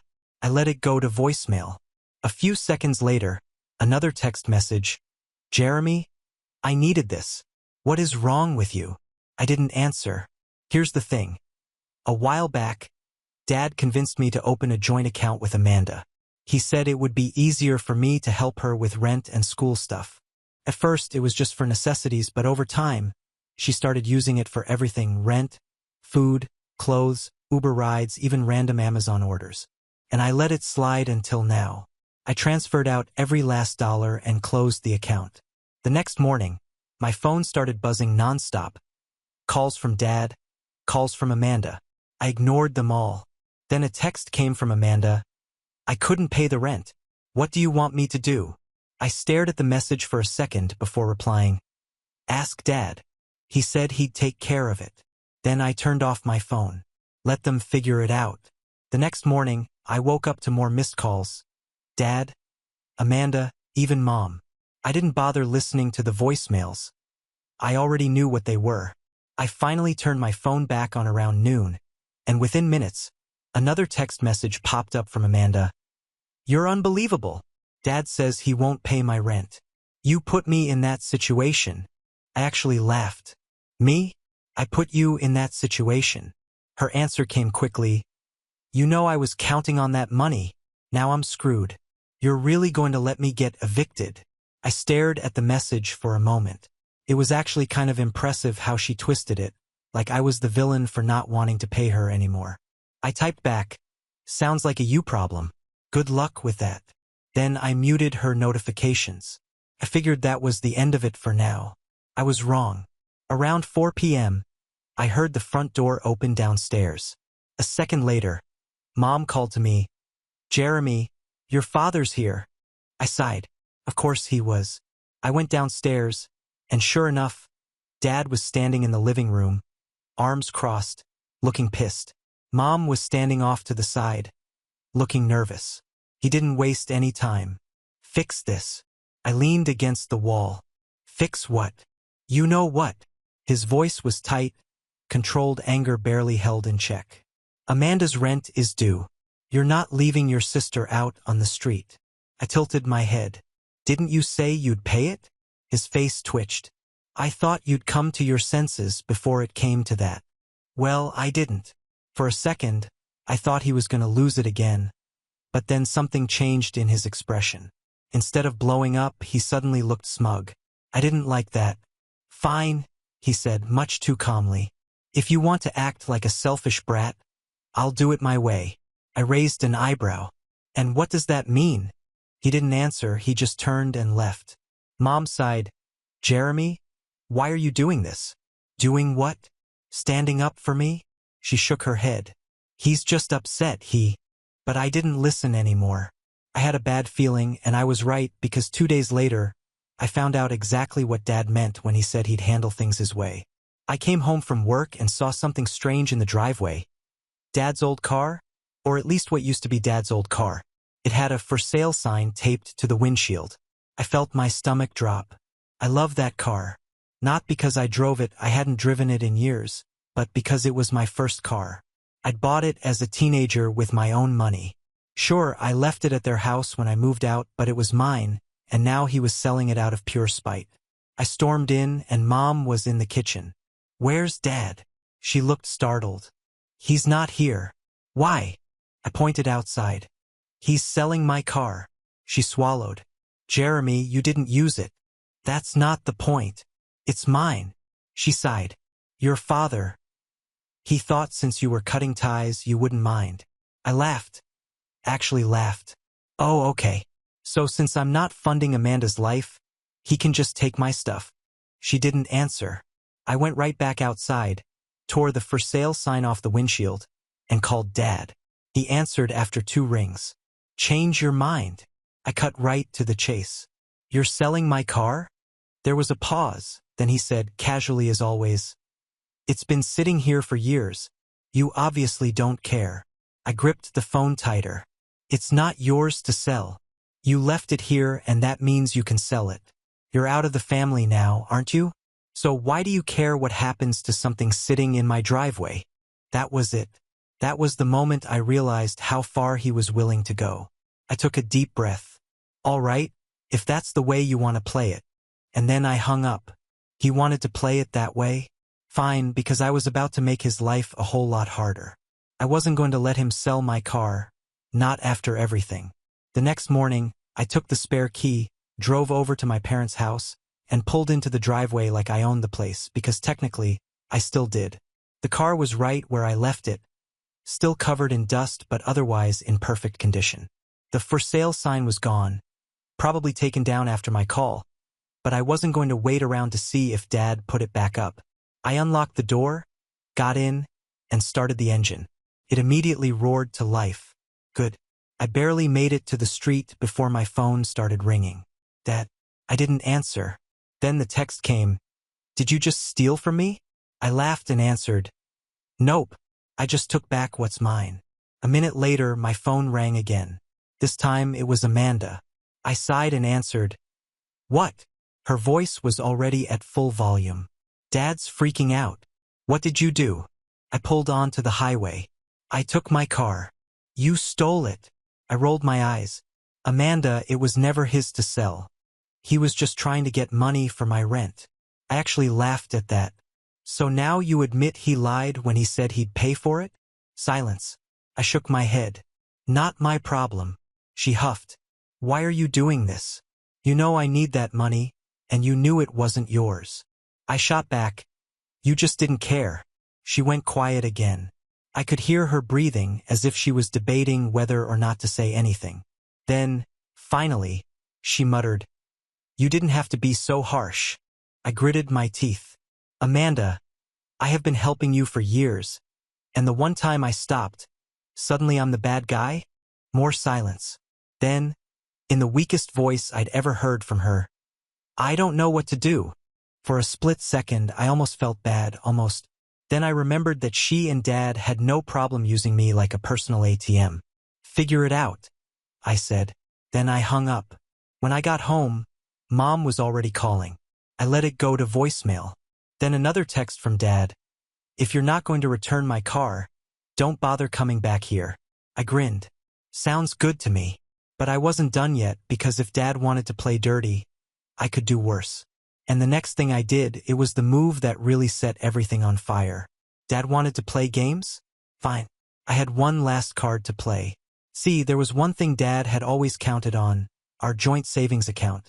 Not mine and Amanda's, mine and his. Back when I was younger and starting to work, Dad convinced me to open a joint account with him. He said it was for security, in case I ever needed his help with money management. I didn't think much of it at the time. I didn't use it much anyway, just depositing extra cash from work. Over the years, it grew into a nice little safety net. I never really paid attention to the balance because I rarely touched it until now. After everything, I had a feeling I should check it out. So I logged on, and what I saw made my blood run cold. The balance was low, much lower than it should have been. Thousands of dollars missing. I dug through the transactions, scrolling back month by month, and there it was. Withdrawals, transfers, recurring payments for Amanda's rent, school fees, even some straight cash withdrawals with Dad's name on them for years. I sat there staring at the screen, barely breathing. He'd been using my money, and he never told me. I clenched my jaw. All right, Dad, you wanted a war. I transferred out every last dollar. Then I closed the account. It didn't take long. That night, my phone exploded with calls. I didn't answer. Then came the texts. Dad, what the hell did you do? Mom, Jeremy, your father is losing it. Please talk to him. Amanda, did you just screw Dad over? I ignored them all. Then, late at night, the doorbell rang. I knew who it was before I even looked. I opened the door to see Dad standing there, face flushed, fists clenched. What did you do? I crossed my arms. I took my money back, just like I took my car back. His nostrils flared. That was our account. No, it was mine, and you emptied it without telling me. He took a step closer. That money helped your sister. I tilted my head. So you said she was better than me, right? She'll be fine. For the first time, Dad didn't make an immediate comeback. He just stood there, breathing heavily. Then, more quietly, he said, "Do you really want to burn this bridge?" I looked him dead in the eye. "You burned it first." Silence. Then he turned and walked away. I watched him go, waiting for the anger to hit me, for the guilt to creep in, but all I felt was relief. I was finally done, or so I thought, because what happened next, that was when things really went south. For the first time in years, I felt free. No more joint accounts, no more paying Amanda's way, no more Dad treating me like a walking wallet. I figured that was it, that I'd made my point and they'd finally leave me alone. I was so wrong, because less than a week later, I got a frantic phone call from Mom. I almost didn't answer it, but something about the sheer number of missed calls made me give in. As soon as I answered, Mom's panicked voice came through. "Jeremy, your dad's in trouble." I frowned. "What do you mean in trouble?" She spoke quickly, like she was afraid I was going to hang up. He took out a loan, a big one, and now the bank is coming after him because he missed the payment. I sat up. "What?" Mom hesitated, then more quietly, "He used your savings to cover it." I felt my stomach sink. I had assumed Dad was just skimming money off the top for Amanda. But a loan? And now that I'd taken my money, he had nothing to fall back on. "How much?" I asked. Mom's voice cracked. 30,000. I laughed, really laughed. "You're telling me Dad took out 30 grand and didn't tell me?" Mom exhaled sharply. I know, he thought he could handle it, but..." I cut her off. "What does that have to do with me?" She fell silent, and that told me everything. I gritted my teeth. "You want me to fix it?" "Jeremy, he's desperate. If you don't..." I hung up. Nope, not my problem. But I should have known that Dad wasn't the type to go away quietly, because 2 days later, I came home and found my stuff missing. I walked into my apartment and something felt off. The living room looked emptier, and then I saw it. My TV was gone. So was my laptop. And when I ran to my bedroom, my watch collection, my game console, even some of my clothes, gone, as if someone had just helped themselves. My heart began to pound. My mind raced. There was no forced entry, no sign of a break-in. And then it hit me. Only 2 people had a spare key to my apartment. My mom and my dad. I didn't even hesitate. I called my dad. He answered after 2 rings. "What do you want?" I didn't waste any time. "Where are my things?" A pause. Then far too casually, "What are you talking about?" I clenched my jaw. "Dad." Another pause. Then, "If you're not going to help this family, I don't see why you need so many luxuries." I gripped the phone so tightly my fingers hurt. "You stole from me." He didn't even deny it. "You took everything from Amanda. You emptied the account, you left us in a mess. I just made things right." I shook with anger. "Where is my stuff?" He actually had the nerve to sneer. "I pawned it. Needed the cash." I almost threw my phone across the room. He had actually done it, all because I had stopped letting him and Amanda use me. For a second, I couldn't even speak. Then, in the calmest voice I could manage, I said, "You just made the biggest mistake of your life." And then I hung up. He thought I'd burned the bridge? He had no idea what was coming. I sat on my couch, still seething, staring at my empty living room.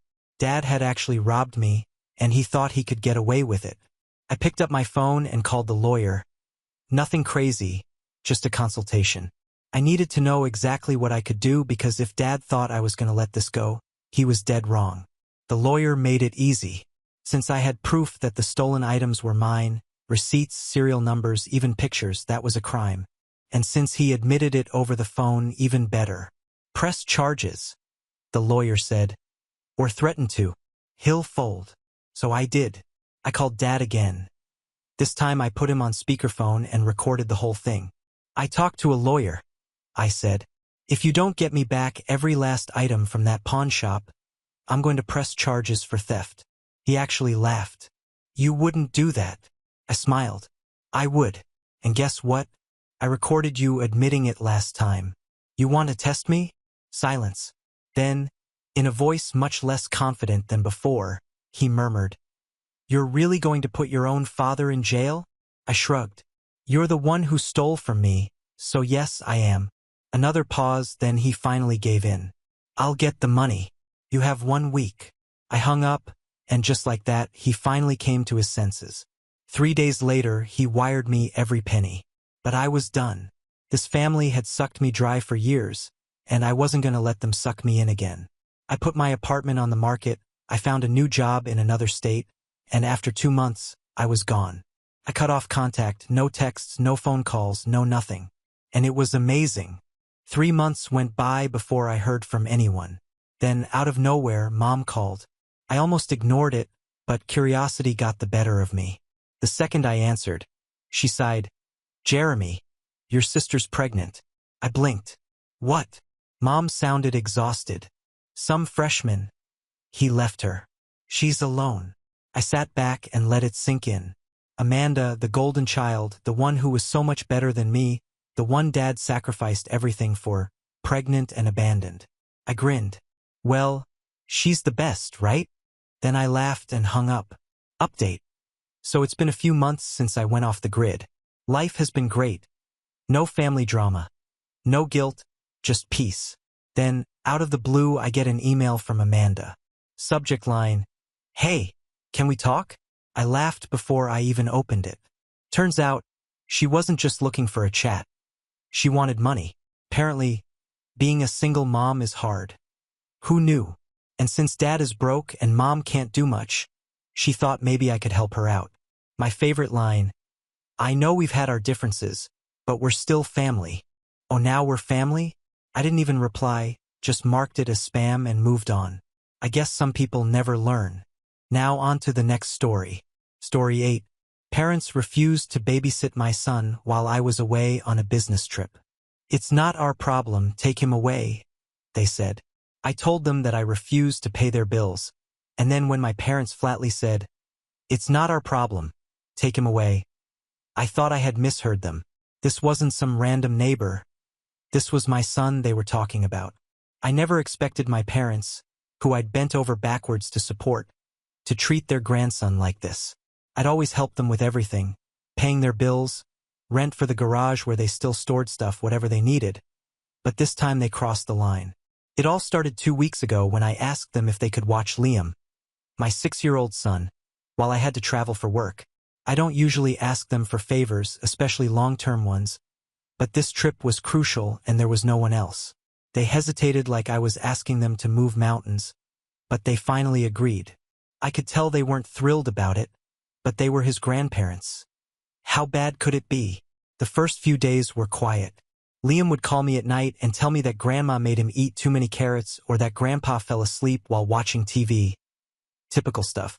But on the third day, the tone changed. Liam sounded frustrated, almost sad. He wanted to play, but they kept telling him they were tired. He didn't understand why they were so cold. I thought maybe it was just a bad day, so I told him to hang in there and I'd call his grandparents to check in. That's when things started to unravel. When I called my mom, I expected her to rant about how energetic Liam was. Instead, she said, We're tired of babysitting. He's your kid, not ours. You need to figure this out. I tried to stay calm, reminding her that they had agreed to watch him for 2 weeks. They had barely made it 3 days. She wasn't having it. We're old, Justin. We don't need the stress. We're taking him to your sister's today. I was stunned. My sister, Emma, wasn't even expecting this. They hadn't even talked to her about it. It was as if they had dumped my son on her without warning. I was angry, but I knew that arguing on the phone wasn't going to help. I just told them, Fine, take him there, and hung up. After that call, I began to think about how lopsided our relationship had become. I've always been the one to go to bat for them.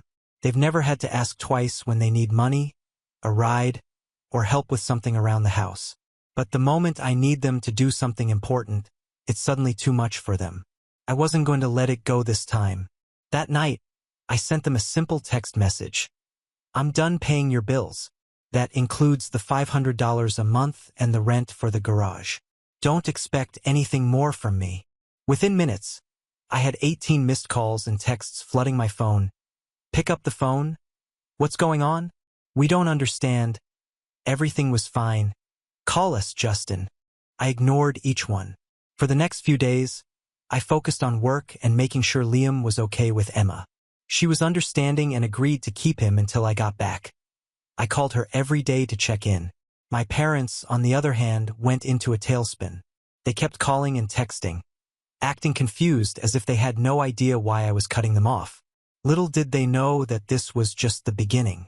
The next day, I woke up to more missed calls and messages from my parents. I scrolled through the texts half-heartedly, expecting more guilt, but one caught my eye. Justin, if you don't answer, we're going to have to do something drastic. We need to talk. Something drastic? What did that mean? I rolled my eyes, thinking it was just more manipulation. I was done with her games. Instead of answering, I called Emma to check on Liam. He's fine, Emma said. He was building a fort in the living room when I left for work. But listen, Justin, Mom and Dad showed up unannounced this morning. What? Why? I asked, tensing up. They didn't say much. They just kept asking me what was wrong with you. Dad acted like they were the victims of some big misunderstanding. Of course they were, I muttered. They love playing that role. Yeah, but here's the weird part, Emma continued. They brought a bunch of stuff, old boxes, tools, like they were planning on staying here for a while. Mom casually mentioned something about needing space to figure things out. That threw me off. You're kidding. They're moving in with you. Emma let out a sharp laugh. Oh, hell no. I told them they weren't staying here. They got mad, but eventually they left. I thought you should know. Something feels wrong. Great. Now they were escalating things. I had no idea what their endgame was, but I wasn't about to get dragged into their drama. I went about my day, keeping my phone on silent, but later that afternoon, I got a call from a number I didn't recognize. It was a lawyer's office. Mr. Justin Harrison? The voice asked. I'm contacting you on behalf of your parents regarding a financial arrangement they're concerned about. They claim they are financially dependent on you and would like to negotiate terms. I almost laughed. Wait, are you telling me that my parents have contacted a lawyer to force me to continue paying their bills? There was a pause. I'm just relaying the information, sir. I suggest you discuss this with them directly. I hung up without another word, my mind racing. I couldn't believe it had come to this. Were they seriously trying to make a legal case out of me cutting them off? And for what? Because I wouldn't babysit their feelings anymore? It was surreal. I decided to confront them directly. I called my dad and didn't bother with pleasantries. I just got a call from a lawyer. Would you like to explain? His tone was casual, as if nothing was wrong. Oh, that? We just thought maybe if we talked to someone, you'd come to your senses. You're being unreasonable, Justin. You've always helped us. Why stop now? Unreasonable. I shot back. You're trying to blackmail your own son because you didn't want to look after your grandson for 2 weeks? Do you hear how crazy that sounds? We're not blackmailing you, he said defensively. But we're struggling here. You've been paying these bills for years. We depend on it. Maybe you should have thought about that before you decided to ditch Liam and dump him on Emma without even asking her. I said, I'm done. I'm not paying for anything anymore. You can't just cut us off like that, he argued. We're your parents. Exactly. You're my parents, not my responsibility, I said before hanging up. Later that evening, Emma called again, sounding more amused than upset. You're not going to believe this. Mom and Dad came back to my house. They were standing on my porch with lawn chairs when I got home and said they wouldn't leave until I called them. I told them to go back to their apartment, but you know how stubborn they are. I shook my head, annoyed but somehow impressed by their determination. Wow, they're really pulling out all the stops. Oh, it gets better, she said. I told them you could call them back when they stopped acting crazy. They finally left, but not before threatening to cut me out of the will. You'd think they were billionaires the way they acted. We both laughed, but deep down I was getting tired of the theatrics. The situation had spiraled far beyond anything I'd expected. Still, I wasn't going to back down. Emma and I decided it was time to flip the script. If they wanted to play games, we could play games. What they didn't know was that we were about to give them a taste of their own medicine. I came home 10 days later and went straight to Emma's house to pick up Liam. He was thrilled to see me and jumped into my arms as soon as I walked through the door. Emma filled me in on the last few days, including my parents' bizarre antics. Random visits, more guilt trips, and a dramatic claim that family bonds are being torn apart. Typical. They're desperate, she said as we sat in her kitchen.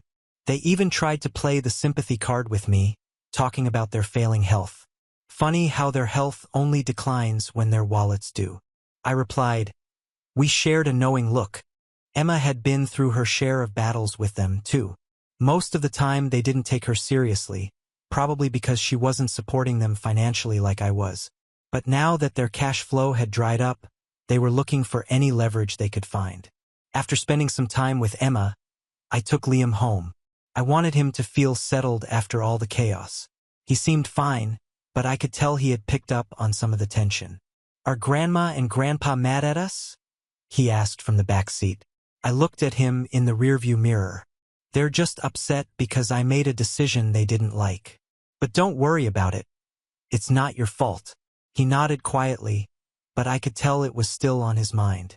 The next morning, the calls began again. I ignored them at first, but after the sixth one, I finally answered. Justin, my mother began, her voice overly sweet. We just want to talk. You can't keep shutting us out like this. What's there to talk about? I said. You've made your decisions and I've made mine. I'm done paying your bills. End of story. Don't be like that, she pleaded. You're putting us in a really tough spot. We've been struggling since you cut us off. Your father has chest pains from distress. Really? Chest pains? I asked skeptically. Do you know what causes chest pains? Maybe trying to make your son feel guilty when you're perfectly healthy. Justin, she snapped, dropping the sweet tone. This isn't a joke. We raised you, and this is how you repay us. Raised me? Emma and I practically raised ourselves, I said. You only show up when you want something from us, and now that I'm not your bank, I'm suddenly the bad guy. We're a family, Justin. Families support each other, she said. Exactly. And what was your support when I needed you to look after Liam? You couldn't handle 3 days of babysitting without throwing a tantrum and dumping him on Emma. There was a silence on the other end before she finally said, You're being unfair. We're old. We have limits. And so do I said. I'm not going to argue about this anymore. We're done. I hung up the phone and turned it off. I was done playing their games. Over the next few days, they tried every tactic in the book. Calling Emma to complain, leaving messages about ungrateful children, and even sending me a letter saying they would never forgive me if I didn't change my mind.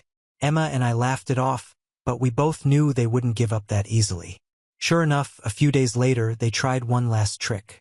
They showed up at my house unannounced. I opened the door to see the two of them standing there, looking tired and exhausted. We just want to talk, my father said. I sighed and let them in, even though I wasn't in the mood for another guilt session. They sat on the couch, fidgeting like children who'd been caught misbehaving. We've been thinking, my mom began, and we realized that we may have been a little harsh. A little? I raised an eyebrow. We've been stressed, Justin, she continued.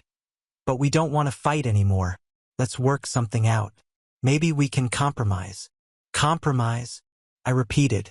You mean you want me to start paying your bills again? No, she said quickly. Just maybe help with a few things here and there. We're not asking for much. I stood there for a moment watching her squirm. I could see through the act. They were trying to play nice, hoping I'd give in, but I wasn't going to fall for it. I'll think about it, I finally said, knowing full well that I had no intention of giving them a dime. They left soon after, clearly unhappy that they didn't get what they wanted. Emma called me later that night and laughed when I told her what had happened. They really think they can sweet-talk you back into paying, she said. They're unbelievable. Yeah, well, they're about to learn the hard way that I'm done being their ATM, I replied. This time I stood my ground. A few days later, my mother called again. This time, her tone was softer, almost regretful. Justin, we've been thinking a lot about everything. We want to apologize for real this time. We were stubborn. And we're sorry for the way we treated you and Liam. I was silent for a moment, trying to figure out if this was another trick. We're inviting you and Emma over for dinner, she continued. Just the four of us. No pressure, no arguments. We just want to work things out. I hesitated but figured maybe they had finally come to their senses. Besides, it couldn't hurt to give them one last chance. Emma was skeptical when I told her, but she agreed to come with me. If they pull any more stunts, I'm done, she warned. We arrived at their house that evening. The smell of baked chicken and mashed potatoes filled the air. A classic family dinner. For a moment, it almost felt like old times. Liam was staying with a friend, so it was just the adults.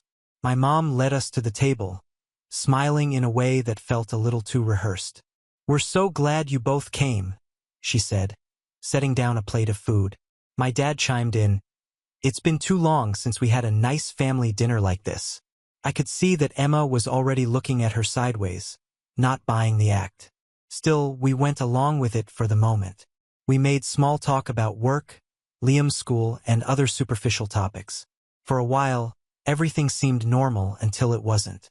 Halfway through dinner, my dad cleared his throat. So, Justin, we've been having some real trouble lately.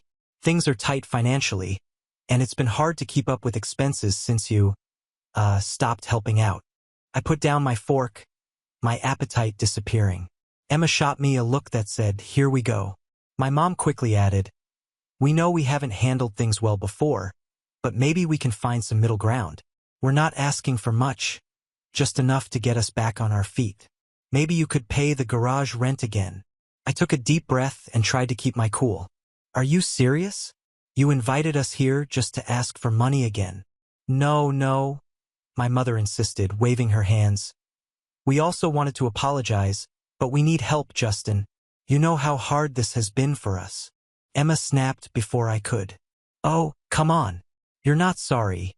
You just want to guilt us into paying your bills again. That's exactly why we didn't trust you in the first place. My dad scowled. You don't understand, Emma.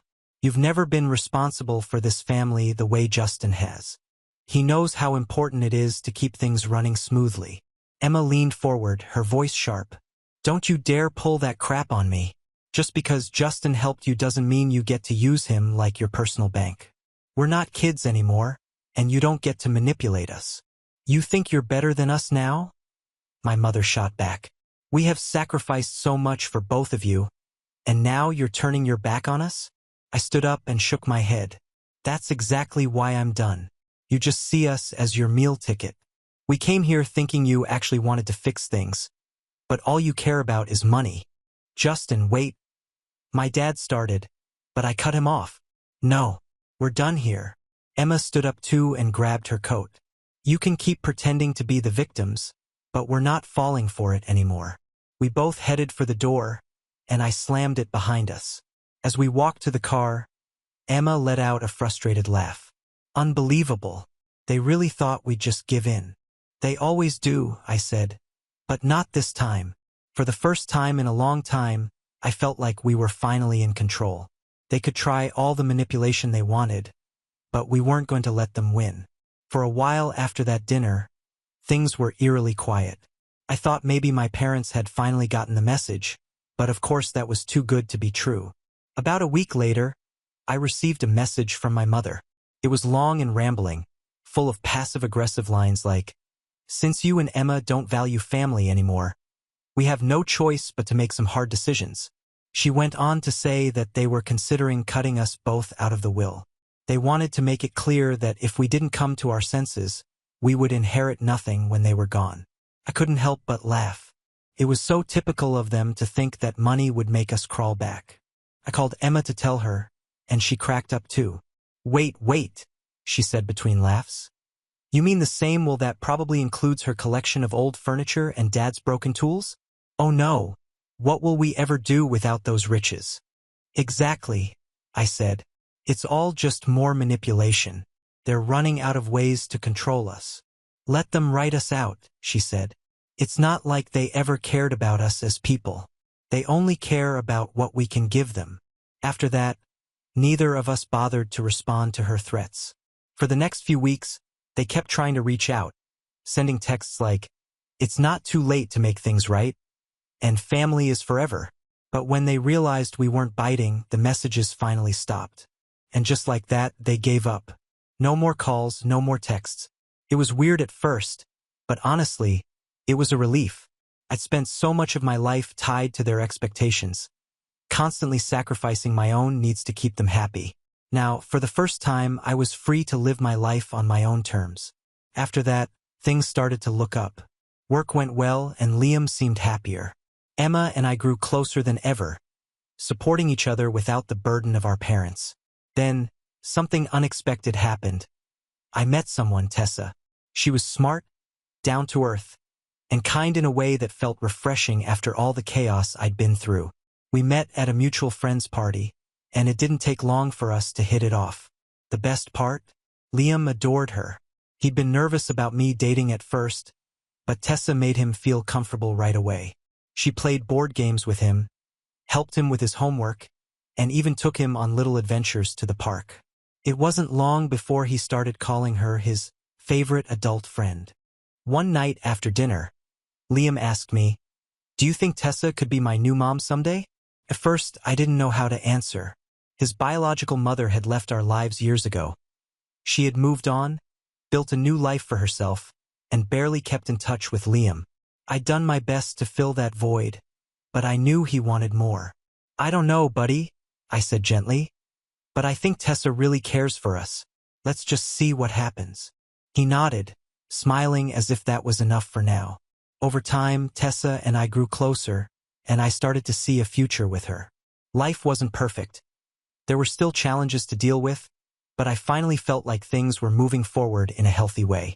Liam had stability, Emma had her freedom, and I had peace of mind. As for my parents, well, they stayed gone. They'd made their choice, as had I. I didn't need their approval or their inheritance. I had my family now, the one I had built for myself, and that was more than enough. And that's how Justin's story ends. No more drama, just a clean break and a fresh start. We have reached the end. If you enjoyed this video, please be sure to like and subscribe to the channel for more videos like this, and give us your thoughts about the stories in the comments section. Thank you, and see you in the next video.